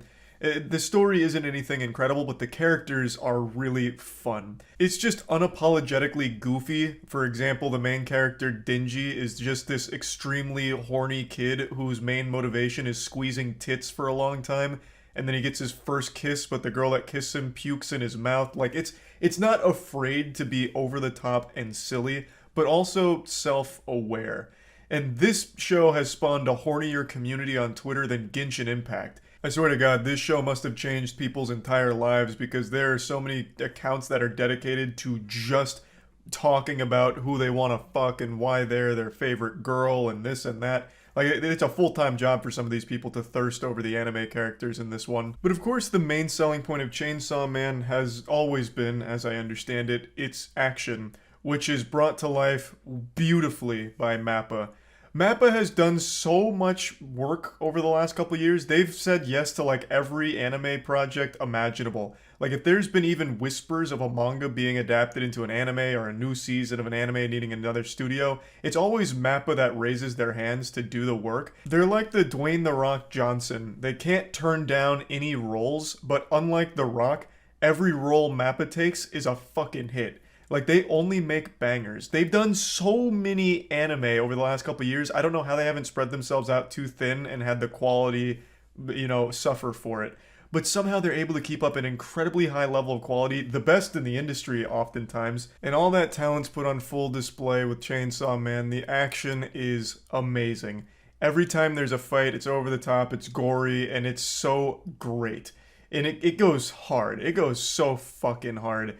I love that the main way of fighting for people that aren't the main character, Denji, is through contracts with devils. So a lot of the devil hunters, well, all of them, have contracts where they can use other devils' powers. So one of the devil hunters has a contract with a ghost devil where she has a little ghost arm that she can use to strangle and blast people.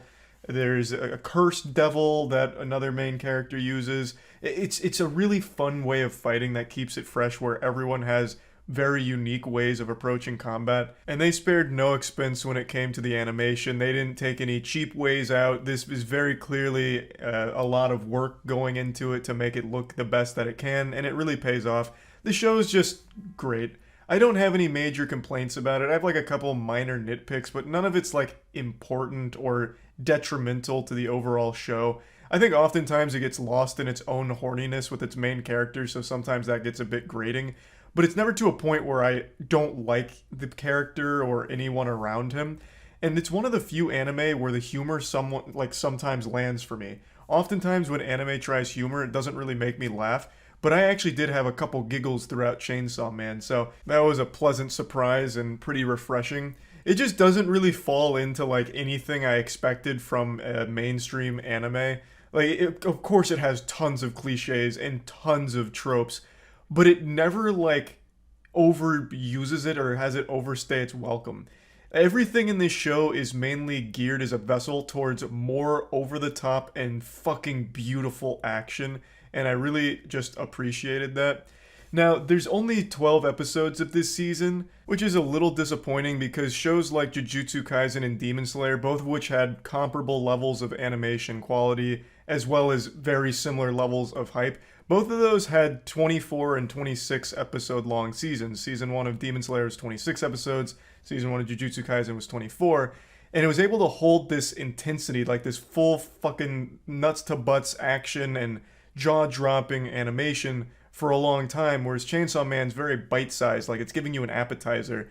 So I'm hoping that it can continue this level of quality. I hope it doesn't like fall off and, you know, suck shit, because that'd be tragic. But yeah, it is just a little underwhelming that it's such a short season. I would have liked more episodes because it's just so good, and I would have really liked more time to get drawn into the entire universe and see more of it. But it's still extremely good. Plugging it in the moist meter, I'm going to be giving it a 90%. I do highly recommend it, especially if you like shows like Jujutsu Kaisen and Demon Slayer. So yeah, lived up to the hype, so I was satisfied. That's about it. See ya. Godslap is a comic book series we've been working on for a couple years now. It's a hyper-violent, over-the-top sci-fi story about the beauty and destruction that slaps can cause. Issue 2 is out right now. It'd make a wonderful Christmas gift, so make sure to check it out at godslapbook.com. Right now we also have 3 variant covers that are in stock, but the second those sell out, those variant covers will never be restocked, so definitely make sure to pick up a copy today. Yeah, good old hamster Where did yoga. you get these potatoes? So I wonder who's ahead now. Let's. Oh, you know you can't do that. Yeah, you'll send a crack right through the countertop. He's right. The garlic immediately burns.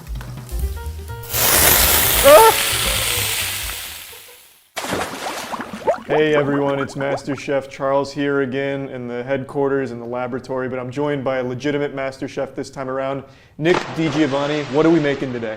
We are making filet mignon with a red wine reduction and mashed potatoes. Perfect. So I'm going to be making my own version based on how he's doing it, and I'm going to see how it compares to like an actual high quality chef. You ready? Yeah, I'm ready. Let's ride. You cooked steak before? Nope. No, I never have. You literally never have cooked No, steak. the only meat I've cooked is chicken. And you're jumping in the nicest kind that you can get. Yep. Okay. Do you have a fry pan? Middle drawer. Middle drawer, yep. Perfect. I'll give you the small one. Okay. Okay, I'll take this one. Thanks to Opera GX for sponsoring this video. Opera GX is just the optimal browser for not only gamers, but just anyone with a pulse, honestly. Ever since switching to Opera GX from Chrome, I've never looked back. I've been using it for about a year now exclusively, and it's just a much better browser.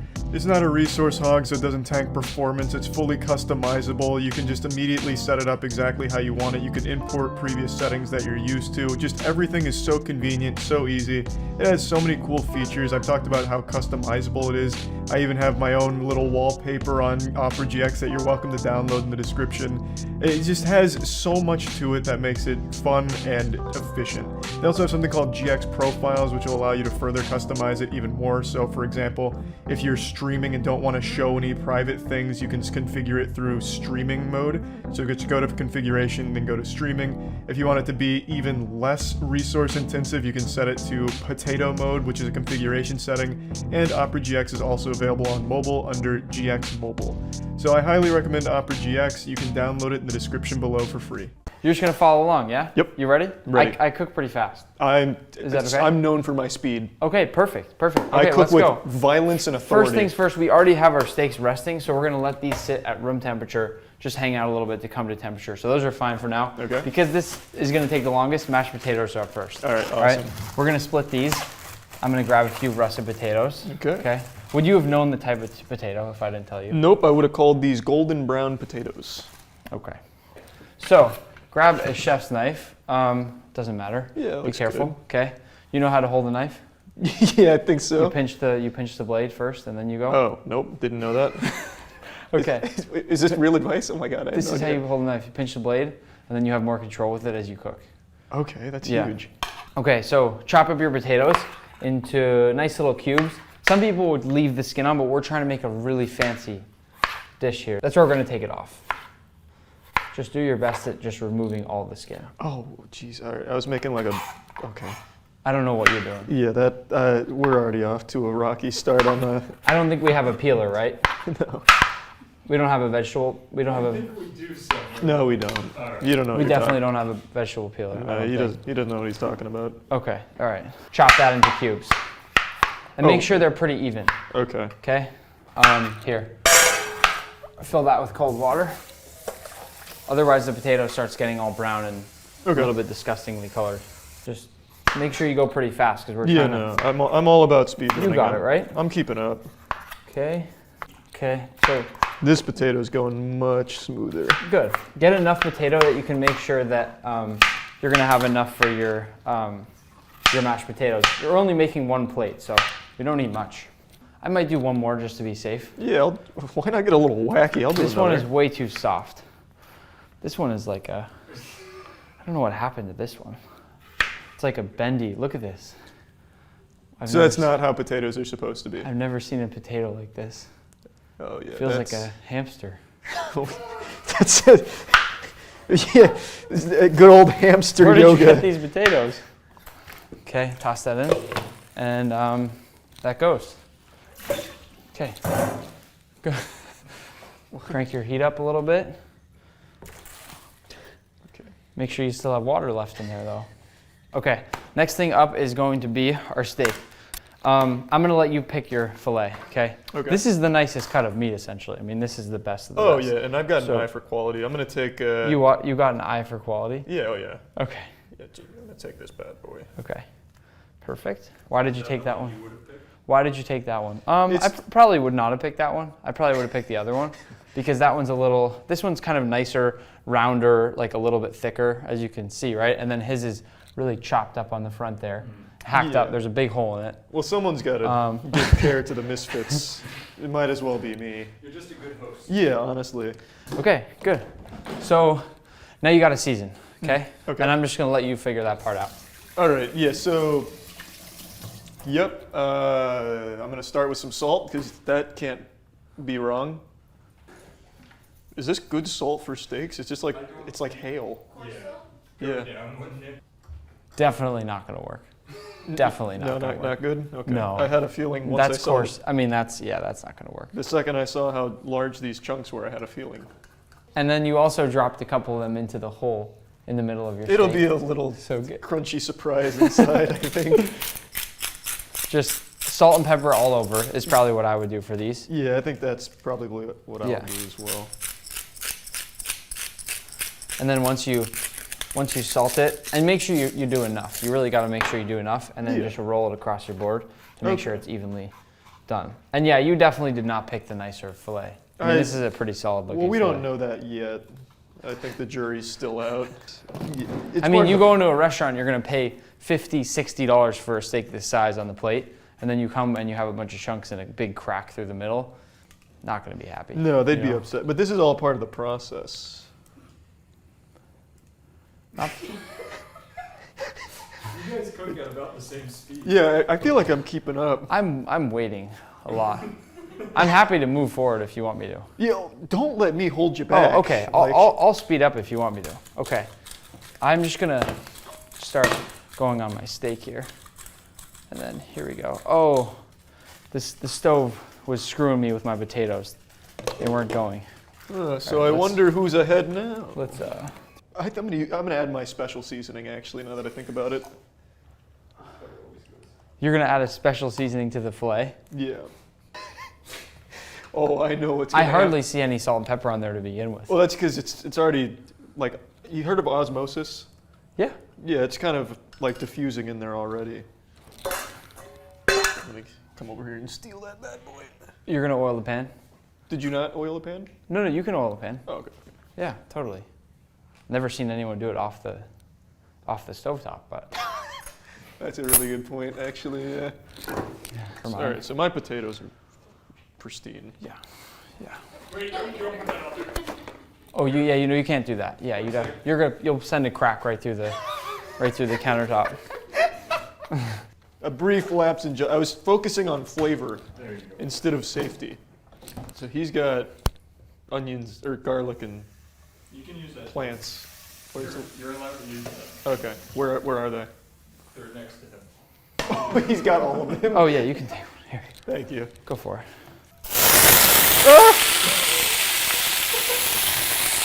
Unbelievable. Yeah, no, I'm fine.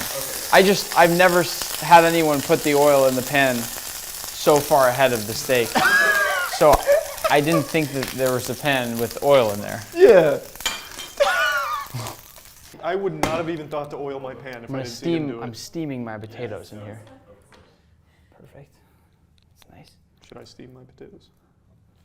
It's too late for that. Left them sitting in the water, getting waterlogged. That's a great point. Okay. Okay, so I think the garlic's good.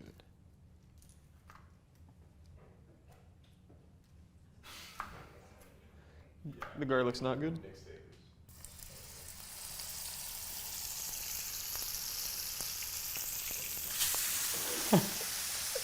Good. Not bad.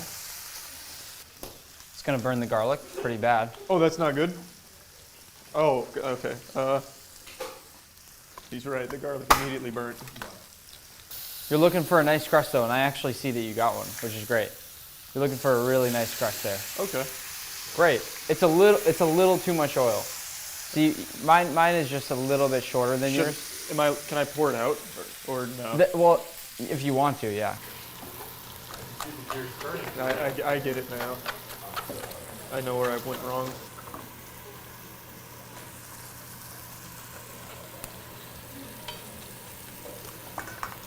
How you feeling? I'm feeling pretty good right now. Like, how are you feeling against me? Like, do you think that you're gonna have a better final product? I think there's a 0% chance of that happening. That's a pretty good. What do you think of the crust? Not bad. Oh, that's pretty good. What do Yeah. you think? Let me see. Nice. Really super uneven though, right? Yeah. Like look at the top, look at the bottom. How do I fix that? Like here, I'll show you a good graphic of how uneven it is. Right? Yeah, it's. See the even sort of the crust on this side is pretty even, Yeah. top and bottom. That's Is what that you're just from looking like tending to it? That's just because, no, I mean, you can let it do most of the work for you, but it's because I flipped it, hopefully at the right time, you know? And I had them similar on either side, and I kept pretty constant heat going throughout the entire cook of the steak. Okay. If that makes sense. How do you take a temperature of the steak? Because this is looking like. I mean, I usually just do it by sort of squeezing the side. Like a. I like to touch and squeeze the side of mine, and kind of, you can sort of feel if it's done. Okay. I definitely won't be able to do that, but. Yeah. The other thing is that you can take a knife and you can stick it into the side. Let me see that. You can stick it into the side of the steak. I mean, this is not the best because you don't want to tear the muscles apart in there, but you can kind of put a knife in the middle and like rest it in there. And then after a few seconds, you kind of pull it out. And if it's warm in the center, right? A warm pink center is what you're going for. Okay. And you're done. I mean, your oil is like dark black and pretty, I mean, I don't really know what to tell you. That doesn't sound like a glowing review, to be honest. Do you think, just off that preliminary attempt on my steak, do you think it's pretty much done I mean, here? your steak is just jet black at this point, right? It I looks mean, like it is just jet black. I mean, show the other side of the camera. It's pretty dark. Here, you can do a comparison. Like you got kind of more of a golden one, and then like a pretty. So you've gone a little bit. Yeah, I mean, I'm almost nervous about setting the fire alarms in a different building, not even this one. Yeah. Okay. I would take care of your mashed potatoes a little bit. Make sure those are done and ready to go. Okay. You're probably right. Huh? Oh yeah, no, I'm just mashing a bit more. Season. Mine are also done.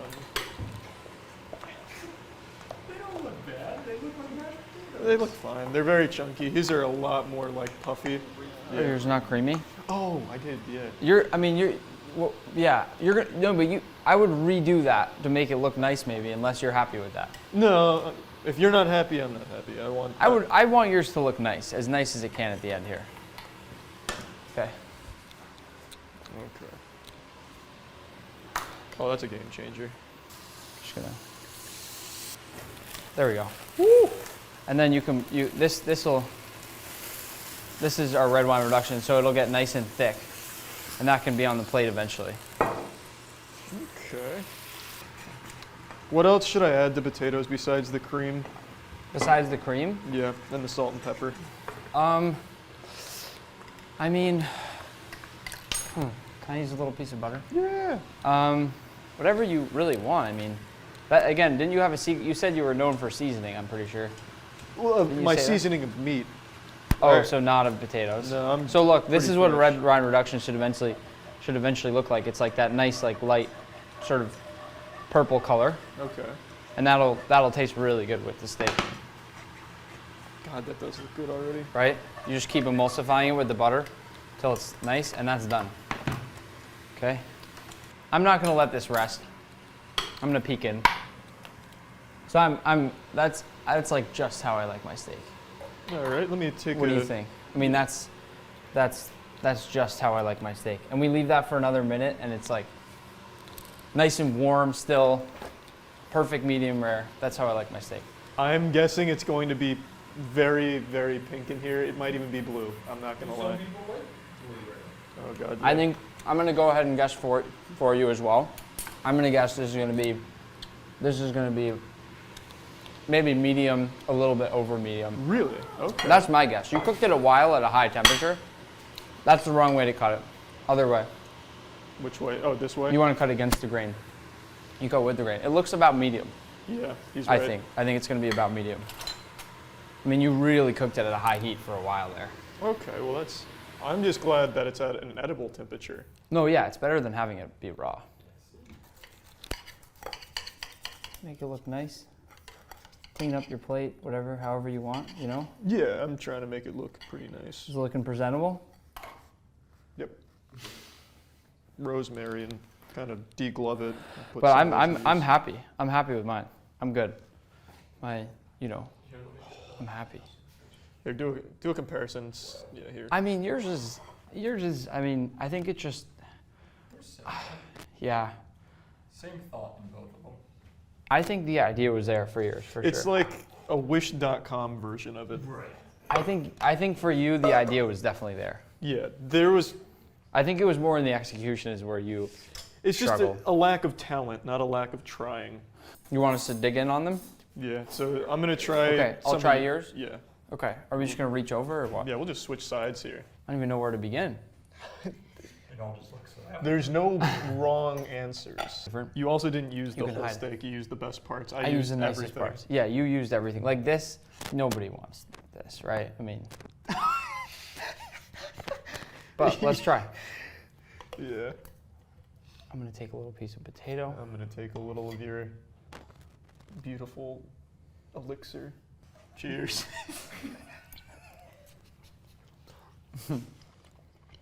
That's good. Now, how's mine? Like I said though, if you don't look at the appearance of it, it's great steak. I mean, you didn't ruin the steak. If you let me cut the steak, or if you learned how to cut it properly, you actually could have made it okay.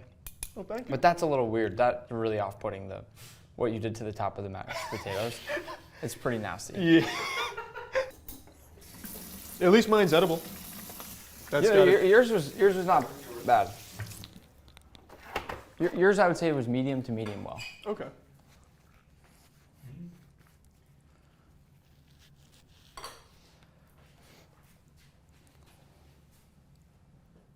Yeah? It's not bad. All right, fuck You yeah. cooked steak and potatoes. Nice. This is the whole reason we had you come. So that I could get your steak. Yeah, his is really good, Matt. Just a heads up. I'm so excited. So which is better, you think, huh? Yeah, I know. This was a lot of fun, though, man. Thank you. This was awesome. Thank you so much. So I've never even tried cooking steak, so the fact that you got me did to a it. point where it worked is impressive in and of itself. Like I said, if you cooked it, if you cut it the right way and focused on it a little bit more, it would have actually been pretty good. Thank you, man. Hey, I appreciate Good you work. coming out. I'm gonna give you a high five because that was awesome. Thank you. Bye, everybody. Please check out Nick DiGiovanni's channel on YouTube and TikTok. Initiating moisture.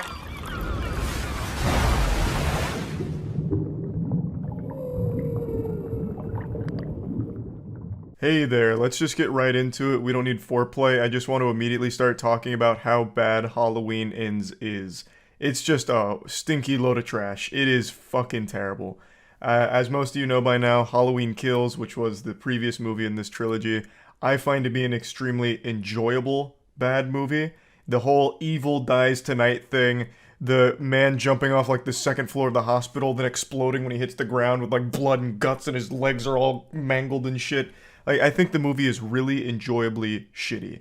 And of course there's that iconic scene in the car where Michael Myers like kills them, kind of, but mostly the people in the car start killing themselves by accident.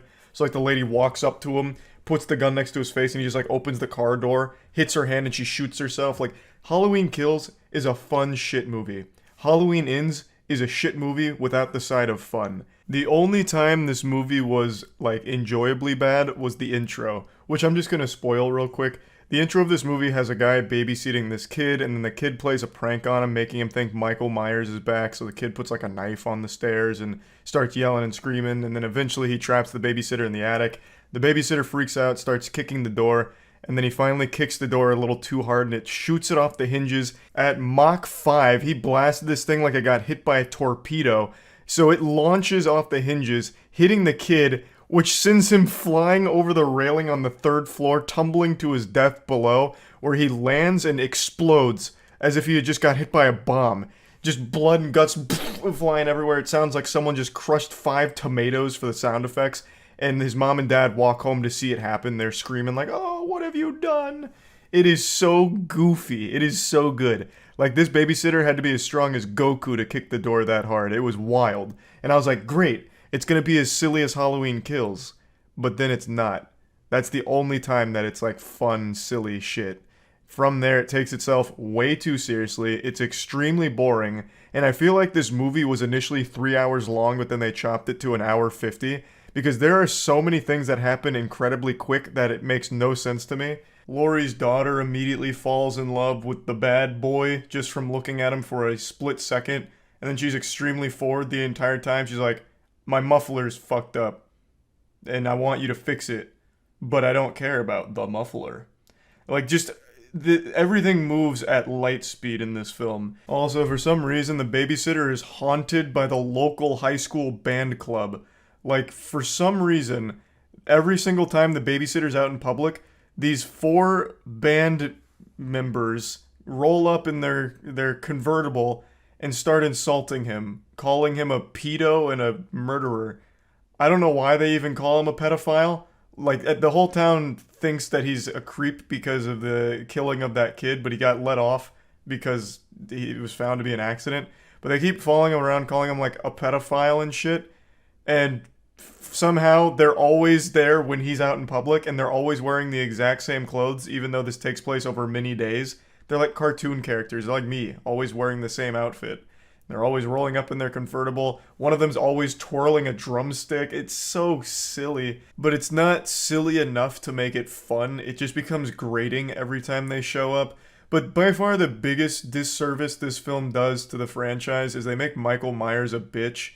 Michael Myers in the last movie, at the very end, is like, he's the incarnation of evil. Pure, unstoppable evil. The boogeyman in your nightmare. The hemorrhoid in your butt. It's Michael Myers, and he'll stop at nothing until evil spreads like a plague. And in this movie, he's just hiding in the sewers, and he's like really, really weak. I don't know who cares about spoilers. I'm still going to try and avoid them to the best of my ability. But Michael Myers he's like an injured, wounded animal. So he's in the sewers. Eventually, the babysitter finds him, and for some reason, Michael Myers lets him go. And then the two become like a buddy cop team where Michael Myers is like training the babysitter. I think the idea was by looking into Michael Myers' eyes, his evil possessed the very soul of the babysitter. But that's still not good. Like, it's still dumb to look at. Why all of a sudden does Michael Myers look inside of him and take him under his wing like a son? It's still stupid. They make Michael Myers not scary or cool or intimidating in here. And Michael Myers himself actually doesn't do anything at all in this movie. Like, pretty much nothing. He has only like 2 scenes. The rest is spent elsewhere on things nobody cares about. Like, I felt like I was watching a TV filler episode for the majority of this movie.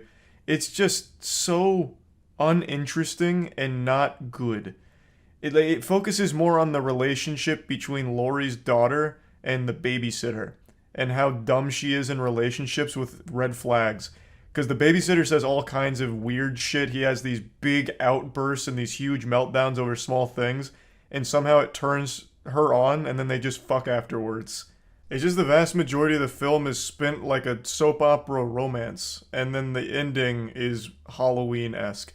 There are enjoyable kills at the end, when stuff actually happens, like the way he kills a guy with cutting his tongue off and then having it rotate around a spinning record on air is cool, I guess. Like, there are like fun moments and there are some like gory kills, but only at the very end.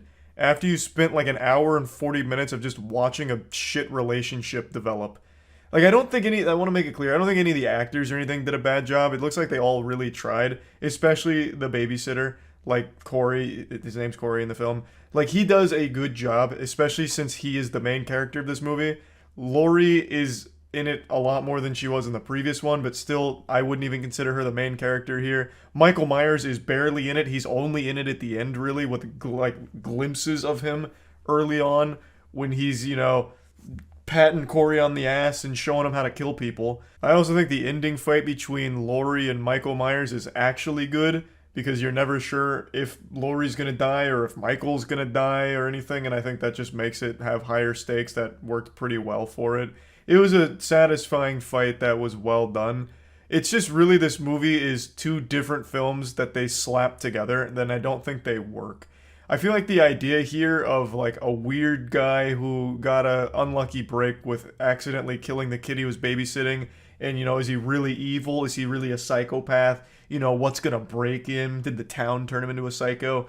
Could have been an interesting idea if it was executed better, but it's not. They don't even really, like, they touch on it, but they don't really put a whole lot of effort into developing that theme. It again just falls into focusing on like a romance that blossoms poorly. It's just not good. It's really not good. And it's certainly not good as like a Halloween horror movie or anything. Because it's not, like I said, it's not even really a horror movie. There's only like 4 scenes of violence. Everything else is romance. And tension's the wrong word because they don't build tension. But watching a man be weird. Just an old putrid pile of shit, unfortunately. Plugging Halloween ends into the moist meter. I'm giving it a cool 25%. Real shame, I was expecting it to go as hard as Halloween Kills and really lean into the over-the-top violence and like comical action. You know, Michael Myers is just this fucking killing machine that's creatively executing everyone in town for seemingly no reason, an unstoppable force of pain and misery. But that's not here. That's not this movie. This movie is mainly like a romance film overall, which makes no fucking sense for it. That's really about it. So yeah. You wouldn't pull that stunt at Waffle House. Oh my god, so true. Oh, you just reminded me. I saw a video, was it last week or the week before? Fuck. Shit popped off at a Waffle House, as it does every day. But they fought by throwing every single pot and pan they had behind the counter at each other. Does anyone know what video I'm talking about, and how can I find it? Because that shit was crazy. I've never seen so many like objects flying through the air. Beef for breakfast wasn't what Christopher Campbell wanted when he placed his order at Waffle House. What a okay, hats off to the local news here. Beef for breakfast, huh? I like that. What an immediate hook into the story. Good shit. Campbell says that's the sound of a juice bottle knocking his cap off, barely missing his face. It was the worst experience of my life. I literally thought to myself, like, wow, I'm a Waffle House victim. Although the manager apologized for what happened, I'm very sorry. I'm very sorry. Campbell believes. Yeah, is Waffle House known for anything besides fights? I can't imagine. That's like all anyone ever goes to Waffle House for is fights and then maybe like a waffle. Where the fuck is that video though? They had like 1,000 things flying through the air. I'm talking pots, pans, salt shakers. How can I find that video? It wasn't that long ago. Not this one, but there is a lot being thrown here.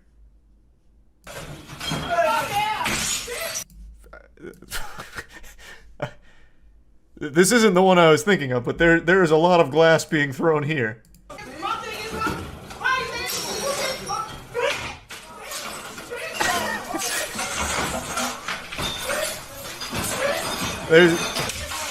I feel bad for the rest of the customers. There's gonna be no salt left.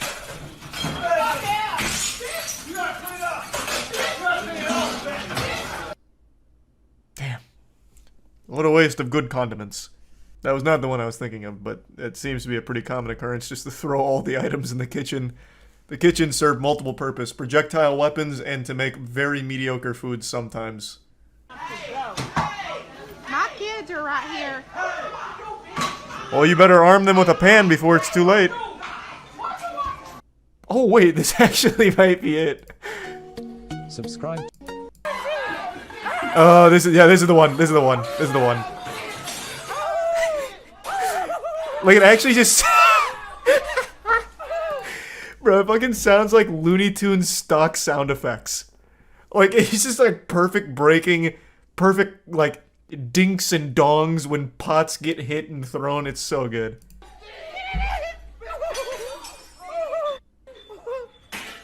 Oh, that wasn't even a spirited toss. Oh god, watch out! No, come back! You haven't finished your waffle. Then break a plate over their head. Luckily, the last thing you need at Waffle House is a plate. The #1 item they should have is like boxing gloves for you. Really throw it down efficiently. They seat you by weight class. Here's our featherweight table. You can fight anyone in this section. But if you cross over here, you're getting 5 plates thrown at you. Yeah, I've been to Waffle House probably only like maybe like 8 times in my life. I haven't seen any crazy shit. I've heard arguments, but I had never seen like actual crazy shit, and I think it's the time, because the only times I've ever been to Waffle House, even when I was younger, it was late as fuck, because they're always open somehow. I'm pretty sure they stay open during hurricanes, if I remember correctly. They have a corporate philosophy that if there's a hurricane or a storm, they try and get their stores open. It doesn't matter if they don't have power. It doesn't matter if you don't have gas. Yeah, that sounds like Waffle House. Yeah, if Waffle House is closed, something has gone awry. Something has gone wrong. Come hell or high water, Waffle House will be open somehow. Cooking waffles on pure hope. Yeah, they just rub the waffle between their hands really quick and hope to like get enough friction to heat it up somewhat. It amazes me how this is legal. I think Waffle Houses are just like a government-sanctioned fight club. Like, I don't even think they're formally recognized as a restaurant chain. It's just kind of like the Octagon, but in a more official capacity. Like, instead of the Thunderdome, we have Waffle House. Because if you go to a Waffle House, it's almost set up for a fight. It's like, it's an ingenious design, honestly, that's super conducive to like a full-blown brawl. Because the kitchen is right in front of you, but it's also sectioned off. So you come in immediately looking at the kitchen, so you have all of your weapons right in front of you that you can immediately start scoping out in case things get a little hectic. And then you have nice hallway right in the entrance, and then 2 side wings for like a brief respite, so you can go to like one of your corners, get some water, maybe get a waffle in between rounds, and then come back to the middle and throw down again. They're the PvP enabled zone. Yeah, pretty much. Look up Waffle House Index. What's that? Is that a video or like a philosophy?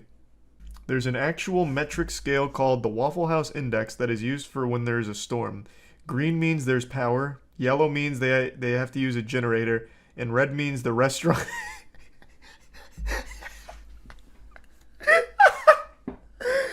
And red means the restaurant is completely destroyed. And red means the restaurant is completely destroyed and cannot be opened. So the only time a Waffle House won't be opened is if it is completely fucking crumbled to the ground and covered in debris and ash.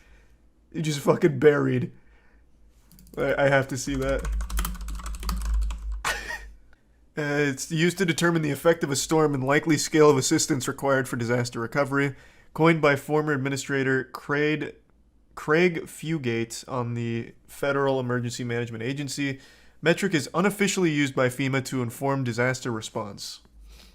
The index is based on Waffle House reputation for having good disaster preparedness and staying open during extreme weather or reopening quickly afterwards. If you get there and the Waffle House is closed, that's really bad. Bro, this is the head of FEMA saying that. Levels. The index has 3 levels based on the extent of operations and services at the restaurants following a storm. Green, full menu. Restaurant has power and damages. Did the stream go fully down or just pause? Because I had myself a little Waffle House code yellow here. The internet blipped. Who signs up to work there? What, at a Waffle House? Man, I think that'd be an incredible place to work. Like, the food's super easy to make, and you just get to watch people fight. As long as they're not picking the fight with you, I'd just be, like, the most agreeable employee there ever.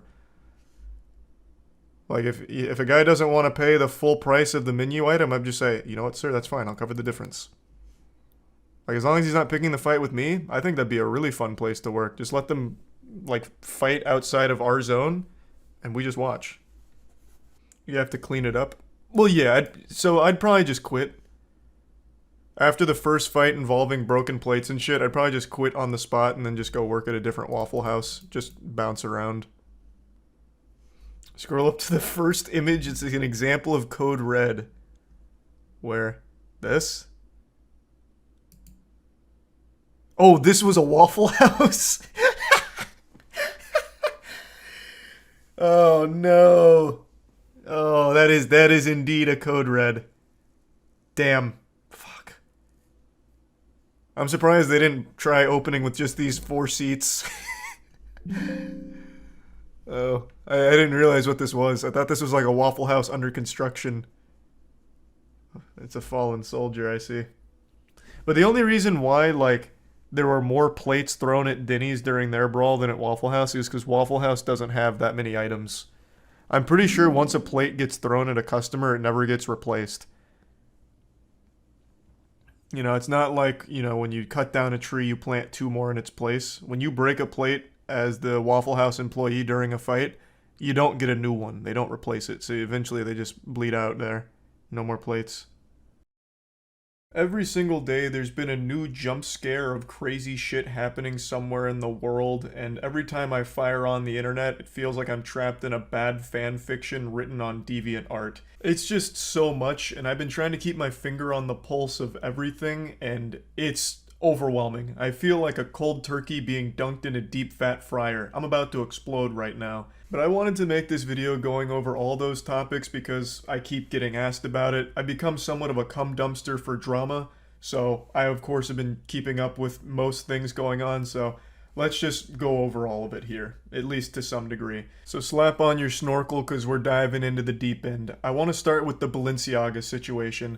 Balenciaga is a high fashion brand that I'm sure all of you have heard of at least in passing before, and they recently ran a really disturbing ad campaign where they had a photo shoot involving children holding their favorite toys, but those toys, in some cases, were a plush teddy bear in BDSM gear. There were some other awful ones as well, but that's the one that stood out to most people because it was actual BDSM gear, and also a little girl was surrounded by like wine glasses and a spiked dog bowl. It's fucking awful stuff. I don't know who in their right mind came up with this idea or how they okayed this. They must have brought Jeffrey Epstein back with necromancy and asked him for some input on their next ad campaign, because this is bafflingly awful. And Balenciaga put out a pretty bizarre statement about it by making the claim that kids were never even supposed to be involved in that photo shoot with the BDSM bears.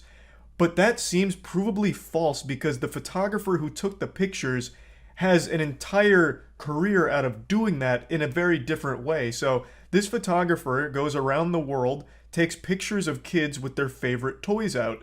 And that seems to be what they did here for Balenciaga, but the toys they made the kids put out were the BDSM bears, the spiked bowl, and shit like that. The photographer, Galimberti, also came out and said that he had no say whatsoever in the items that were displayed or anything. He was just instructed to go to set and take the pictures in his signature style. So it seems it was a Balenciaga decision, not a him decision. From what I can tell, the photographer takes these pictures of kids and their toys, and it's supposed to be like a wholesome thing, but with Balenciaga, they completely bastardized that and turned it into something very fucking different.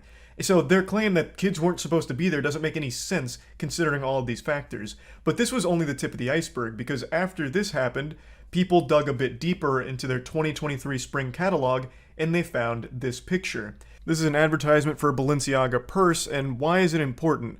Well, all of those papers that look like a tornado just hit and they're thrown all over the place aren't visible except for one. And if you zoom in on that picture, you can see that it's a 2008 Supreme Court case involving child pornography. And I want to shout out Mudahar here because he did a great job covering all of this. So if you want a deeper look into this whole situation, I highly recommend going to his channel, Some Ordinary Gamers. And that piece of paper that's visible in the shot is all about this case right here, which focused on child pornography as well as like promotion and advertising, shit like that. It's a very weird thing to have in a Balenciaga ad, especially when coupled with their last photo shoot using those little girls. So obviously these two things together made people very upset and very concerned with Balenciaga, like why the fuck is this happening? And Balenciaga responded by suing the ad company that ran the purse one that had the child porn document, calling it extraordinarily reckless and looking for $25 million after the damage that the photos have done to their brand. Now, Balenciaga certainly isn't blameless here. Like, Balenciaga didn't just pass these things off to the ad firm here and let them run wild, Hulkmania running wild on their brand without any say-so from Balenciaga. There's no shot. They wouldn't just let them make their own shit and then publish it without Balenciaga ever coming through and approving it. They had to thoroughly go through these things, I imagine, in order to give it the green light. Is it possible with the purse one that they didn't bother to look at that document that was showing? Maybe, but that's still, Balenciaga bears a lot of blame there. Take more time to make sure you haven't just been bamboozled by this ad company. And in the other case with the photo shoots involving the children, Balenciaga seems to be the one that was behind that and then just brought a photographer on to take the pictures. Like, that one's entirely on them. So, with that in mind, it's kind of easy to see why people connect the dots that Balenciaga is, for some reason, trying to promote their brand using children in a very inappropriate manner. So that's kind of the gist on that situation, and I'm going to just go ahead and move on to the next one. But again, if you want more information on it, I do think Mudahar from Some Ordinary Gamers does a great breakdown. But moving on to the next one, this one isn't nearly as serious. The new Mario trailer dropped, and everyone asks me what I think of Chris Pratt's voice. But before I get into that, I'll go ahead and address the Christmas tree being absent in the background. Io is obsessed with eating the branches, which of course is not good for a cat's digestive system.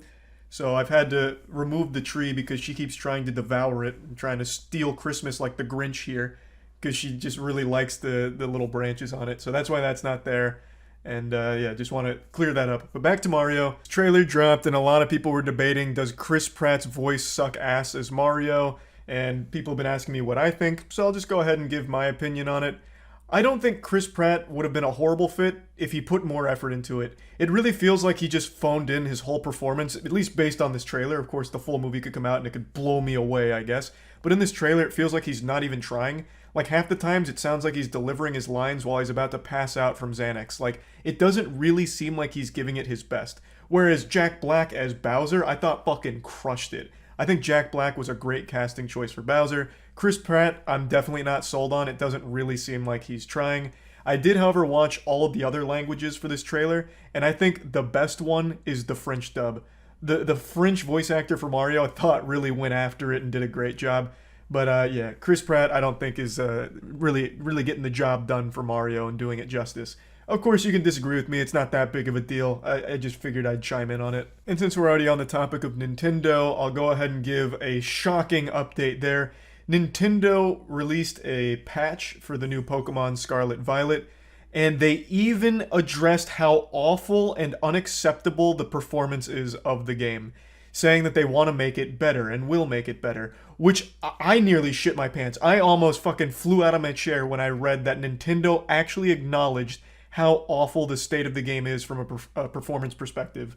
Now, I've said I do like the gameplay of the game, and I understand a lot of people do, but the performance is still unacceptable. Running at 2 frames per second most of the time and having so many bugs and glitches and so many issues, it's definitely not a $60 game with polish. And Nintendo actually acknowledging that is crazy. But one thing they failed to acknowledge is the shutting down of the Smash World Tour, which they did a little over 24 hours ago, coming up on 48 hours actually. Shutting down one of the biggest Smash Brothers circuit that's ever happened, only a couple weeks before it was finally about to wrap up.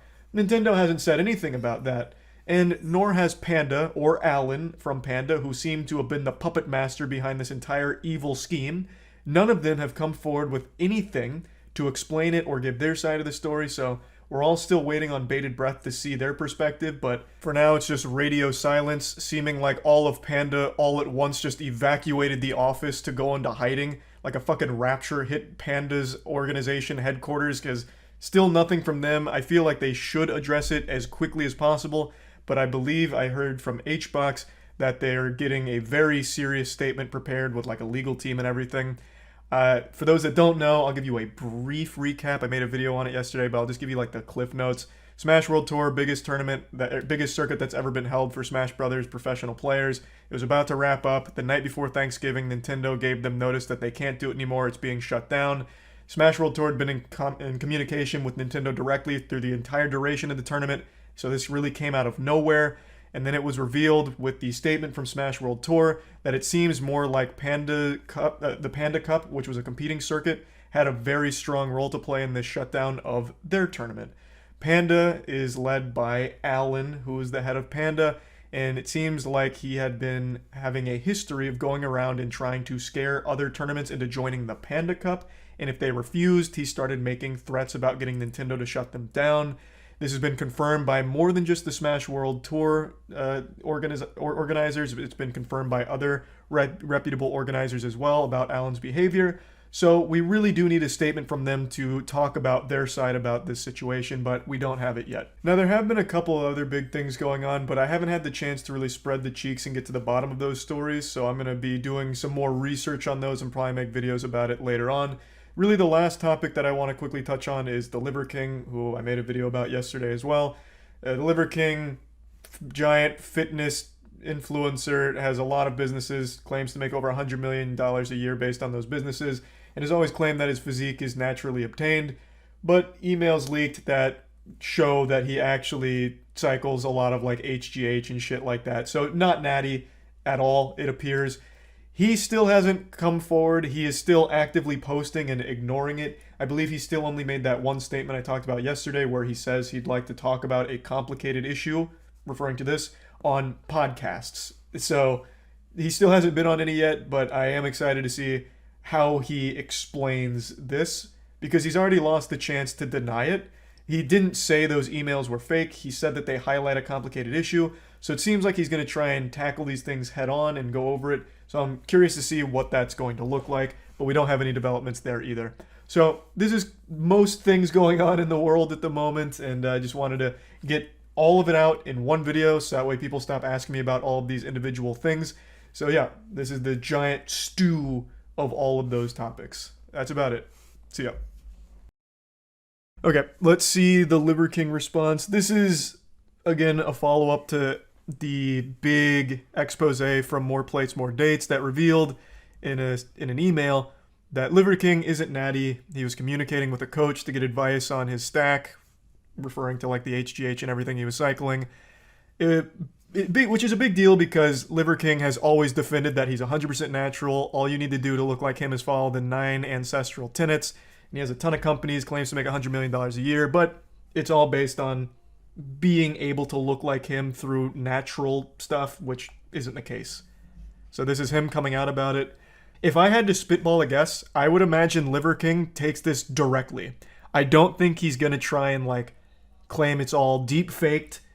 He's not going to claim it's reptilians behind the scenes of the puppet master that faked the emails. He strikes me as someone who's going to try and take it head on and just hope that the majority of his audience doesn't care. That's my guess. Primal, I'm making this video to apologize. Because I fucked up. This is kind of quiet. Because I'm embarrassed and ashamed. I've stated that this is a complicated as fuck topic, at least to me it is, because before social media, I was rich and anonymous, and after social media, I'm still rich, but no longer anonymous, and I never expected this kind of exposure. That was very frank. In the public eye. That's what I mentioned briefly in the video. Way before he was the Liver King, he was still super rich. Like, he was still very rich. Clearly, I did it wrong. And I'm here now to set the record straight. Yes, I've done steroids. Classic YouTuber sigh. And yes, I am on steroids, monitored and managed by a trained hormone clinician. Liver King, the public figure, was an experiment to spread the message, to bring awareness to the 4,000 people a day who kill themselves. The 80,000 people a day that try to kill themselves. Our people are hurting at record rates with depression, autoimmune, anxiety, infertility, low ambition in life. This is all very sweet and everything, but you deliver a message and then sell products based around the message, of which you just admitted a large portion of it, your physique, is a lie. Now, if you were just like a motivational speaker or just like a normal YouTuber, Instagram guy who delivers positive messages, that's one thing. You being on steroids and everything, like, that's not that big of a deal. But the fact that you constantly defended being natty and sell all these programs based around it, and then aren't actually the result of those things you talk about, is pretty misleading. Which he does admit, but spinning it as like this positive thing where I'm only here to try and help all of these people who are struggling isn't super genuine when you're making so much money off them. Like, you could still just be delivering that message for free. They don't need to like pay for it if your main goal is to just deliver a positive message. I appreciate like the very upfront honesty. Like, yep, I am on steroids. He didn't try and tiptoe around it. He just came in there and spread the cheeks wide open and letting us see the filthy truth on it. That's admirable. But this immediate spin about how it's all for the people that are struggling and wanting to kill themselves, that I don't put much stock into when you're making so much money off of these programs. Like, that's clearly not the main goal when you're very much taking as much money for it as you can. Hey, Charles here with a little post-game aftermath reflection. After watching the video, I get the impression this is more of an I'm sorry I got caught situation as opposed to an I'm sorry I did it. I'm still not 100% sure, but after watching it, that's more the vibe I got. I wanted to put this towards the beginning of the video just to get this out there before continuing with the apology video. And I want to also let it be known that this isn't some shocking revelation. No one heard that Liver King was on the juice and was like frantically Googling for the evidence because they couldn't believe it. Like, pretty much anyone with eyes and anyone that knows anything about fitness realized that his body wasn't naturally achievable. Like, Jesus Christ, just look at his abs. They look like Lego blocks. That shit looks like it's made out of titanium. You could hit it with a sledgehammer and it'd probably just break the sledgehammer.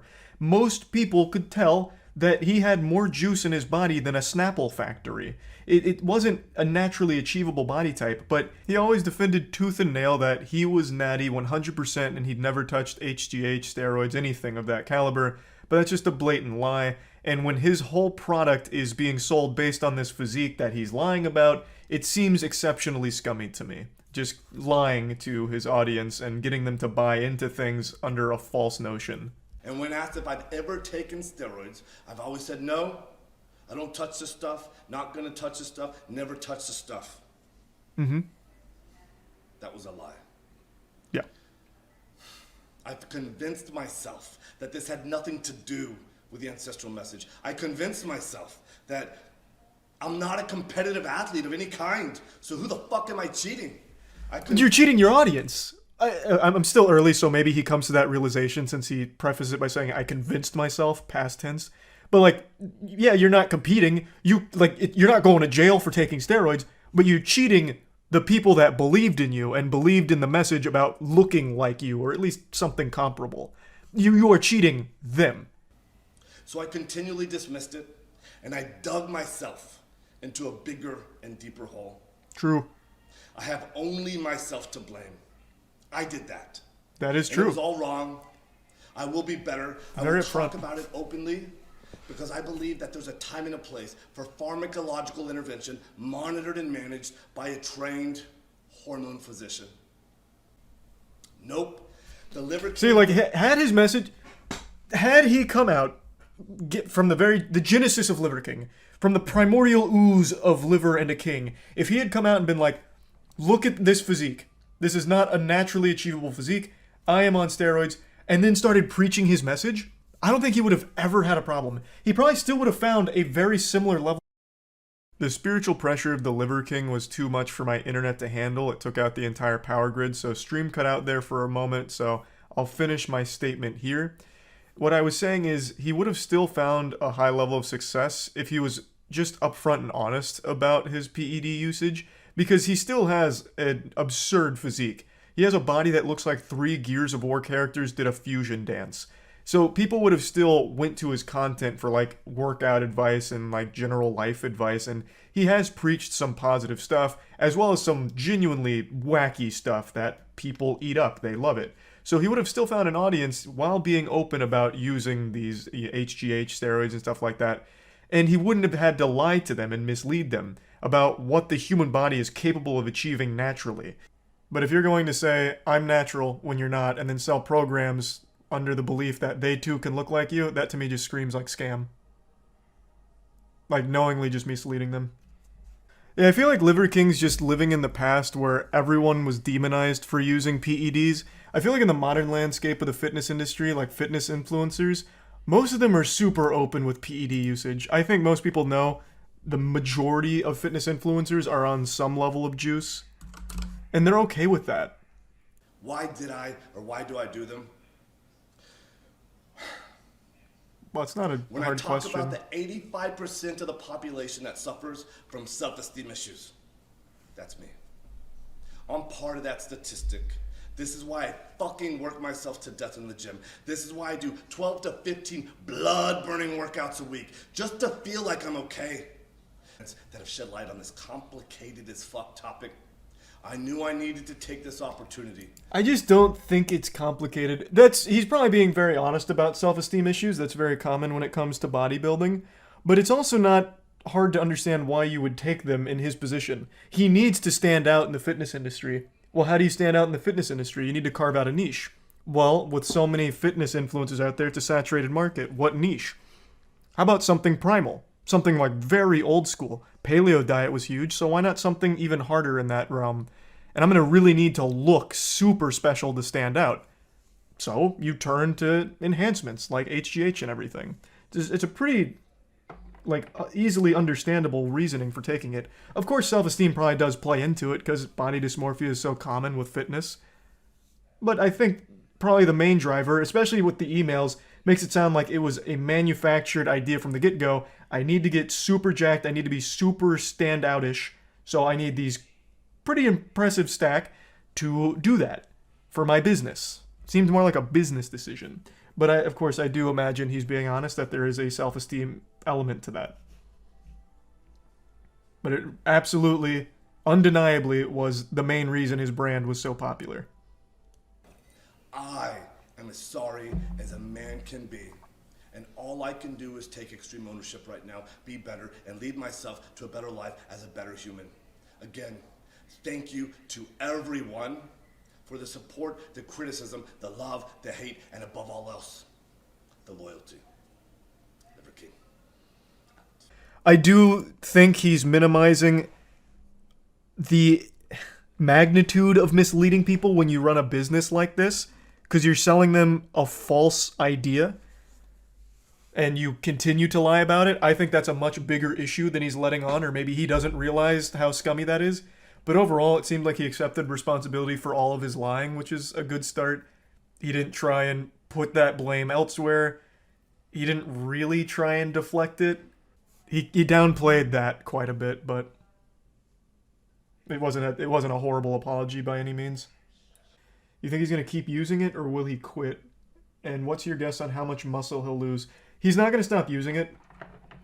I still think, even though his audience, judging by the comments, is very much on his side, if he didn't look like this, they would probably stop watching. And he knows that, so he's not going to stop. I think he's just going to be more open about it. I think that's the only path forward for him, but I don't see a world where he stops using. You all know how much I love awful YouTuber apology videos, but today I've got something truly special to show you. This is the magnum opus of saying I'm sorry. It doesn't come from a YouTuber either. This comes from a basketball player, and he completely redefined the apology video meta. He made an entire apology documentary. I'm talking about Draymond Green. Now, I don't know how many of you are some red-blooded American, brewski-boofing, patriotic sports fans, but I'm going to break down the situation for those of you that aren't and don't know what I'm referring to. Draymond Green is a professional basketball player, plays for the Warriors, and recently he was filmed in practice punching his teammate after an argument. I can't show the video because YouTube will probably age restrict it for shocking and disturbing content, which it's not. So I'll just paint the picture with words here. So Draymond Green and Jordan Poole are at practice, and then some words get exchanged between the two. I can't read their lips, and the quality looks like it's straight out of 2001 off of a goddamn Motorola Razr, so the quality's fucking abysmal. Don't know what they said to each other, but they were some not nice words being exchanged. Perhaps Jordan Poole hit him with a SpongeBob reference that he didn't appreciate, something like, "Hey pal, you just blow in from Stupid Town." Then Draymond Green gets up in his face. Jordan Poole pushes him off, and in response to that, Draymond Green fucking cranks a mean one and lets a go-go gadget extendo knuckle sandwich fly, absolutely blasting Jordan Poole. I don't think it was a full-blown knockout, but Jordan Poole did hit the ground hard. Like, he went down harder than the UPS delivery driver throwing my packages at the door. But this is where this fight started and stopped. The team separated the two of them, and the video was leaked to TMZ, and this became a huge deal in the entire sports world. Afterwards, Draymond Green did issue an apology publicly, saying he was sorry for the whole situation and how embarrassed he was by it. But clearly he wasn't embarrassed enough, because he decided to shamelessly make a documentary about this whole situation as well. The man made a full-blown goddamn Michael Moore style documentary on his punch of his teammate. It's so weird and goofy. I'm going to show that to you now, at least bits and pieces of it. But I also want to let you all know, if you're not familiar with Draymond Green, the guy has a reputation for being a bit of a douchebag. If you just type in Draymond Green hitting players in the nuts, you can watch full compilations of how many times he's kicked other basketball players in their ball sack. He's made a habit out of it. There's one player in particular, Steven Adams. I believe he's kicked him in his fucking jewels 3 times. 2 times in one game, if I remember correctly. So he's got a reputation for being a bit of a dirty player and a bit of an asshole. So this was just a nice cherry on top of that already pretty bad reputation. On October 5th, Draymond Green and teammate Jordan Poole got into a verbal altercation during practice. The incident ended with Draymond punching Poole in the face. Yeah, they pulled out all the stops for this one, all the bells and whistles. They got a professional voiceover here, making it sound very official, professional. And you would think most people in general would want to move on from a controversy like this. Just, apologize, put your head down and ignore it, so that way it will hopefully go away faster. But for some reason, Draymond and the whole team that put this piece together really like to roll around in the drama of this, making it a spectacle. I don't know what they thought was a good idea about this, making a documentary to explain the punch. It's totally unnecessary. I think everyone understands what happened here. Draymond got upset and punched his teammate. It's very simple. It's like the simplest story ever told. Yet they're making it seem like a very complex issue with very many moving parts to it that we don't fully grasp, thus need a documentary to explain it to our little idiot brains here.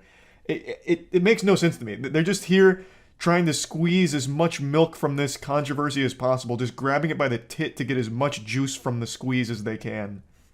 I think you're initially upset, pissed off, which is why you have the reaction you have. You don't say. The reason you punch people is because you're upset and pissed off? Fucking truly groundbreaking revelations here. My third eye is open. My mind is being expanded. Just please slow down here, Socrates. We're tackling some very profound and deep things now. You're telling me there's a correlation between being upset and punching someone? No, what? Part of the process of why did this happen? And walking yourself through why. The different things that can get you to why what took place actually took place. It's not that deep. I wasn't even there and I could tell you why this happened. Because he hurt your feelings and you lashed out, you had a little temper tantrum and punched him. It's not a confusing situation that needs like a deep explanation. The only question I'd be asking is, why didn't you aim for his nutsack like you normally do? Now that you process what just happened, now you've processed the why. Now how do you feel and what do you feel about it? What in the fuck are you even saying? Jesus Christ, you punched your teammate. That's it. I don't think after the punch you immediately went into a sensory deprivation tank to meditate on it and really dig deep into the weeds and figure out, well, why did this happen and how am I feeling about it? Like, did you go immediately and see a psychiatrist or something? Like, what are you going on about here? Jesus. Imagine Jordan Poole. You get punched and the guy who punched you makes a documentary about it. You already know Jordan Poole and the rest of the team are laughing at Draymond Green for this one. And rightfully so. The man is the protagonist of premium cringe right now. So you get at a time, you give it some time to allow people to throw their opinion out, which quite frankly, I don't care about people's opinion. Yeah, this really seems like someone who doesn't care about people's opinion. He cares so little about your opinion that he made an entire documentary whining about the situation. That's how little of a fuck he gives about what you think about him. Now please, shed some tears for this forgiveness documentary he's made. I don't spend much time, I don't really read many tweets at all. And so I was just at home chilling with my children. If you want me to be honest with you, I still don't know how much the world may think it blew up. Sparked by the leak of the video, the incident did blow up. The classic, oh, I wasn't even paying attention. I didn't think it was a big deal. I was at home with my family being a loving father, and in fact, I'm one of the best fathers on the planet. I'm not a bad guy. In fact, I was just so preoccupied being the best dad of all time that I didn't even stop to notice that people were upset at me for a video that was taken or something. I don't even know if it was a big deal at all. I apologize to his family. For me, that is the task at hand, to rebuild trust in our locker room. I felt as a man, I felt as a leader, that I will do everything that I can to make this right. That's a clip from his public apology when this first started blowing up, and I actually thought it was fine. He said, I'm sorry to Jordan, his family, his team, and then explained how he's going to try and make things right and make things better and get trust back in the locker room. And then a week later, he makes this absolutely insane documentary about the punch. So clearly something went awry there. The first response he had, I think, was okay. He's just like, you know what, I fucked up. It is what it is, and I'm sorry. And now he goes full Hollywood here, sniffing his own farts, and makes a documentary surrounding this punch. It's on me to make sure we're headed that way. Time clarity, you know what it is, I know what it is.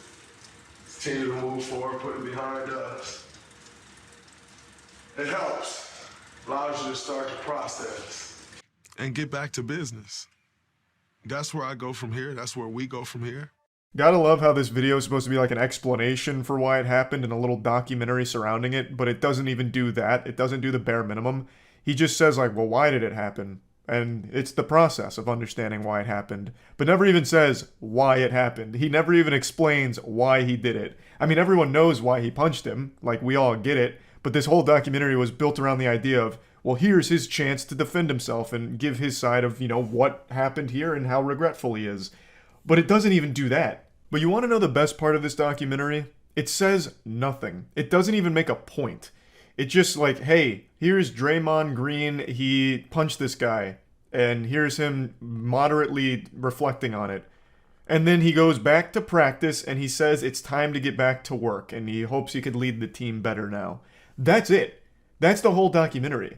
It has no purpose whatsoever. It's mind-blowing that this got made, but regardless, that's pretty much where the documentary ends. It's very silly.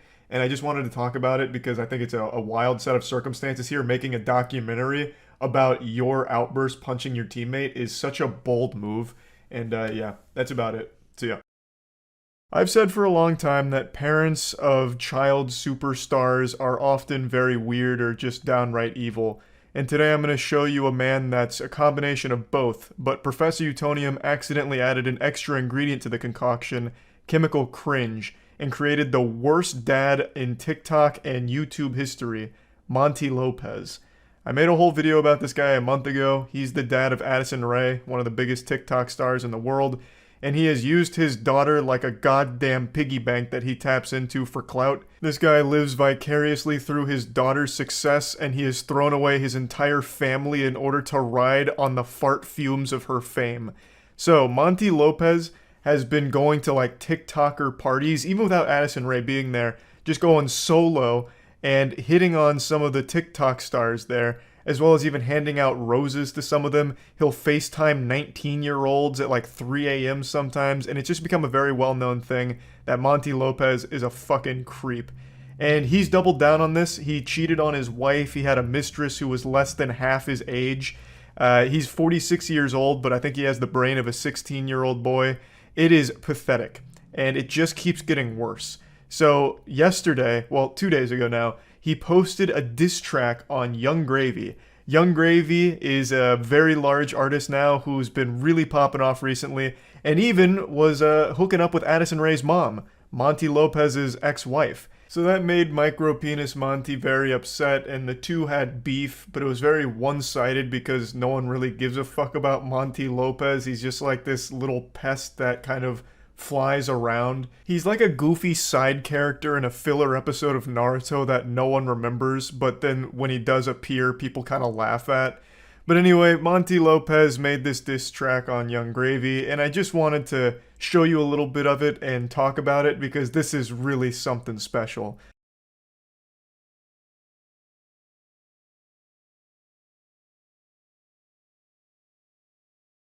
I bet you've never seen Windows Movie Maker intros that beautiful. This guy unironically just started his music video with the Star Wars opening text crawl. That's wild. A classic. And I would argue Monty Lopez's music video here is on par with the latest 3 Disney Star Wars movies, to be honest. Like, they're pretty close in quality. I love this, though, because it immediately sets the tone for the rest of the video. It's setting you up for an absolute fucking masterpiece. A long time ago in a galaxy far, far away, somehow Monty Lopez returned with a banger, a fire diss track. Hey, look, Gravy. This is for you, bro. Fuck you and fuck them hoes. I'm a villain in the villa. I stole your bitches. That new gen fame, I could help you make a living. This just screams midlife crisis and insecurity. I also think it's a giant self-report on loneliness here. I always find it to just be a huge tell that you get no pussy when, for your diss track, you hire women to be around you and pretend like they're somewhat having fun near you. For a normal music video, I get it, but for a diss track directed at someone, it just shows you're trying way too hard to be something that you're not. Like, this just isn't the flex you think it is here, Monty. This just makes me feel like you have been absolutely destroyed since the divorce with your wife, which you caused, by the way. And now you're just really trying every way of presenting yourself as not being lonely, which I do get the impression you are, especially since most of the 19-year-olds that you were talking to don't talk to you anymore. But anyway, I want to give a little special shout out to all of the dancers in this video here. It can't be easy to do this. To make it through the filming of this without puking has to be an incredibly difficult task, because they have to listen to this song on repeat 100 times. That's enough to drive even the most sane individual to complete lunacy. And they had to be around Monty Lopez for however many hours it took to film this pile of shit, and that just sounds downright dangerous. In the studio with your girl, she a fan. You just stuck at home with your dick in your hands. Just a heads up, that Windows notification you heard during the song was my computer. It wasn't in the song. It happened when I was recording it, and I just did not feel like subjecting myself to this fucking torture twice, so I didn't re-record it. But anyway, I want to focus on this line here. In the studio with your girl, she's a fan, while you're stuck at home with your dick in your hand. Monty, what is she a fan of? You don't do anything. Legitimately, the only thing you've ever done is give birth to a TikTok superstar, and her fame you had no role in whatsoever. Monty, you don't do anything. There's nothing to be a fan of, unless she just happens to be into 46-year-old washed-up losers. The delusion here is just crazy. I feel like this song was ghost-written for him. I don't think Monty even has the ability to have produced lines even this amateurish. And I feel like the ghostwriter didn't know who it was for, because this line just doesn't work. There is no such thing as a Monty Lopez fan. You genuinely, and I'm not even just trying to be mean, you don't do anything. All of your TikToks are you just like standing there. Like, you don't even dance half the time. You actually do nothing. You exist. Step into the ring and put your head on a swivel. I make your girl's ass go jiggle, jiggle. Jiggle, jiggle, jiggle. Yeah, I like jiggle, jiggle, jiggle. I done made your girl's ass go jiggle, jiggle. Jiggle, jiggle, jiggle. Welcome to basically the rest of the song. He just keeps saying jiggle, jiggle over and over again. So maybe this truly was written by Monty Lopez and his brain finally stopped functioning there towards the end and just started like record skipping on jiggle. So he just kept writing it down and then just, that's where it ended. For the next fucking 45 seconds, it's basically just him saying jiggle, jiggle over and over and over again as the models he paid just shake their ass near him and he spanks them. And I bet that wasn't even in their contract. That was probably Monty Lopez method acting, you know, just improvising. There was probably like a no touching clause, which he violated and needed to pay them like quadruple to make up for after the filming. But yeah, I just wanted to share this because it's yet another really sad endeavor from Monty. I feel so fucking bad for his family. Having to see shit like this from their dad, or Sherry having to see this from her ex-husband, like, goddamn, that is gotta be miserable. But yeah, anyway, just that's about it. See ya. Okay, well, that was interesting. It was worth trying. I mean, I learned a lot about drag racing and the tenacity of drag racers. I tell you, Mario Hansen went through the ringer, but he kept getting behind the wheel, back in the saddle again every time. True American hero. The studio that made this is the same studio behind... Hell yeah! Is the same studio behind Flat Out 3. Yeah, Flat Out 3 is always on the top 10 list for worst games ever made. Oh wait, Flat Out 3 got taken off of Steam, if I remember correctly, so that's not going to pop up for me. Team 6. Yep, developer Team 6 Game Studios. Hell yeah. That's big. That is actually big. It is on Steam. Look out, Flat Out 3 cast. Oh, yeah, you're right. Why didn't that come up? Did they, like, scrub it from their developer record?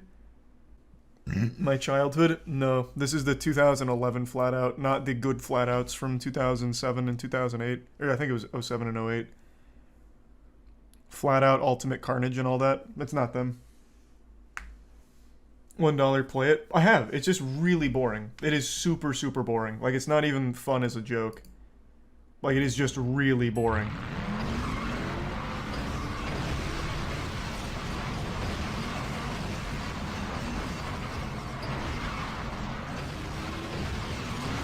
Alright, I changed my mind. I'm hopping on.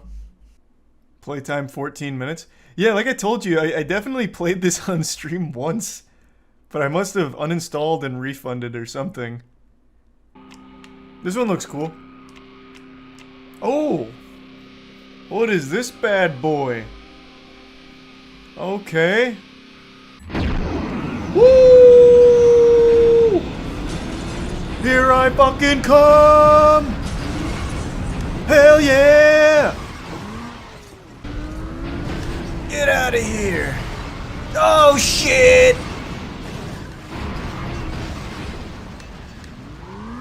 It's getting wild!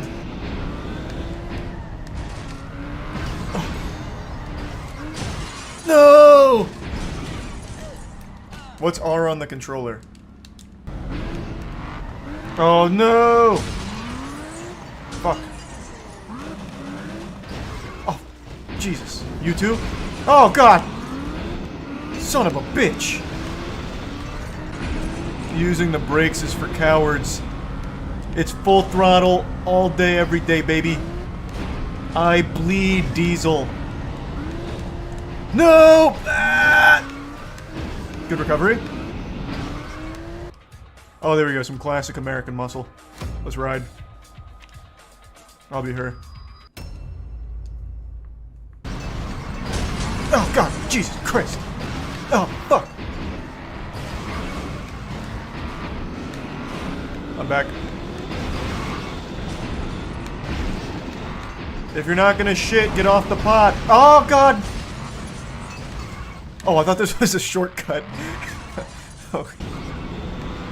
I have unlimited boost. Oh, Jesus Christ! Ah. Why has this happened? Oh, shit! That was the coolest thing I've ever seen in my fucking life! What's next? Oh, Stuntman. This was a classic in the original Flat Outs. I'll be Riddick. What is the eject key? It's horn, drift, boost. It's Y. A little ghost riding. Not bad. Okay, now I learned. Alright. This time I'll make it.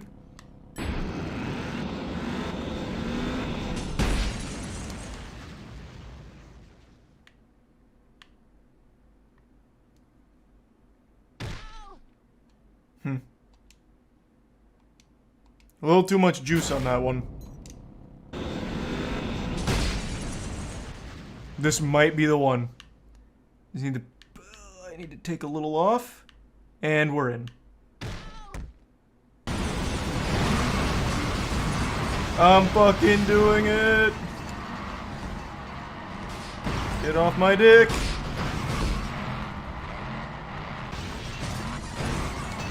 I'm sure I have plenty. Car's still looking pretty good. Ah! Alright. This is fucking hype. Whee! This one's for Garth Brooks. Oh. Alright. Well, this is where my journey ends. I can't move. Or I'll just let them all pile up on top of me. I'll just be the, oh. I was gonna, alright. That one was fucking amazing. Oh, yes sir, the Ron Jeremy. Okay, he's out of jail. So this is the same thing but with monster trucks. And it's amazing! Let me out of the pool. Yeah, you gotta wait 30 minutes after eating to swim, boys. Okay, what's next? This one's just called Speed. I do love Speed. Oh, unknown players here. Oh, goddamn. This could be anyone. Oh my god, what was that fucking noise? Jesus Christ. Man, that was like an actual sonic boom from a jet taking off. I'm ready for F1, honestly, though. Shortcut. Oh no, oh god! Come here, coward. Idiot. Get off of my car! Get off of my... Son of a bitch!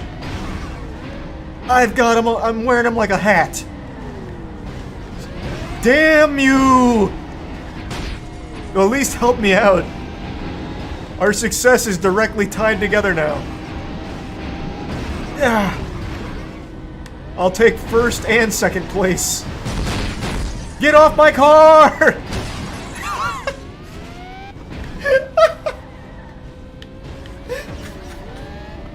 Yeah. That's what you get, heathen. Imposing upon my good American steel. Ah, shit. This is a tricky hairpin turn. Oh, god. Calculated. Eric Speed? The inventor of fast? The founder of speed? Holy shit. The warrior of warp drive. The Eric Speed. The off-roading feels great.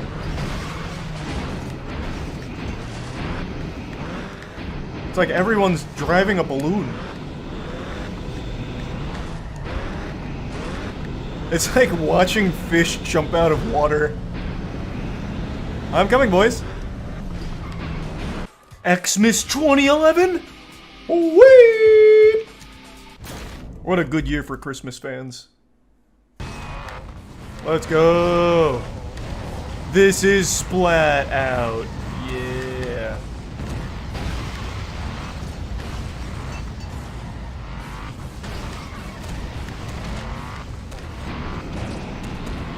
Now this is awesome. Okay, can't wait to uninstall this one. That was good! Yeah, I don't know why that's one of the lowest rated games of all time. Oh wait, there's one more mode. Wait, game speed default. Can I increase that? Fast.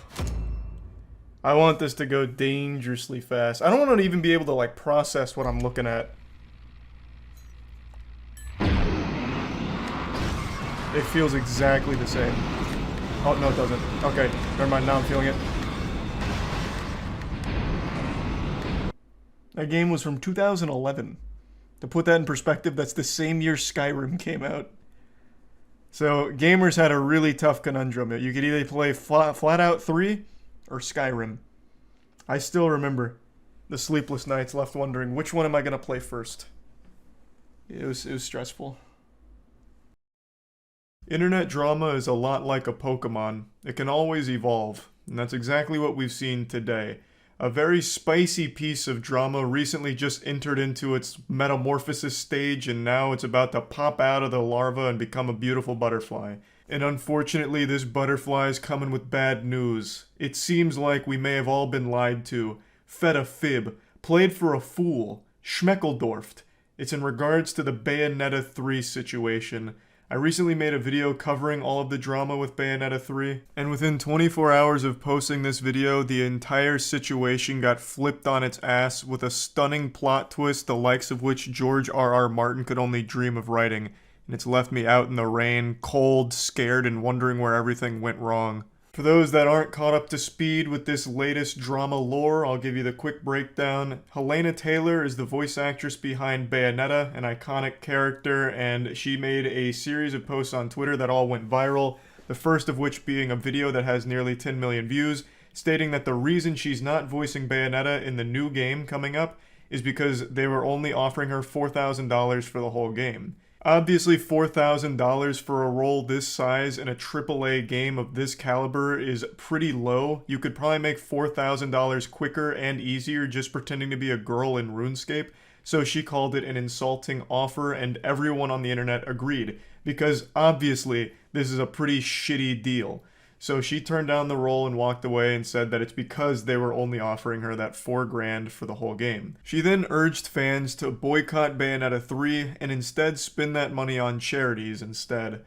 Now, Nintendo does what Nintendo does best. They ignored this whole situation. I think they're still trying to figure out how email works, so they probably never even saw this to begin with. But Platinum Games lead Hideki Kamiya did at least become aware of this situation by making that post saying, you know, it's sad about the untruth out there and beware of my rules. The tweet reads like a monologue from a villain after they've been caught in Scooby-Doo, but the beware of my rules that he caps locked in there refers to his rule of if you speak English, you get blocked. For many years now, Kamiya has been well known to block anyone that speaks English at him. His fucking block list is longer than the Yellow Page phone book. There are more people on his block list than there are registered in the goddamn US criminal database. It's wild how many people he's blocked. So that's what he's talking about here. And for the last couple days, this is where the story had stopped. This is where the brakes were really pumped into full effect until last night.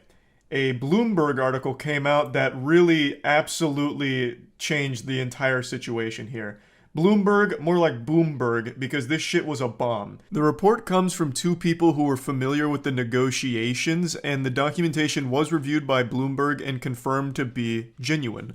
So according to them, Platinum Games really wanted to get Helena Taylor back in voicing Bayonetta. According to the documents, they didn't offer her $4,000 for the entire game. They offered her up to $4,000 per session for 5 sessions of 4 hours each. So about $1,000 per hour, which is very different than the claims Helena Taylor was leading us to believe. So in response to the initial offer here of the $4,000 per session, Taylor allegedly asked for a 6-figure sum as well as residuals on the game, which Platinum declined, and then after those negotiations fell through, she walked away and they took auditions for a new voice actress for Bayonetta. According to professional voice actors, that $4,000 per session rate that Helena Taylor was being offered is above the norm. Now, I do think it's important to mention that there's still plenty of room here for a debate on whether or not voice acting talent is paid reasonably.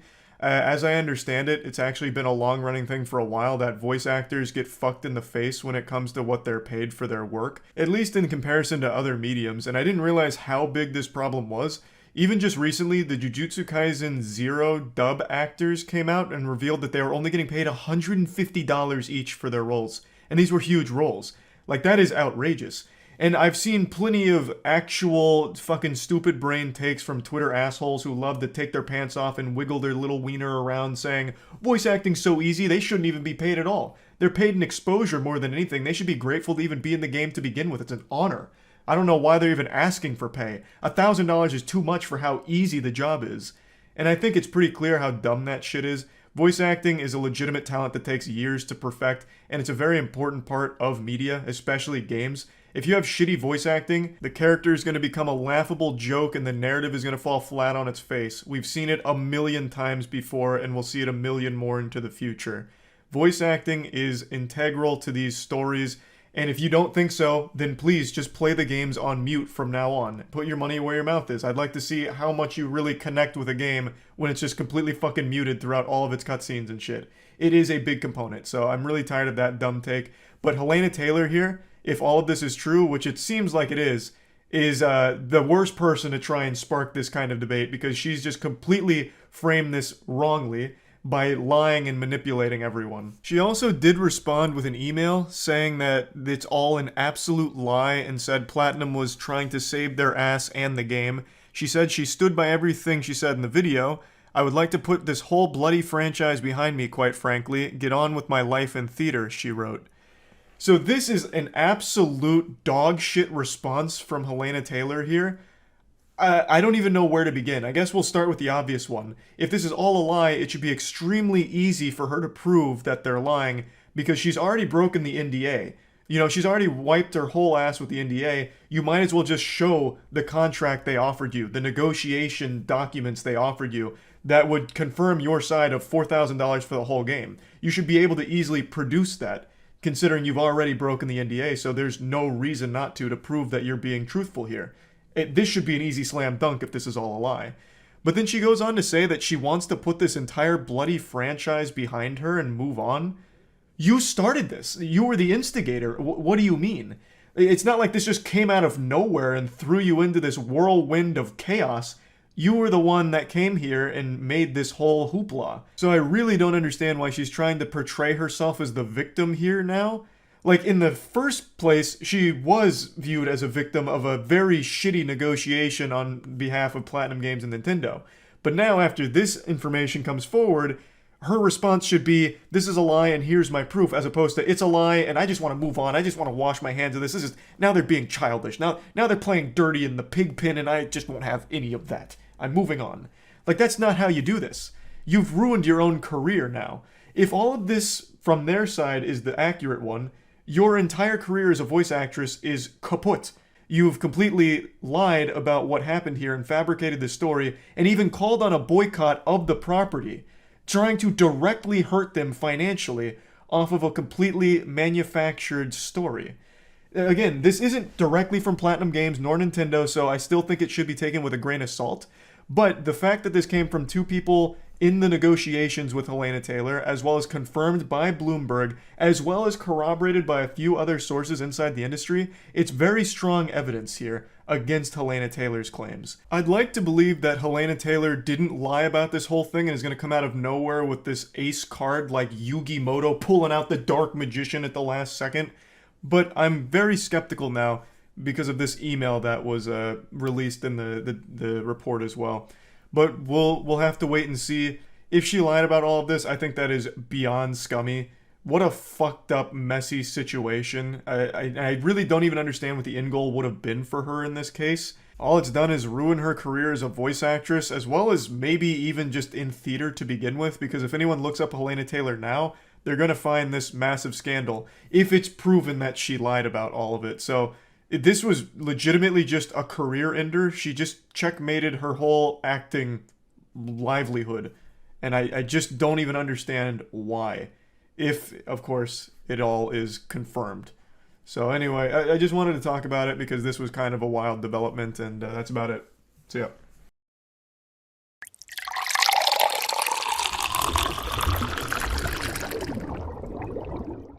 Hey, it's the Lunchables tier list. You had questions? No, so this is how I remember Lunchables. Yeah. These little packets. And then we got Uploaded, which I don't understand. There's like tattoo figurines on it. It's like their No Mercy line, like the tap out line for Lunchables. Oh, I like that. Yeah. And then these are what really confused me. These are the normal ones, but I feel like we're not questioning enough. This has 11 grams of protein. You're gonna get.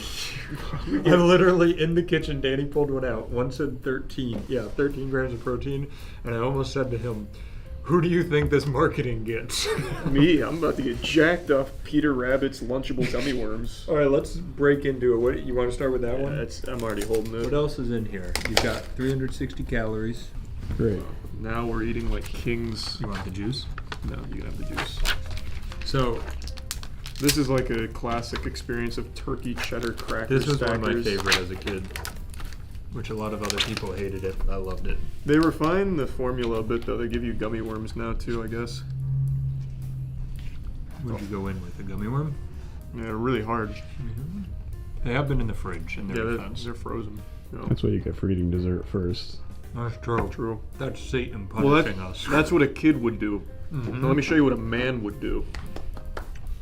We do have rules. Danny set the rules that we have to eat it how it shows it on the At box. least, like, you can have it Yeah, like, your you own gotta way, but at stack least it. one time you have to try it the way it's intended. The feeling on the turkey is a little spongy. What's crazy is out of everything in here, I can just smell the gummy worms. Yeah. I can smell the turkey. When I was looking up how many variations of Lunchables there were, one of the main articles was why Lunchables is so detrimental to the health of children. We had to send Caleb back out, by the way, because he couldn't find hot dog Lunchables, which is what Charlie really wanted. I loved hot dog Lunchables.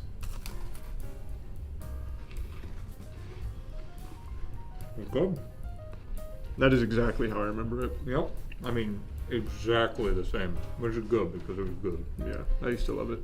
I don't get the point of diet channels. Buy a Lunchable, don't drink the juice, you're good to go. That's a life hack right there.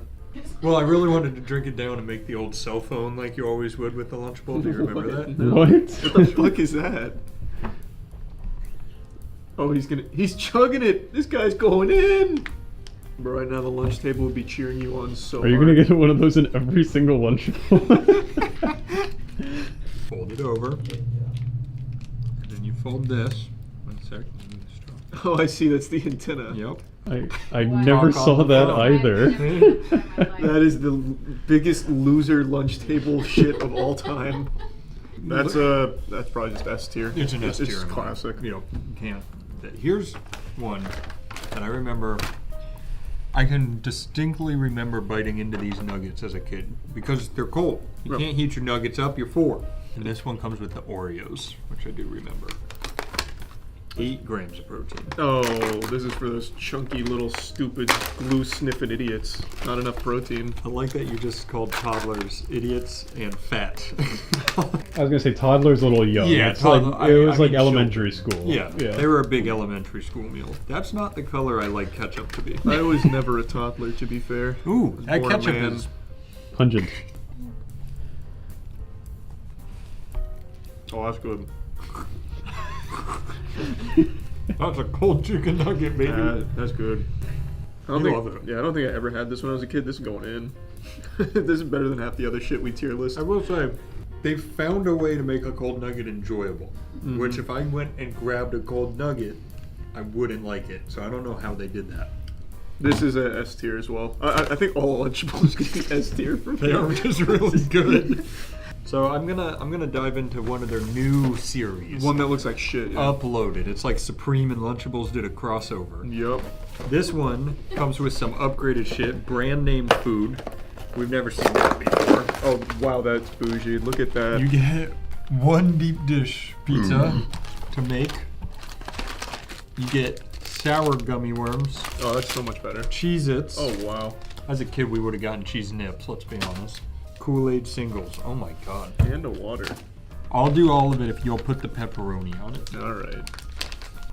Are you a lot of sauce or a little sauce kind of guy? Oh, that's a lot of... Their sauce I remember being very good. I do too, because it's mostly sugar. It is all sugar. They learned how to market to kids. No, I'll tell you what. they even advertise it. Their ketchup is ketchup with starch. Why? I don't know. It smells like pepperoni when you get close to it. Maybe it was the gases they used to seal it. It's fine. Yeah, It'll be fine. smells normal. Okay. Thanks. What'd they give us for dessert? They gave us Trolley Bowly Goalies, the sour crawlers. Ugh. Now they're ruined. Ugh. This lunch sucks. Okay, so when you were a child, is that also how you like made your entire pizza? I don't ever remember getting pepperoni with my pizza. I very distinctly remember it. It's just the other pizza's better. No. It's not Fine. bad. We made like a cool little snow angel out of it. We did. It was pretty cool. I don't dislike it. It's great. Oh, well, if you're right. Yeah, take a bite from that corner, make it symmetrical. Here, I'll put this side in my mouth. You put that one in the middle. I'd give it. That should be.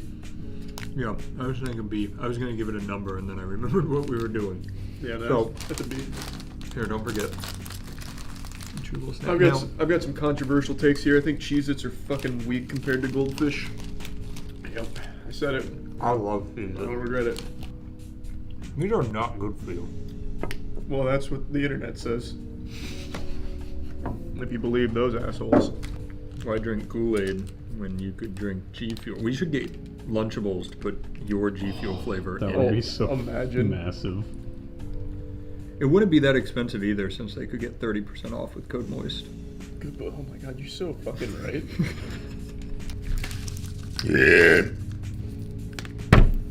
Give it a try, bud. I never actually liked Kool-Aid. I'm shocked you had Kool-Aid. Based on every time we have a new drink, you've never tried it before. Yep, that reminds me why I don't really like Kool-Aid. Oh. Whoa! Pause! Whoa! 14 grams of protein. That's huge, yeah. Matt, you must have been so cool at the lunch table. Oh. You got cell phones, I you're made sliding your phones, yeah. Lunchables out without using your hands. Everybody's a critic. Anybody want the Capri Sun? Because I don't. You do? You have to tier list it, Matt. Nice catch.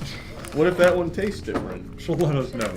So what's the difference between this pizza and the last pizza? This one gives you 8 of them? Yeah. 3 of them. You get more patties. Alright.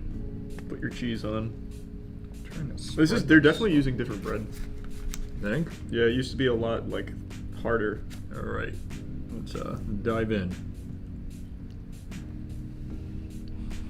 That sauce is so good. Mm-hmm. I'm good, thank you. Okay. This is a lot better than the other one. Yep. That's another S tier. Mm-hmm. Put it up there. This is it is honestly like better than the majority of food that we have tier listed. That's great. Oh, we got an airhead. I don't know that we need to eat that. All right, go ahead. I hate airheads. What? You want it? Yeah. I hate No, fun. mystery I fucking hate anything made for kids. I thought you were actually gonna. But he loves every Lunchable. Yeah. Well, these I hate anything made for kids except all of their lunches. they started as MREs, Danny. They were made for soldiers, so only the strongest of men. Cheese? Oh, it's mayo. Oh, Let's go. yes. There's a lot of power in the hands of a child. This is just Wawa's deep marketing teaching children how to make hoagies from a young age.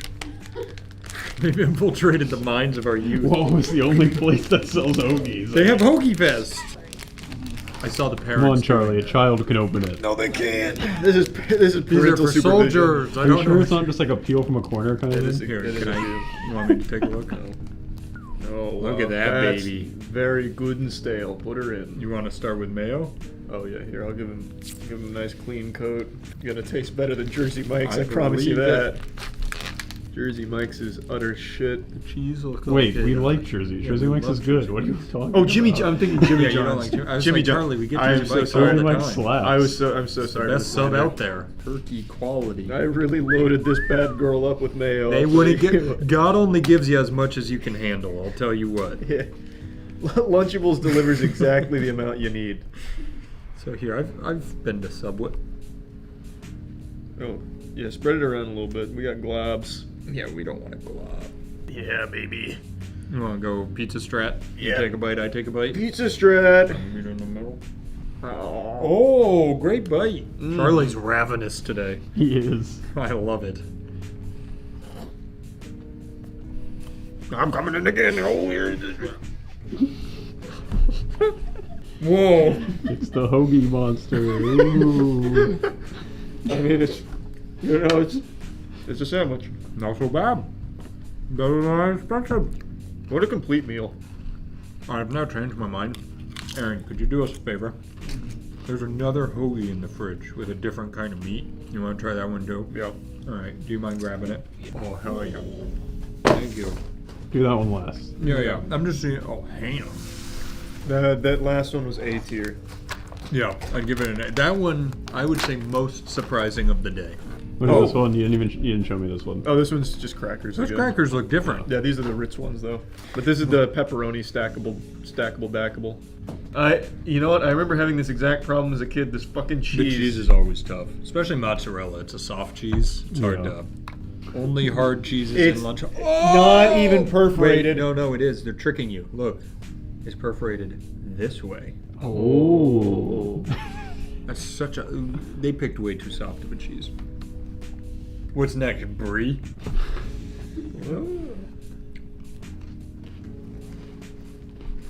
The cracker's good. It's like a graham cracker. Yeah. That's odd. Feels This good. is meat, cheese, and a cracker, and it's got only 3 sugars. Oh, that's not bad. Only 3 sugars total. I'm actually shocked. That might be Boar's Head. They might have changed it up when did. they picked up the Ritz crackers. They refined their formula. You're really struggling with the cheese. Yeah. I give it an A. Ah! I'm growing big and strong. Thank you, Kraft Lunchables.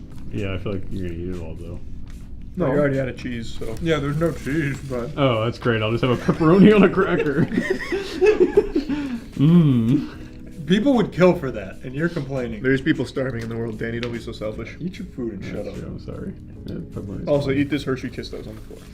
Alright, we got nachos, baby. Oh, that's gonna be dog This was the one you walked into school. Oh, we're going different directions. Oh, you like these? Yeah, you would walk into school, and when your mother would buy you the nachos Lunchable, you flop it out on the table, and everybody wanted to be you. That really hurt my hand. Do you think they use like super spicy salsa? I'm sure they do. Carolina Reaper paste. I was never a fan of the nachos because the cold melted cheese always weirded me out a little bit. That's just like the cheese is. You don't microwave a Lunchable. Where did you go to school? It's a plastic container. You would take this and dump it on a plate. I was in elementary school. I could barely walk. Yeah, wait. They wouldn't even. They also wouldn't let us use a microwave if I asked. Yeah, not a I also shot. couldn't think. I was still in. I didn't open my eyes till I was 12 years old, Chelsea. It was crazy. I was there. We all thought he was blind. To this day, little backstory of Matt. He's gonna be bouncing off the I know. fucking walls in a minute. He's gonna be addicted to Capri Suns now. The sugar demon. Every time Charlie has sugar, the next month is just he consumes so much sugar. No, it's after the Kit Kat He's already. gonna put on 20 pounds in a week. Well, they always say, you gotta have dessert first. Oh, he's gonna do it. I knew it. You're gonna get so much shit just for that. I know. I can't believe you just did that. I cannot. Kit Kats are my favorite Because of- candy bar of all time. You are What? crazy as well. Why? What's the point in breaking it when you're just gonna have both anyway? It's just what you do. Okay. All right. So It you is. get. What happened to the whole rebellious Chelsea with the blue hair? I still have blue hair. Now she conforms to big Yeah, chocolate. now you conform to the government's expectations. God. huh? Dye your hair tonight. Yeah. I'm just piling on. Oh shit! Zoom in on that, Dave. Okay, I'm zooming in on it. Show it off. You got the Lisa Frank spots. Back to elementary school again, you know what I mean? Mm-hmm. Yeah, that's what I had Back in when they elementary had school, too. microwaves and Yeah. they were lawyers. Yep. So the size of the nacho is way too small. It's way Well, too small. As a kid, they used to make them with X's and O's too, and that was always fun. Also, their hands are probably significantly smaller than ours. Yeah, that's a good point. Just the right amount of kick to that salsa. Yeah. Little under the ketchup. It's good cheese. It's alright. I don't know what they're doing in the lab at Lunchables, But it's working. but somehow they've done cold things that should be hot, and they still taste like the hot flavor. Yeah, it's pretty good. All right, so now bear with me for a second. Get some cheese on there. Okay. Got it. You're gonna And take you me come through a over war here. story? Yep. You go over here. Boom, boom. You mix it. Oh, it's like a chimera. Oh God. Whoa! You're onto something. That's crazy. That's pretty good. I'd give that probably an A. Cheese is a little weak, kind of whack. I think it slaps. He's got to try every chip though, just to make Yeah, sure. it might get better towards the bottom. Man, these Lunchables are fucking good. I agree. These are real good. That being said, I mean, we can cut whatever we want. Did you want to go into ham? Get the ham out here. Why? It's the same Or thing. just our ranking? The ham. We don't know what kind of ham. Look at the difference. A fruit roll up for Charles. That's so big. Everything good I have, he steals from me. You got lucky. I've never seen someone be picky about the color of their fruit roll-up. They're so Do you good. guys remember the ones that had the tattoos, on on them, there? yeah. Oh, those are so good. Those are one thing, if I started eating them, I would get addicted to them and I'd have to eat like 15 of them. I love this bread. Those are Capri Sun. The whole crew is going to be hopped up. Nice. So you have to throw it in there with disrespect so it knows it's not so that charged. you get it all in one bite. Yep. How can we rate it honestly now? I don't know that I trust ham Oh. for Lunchables. Yeah. Maybe we'll just take this one out. Oh. Is it pretty bad? Yeah, that's not good ham. That is so much worse. I thought you were spitting it out. Oh, Ooh, that leaves a little aftertaste. Yeah, it's not good. It's like, it's tickling. That's F tier. I agree. That's the first Lunchable we've had today that disappointed me. That's the first F tier Lunchable. That shit is dog ass. Alright. Man, fuck Lunchables. How about that? We loved almost all of them. How about that? We ended on the one bad one. How about that? Well, fuck you guys. So, thanks for supporting our soldiers. Thanks, Lunchables. Yeah, thank you for that. You made that up.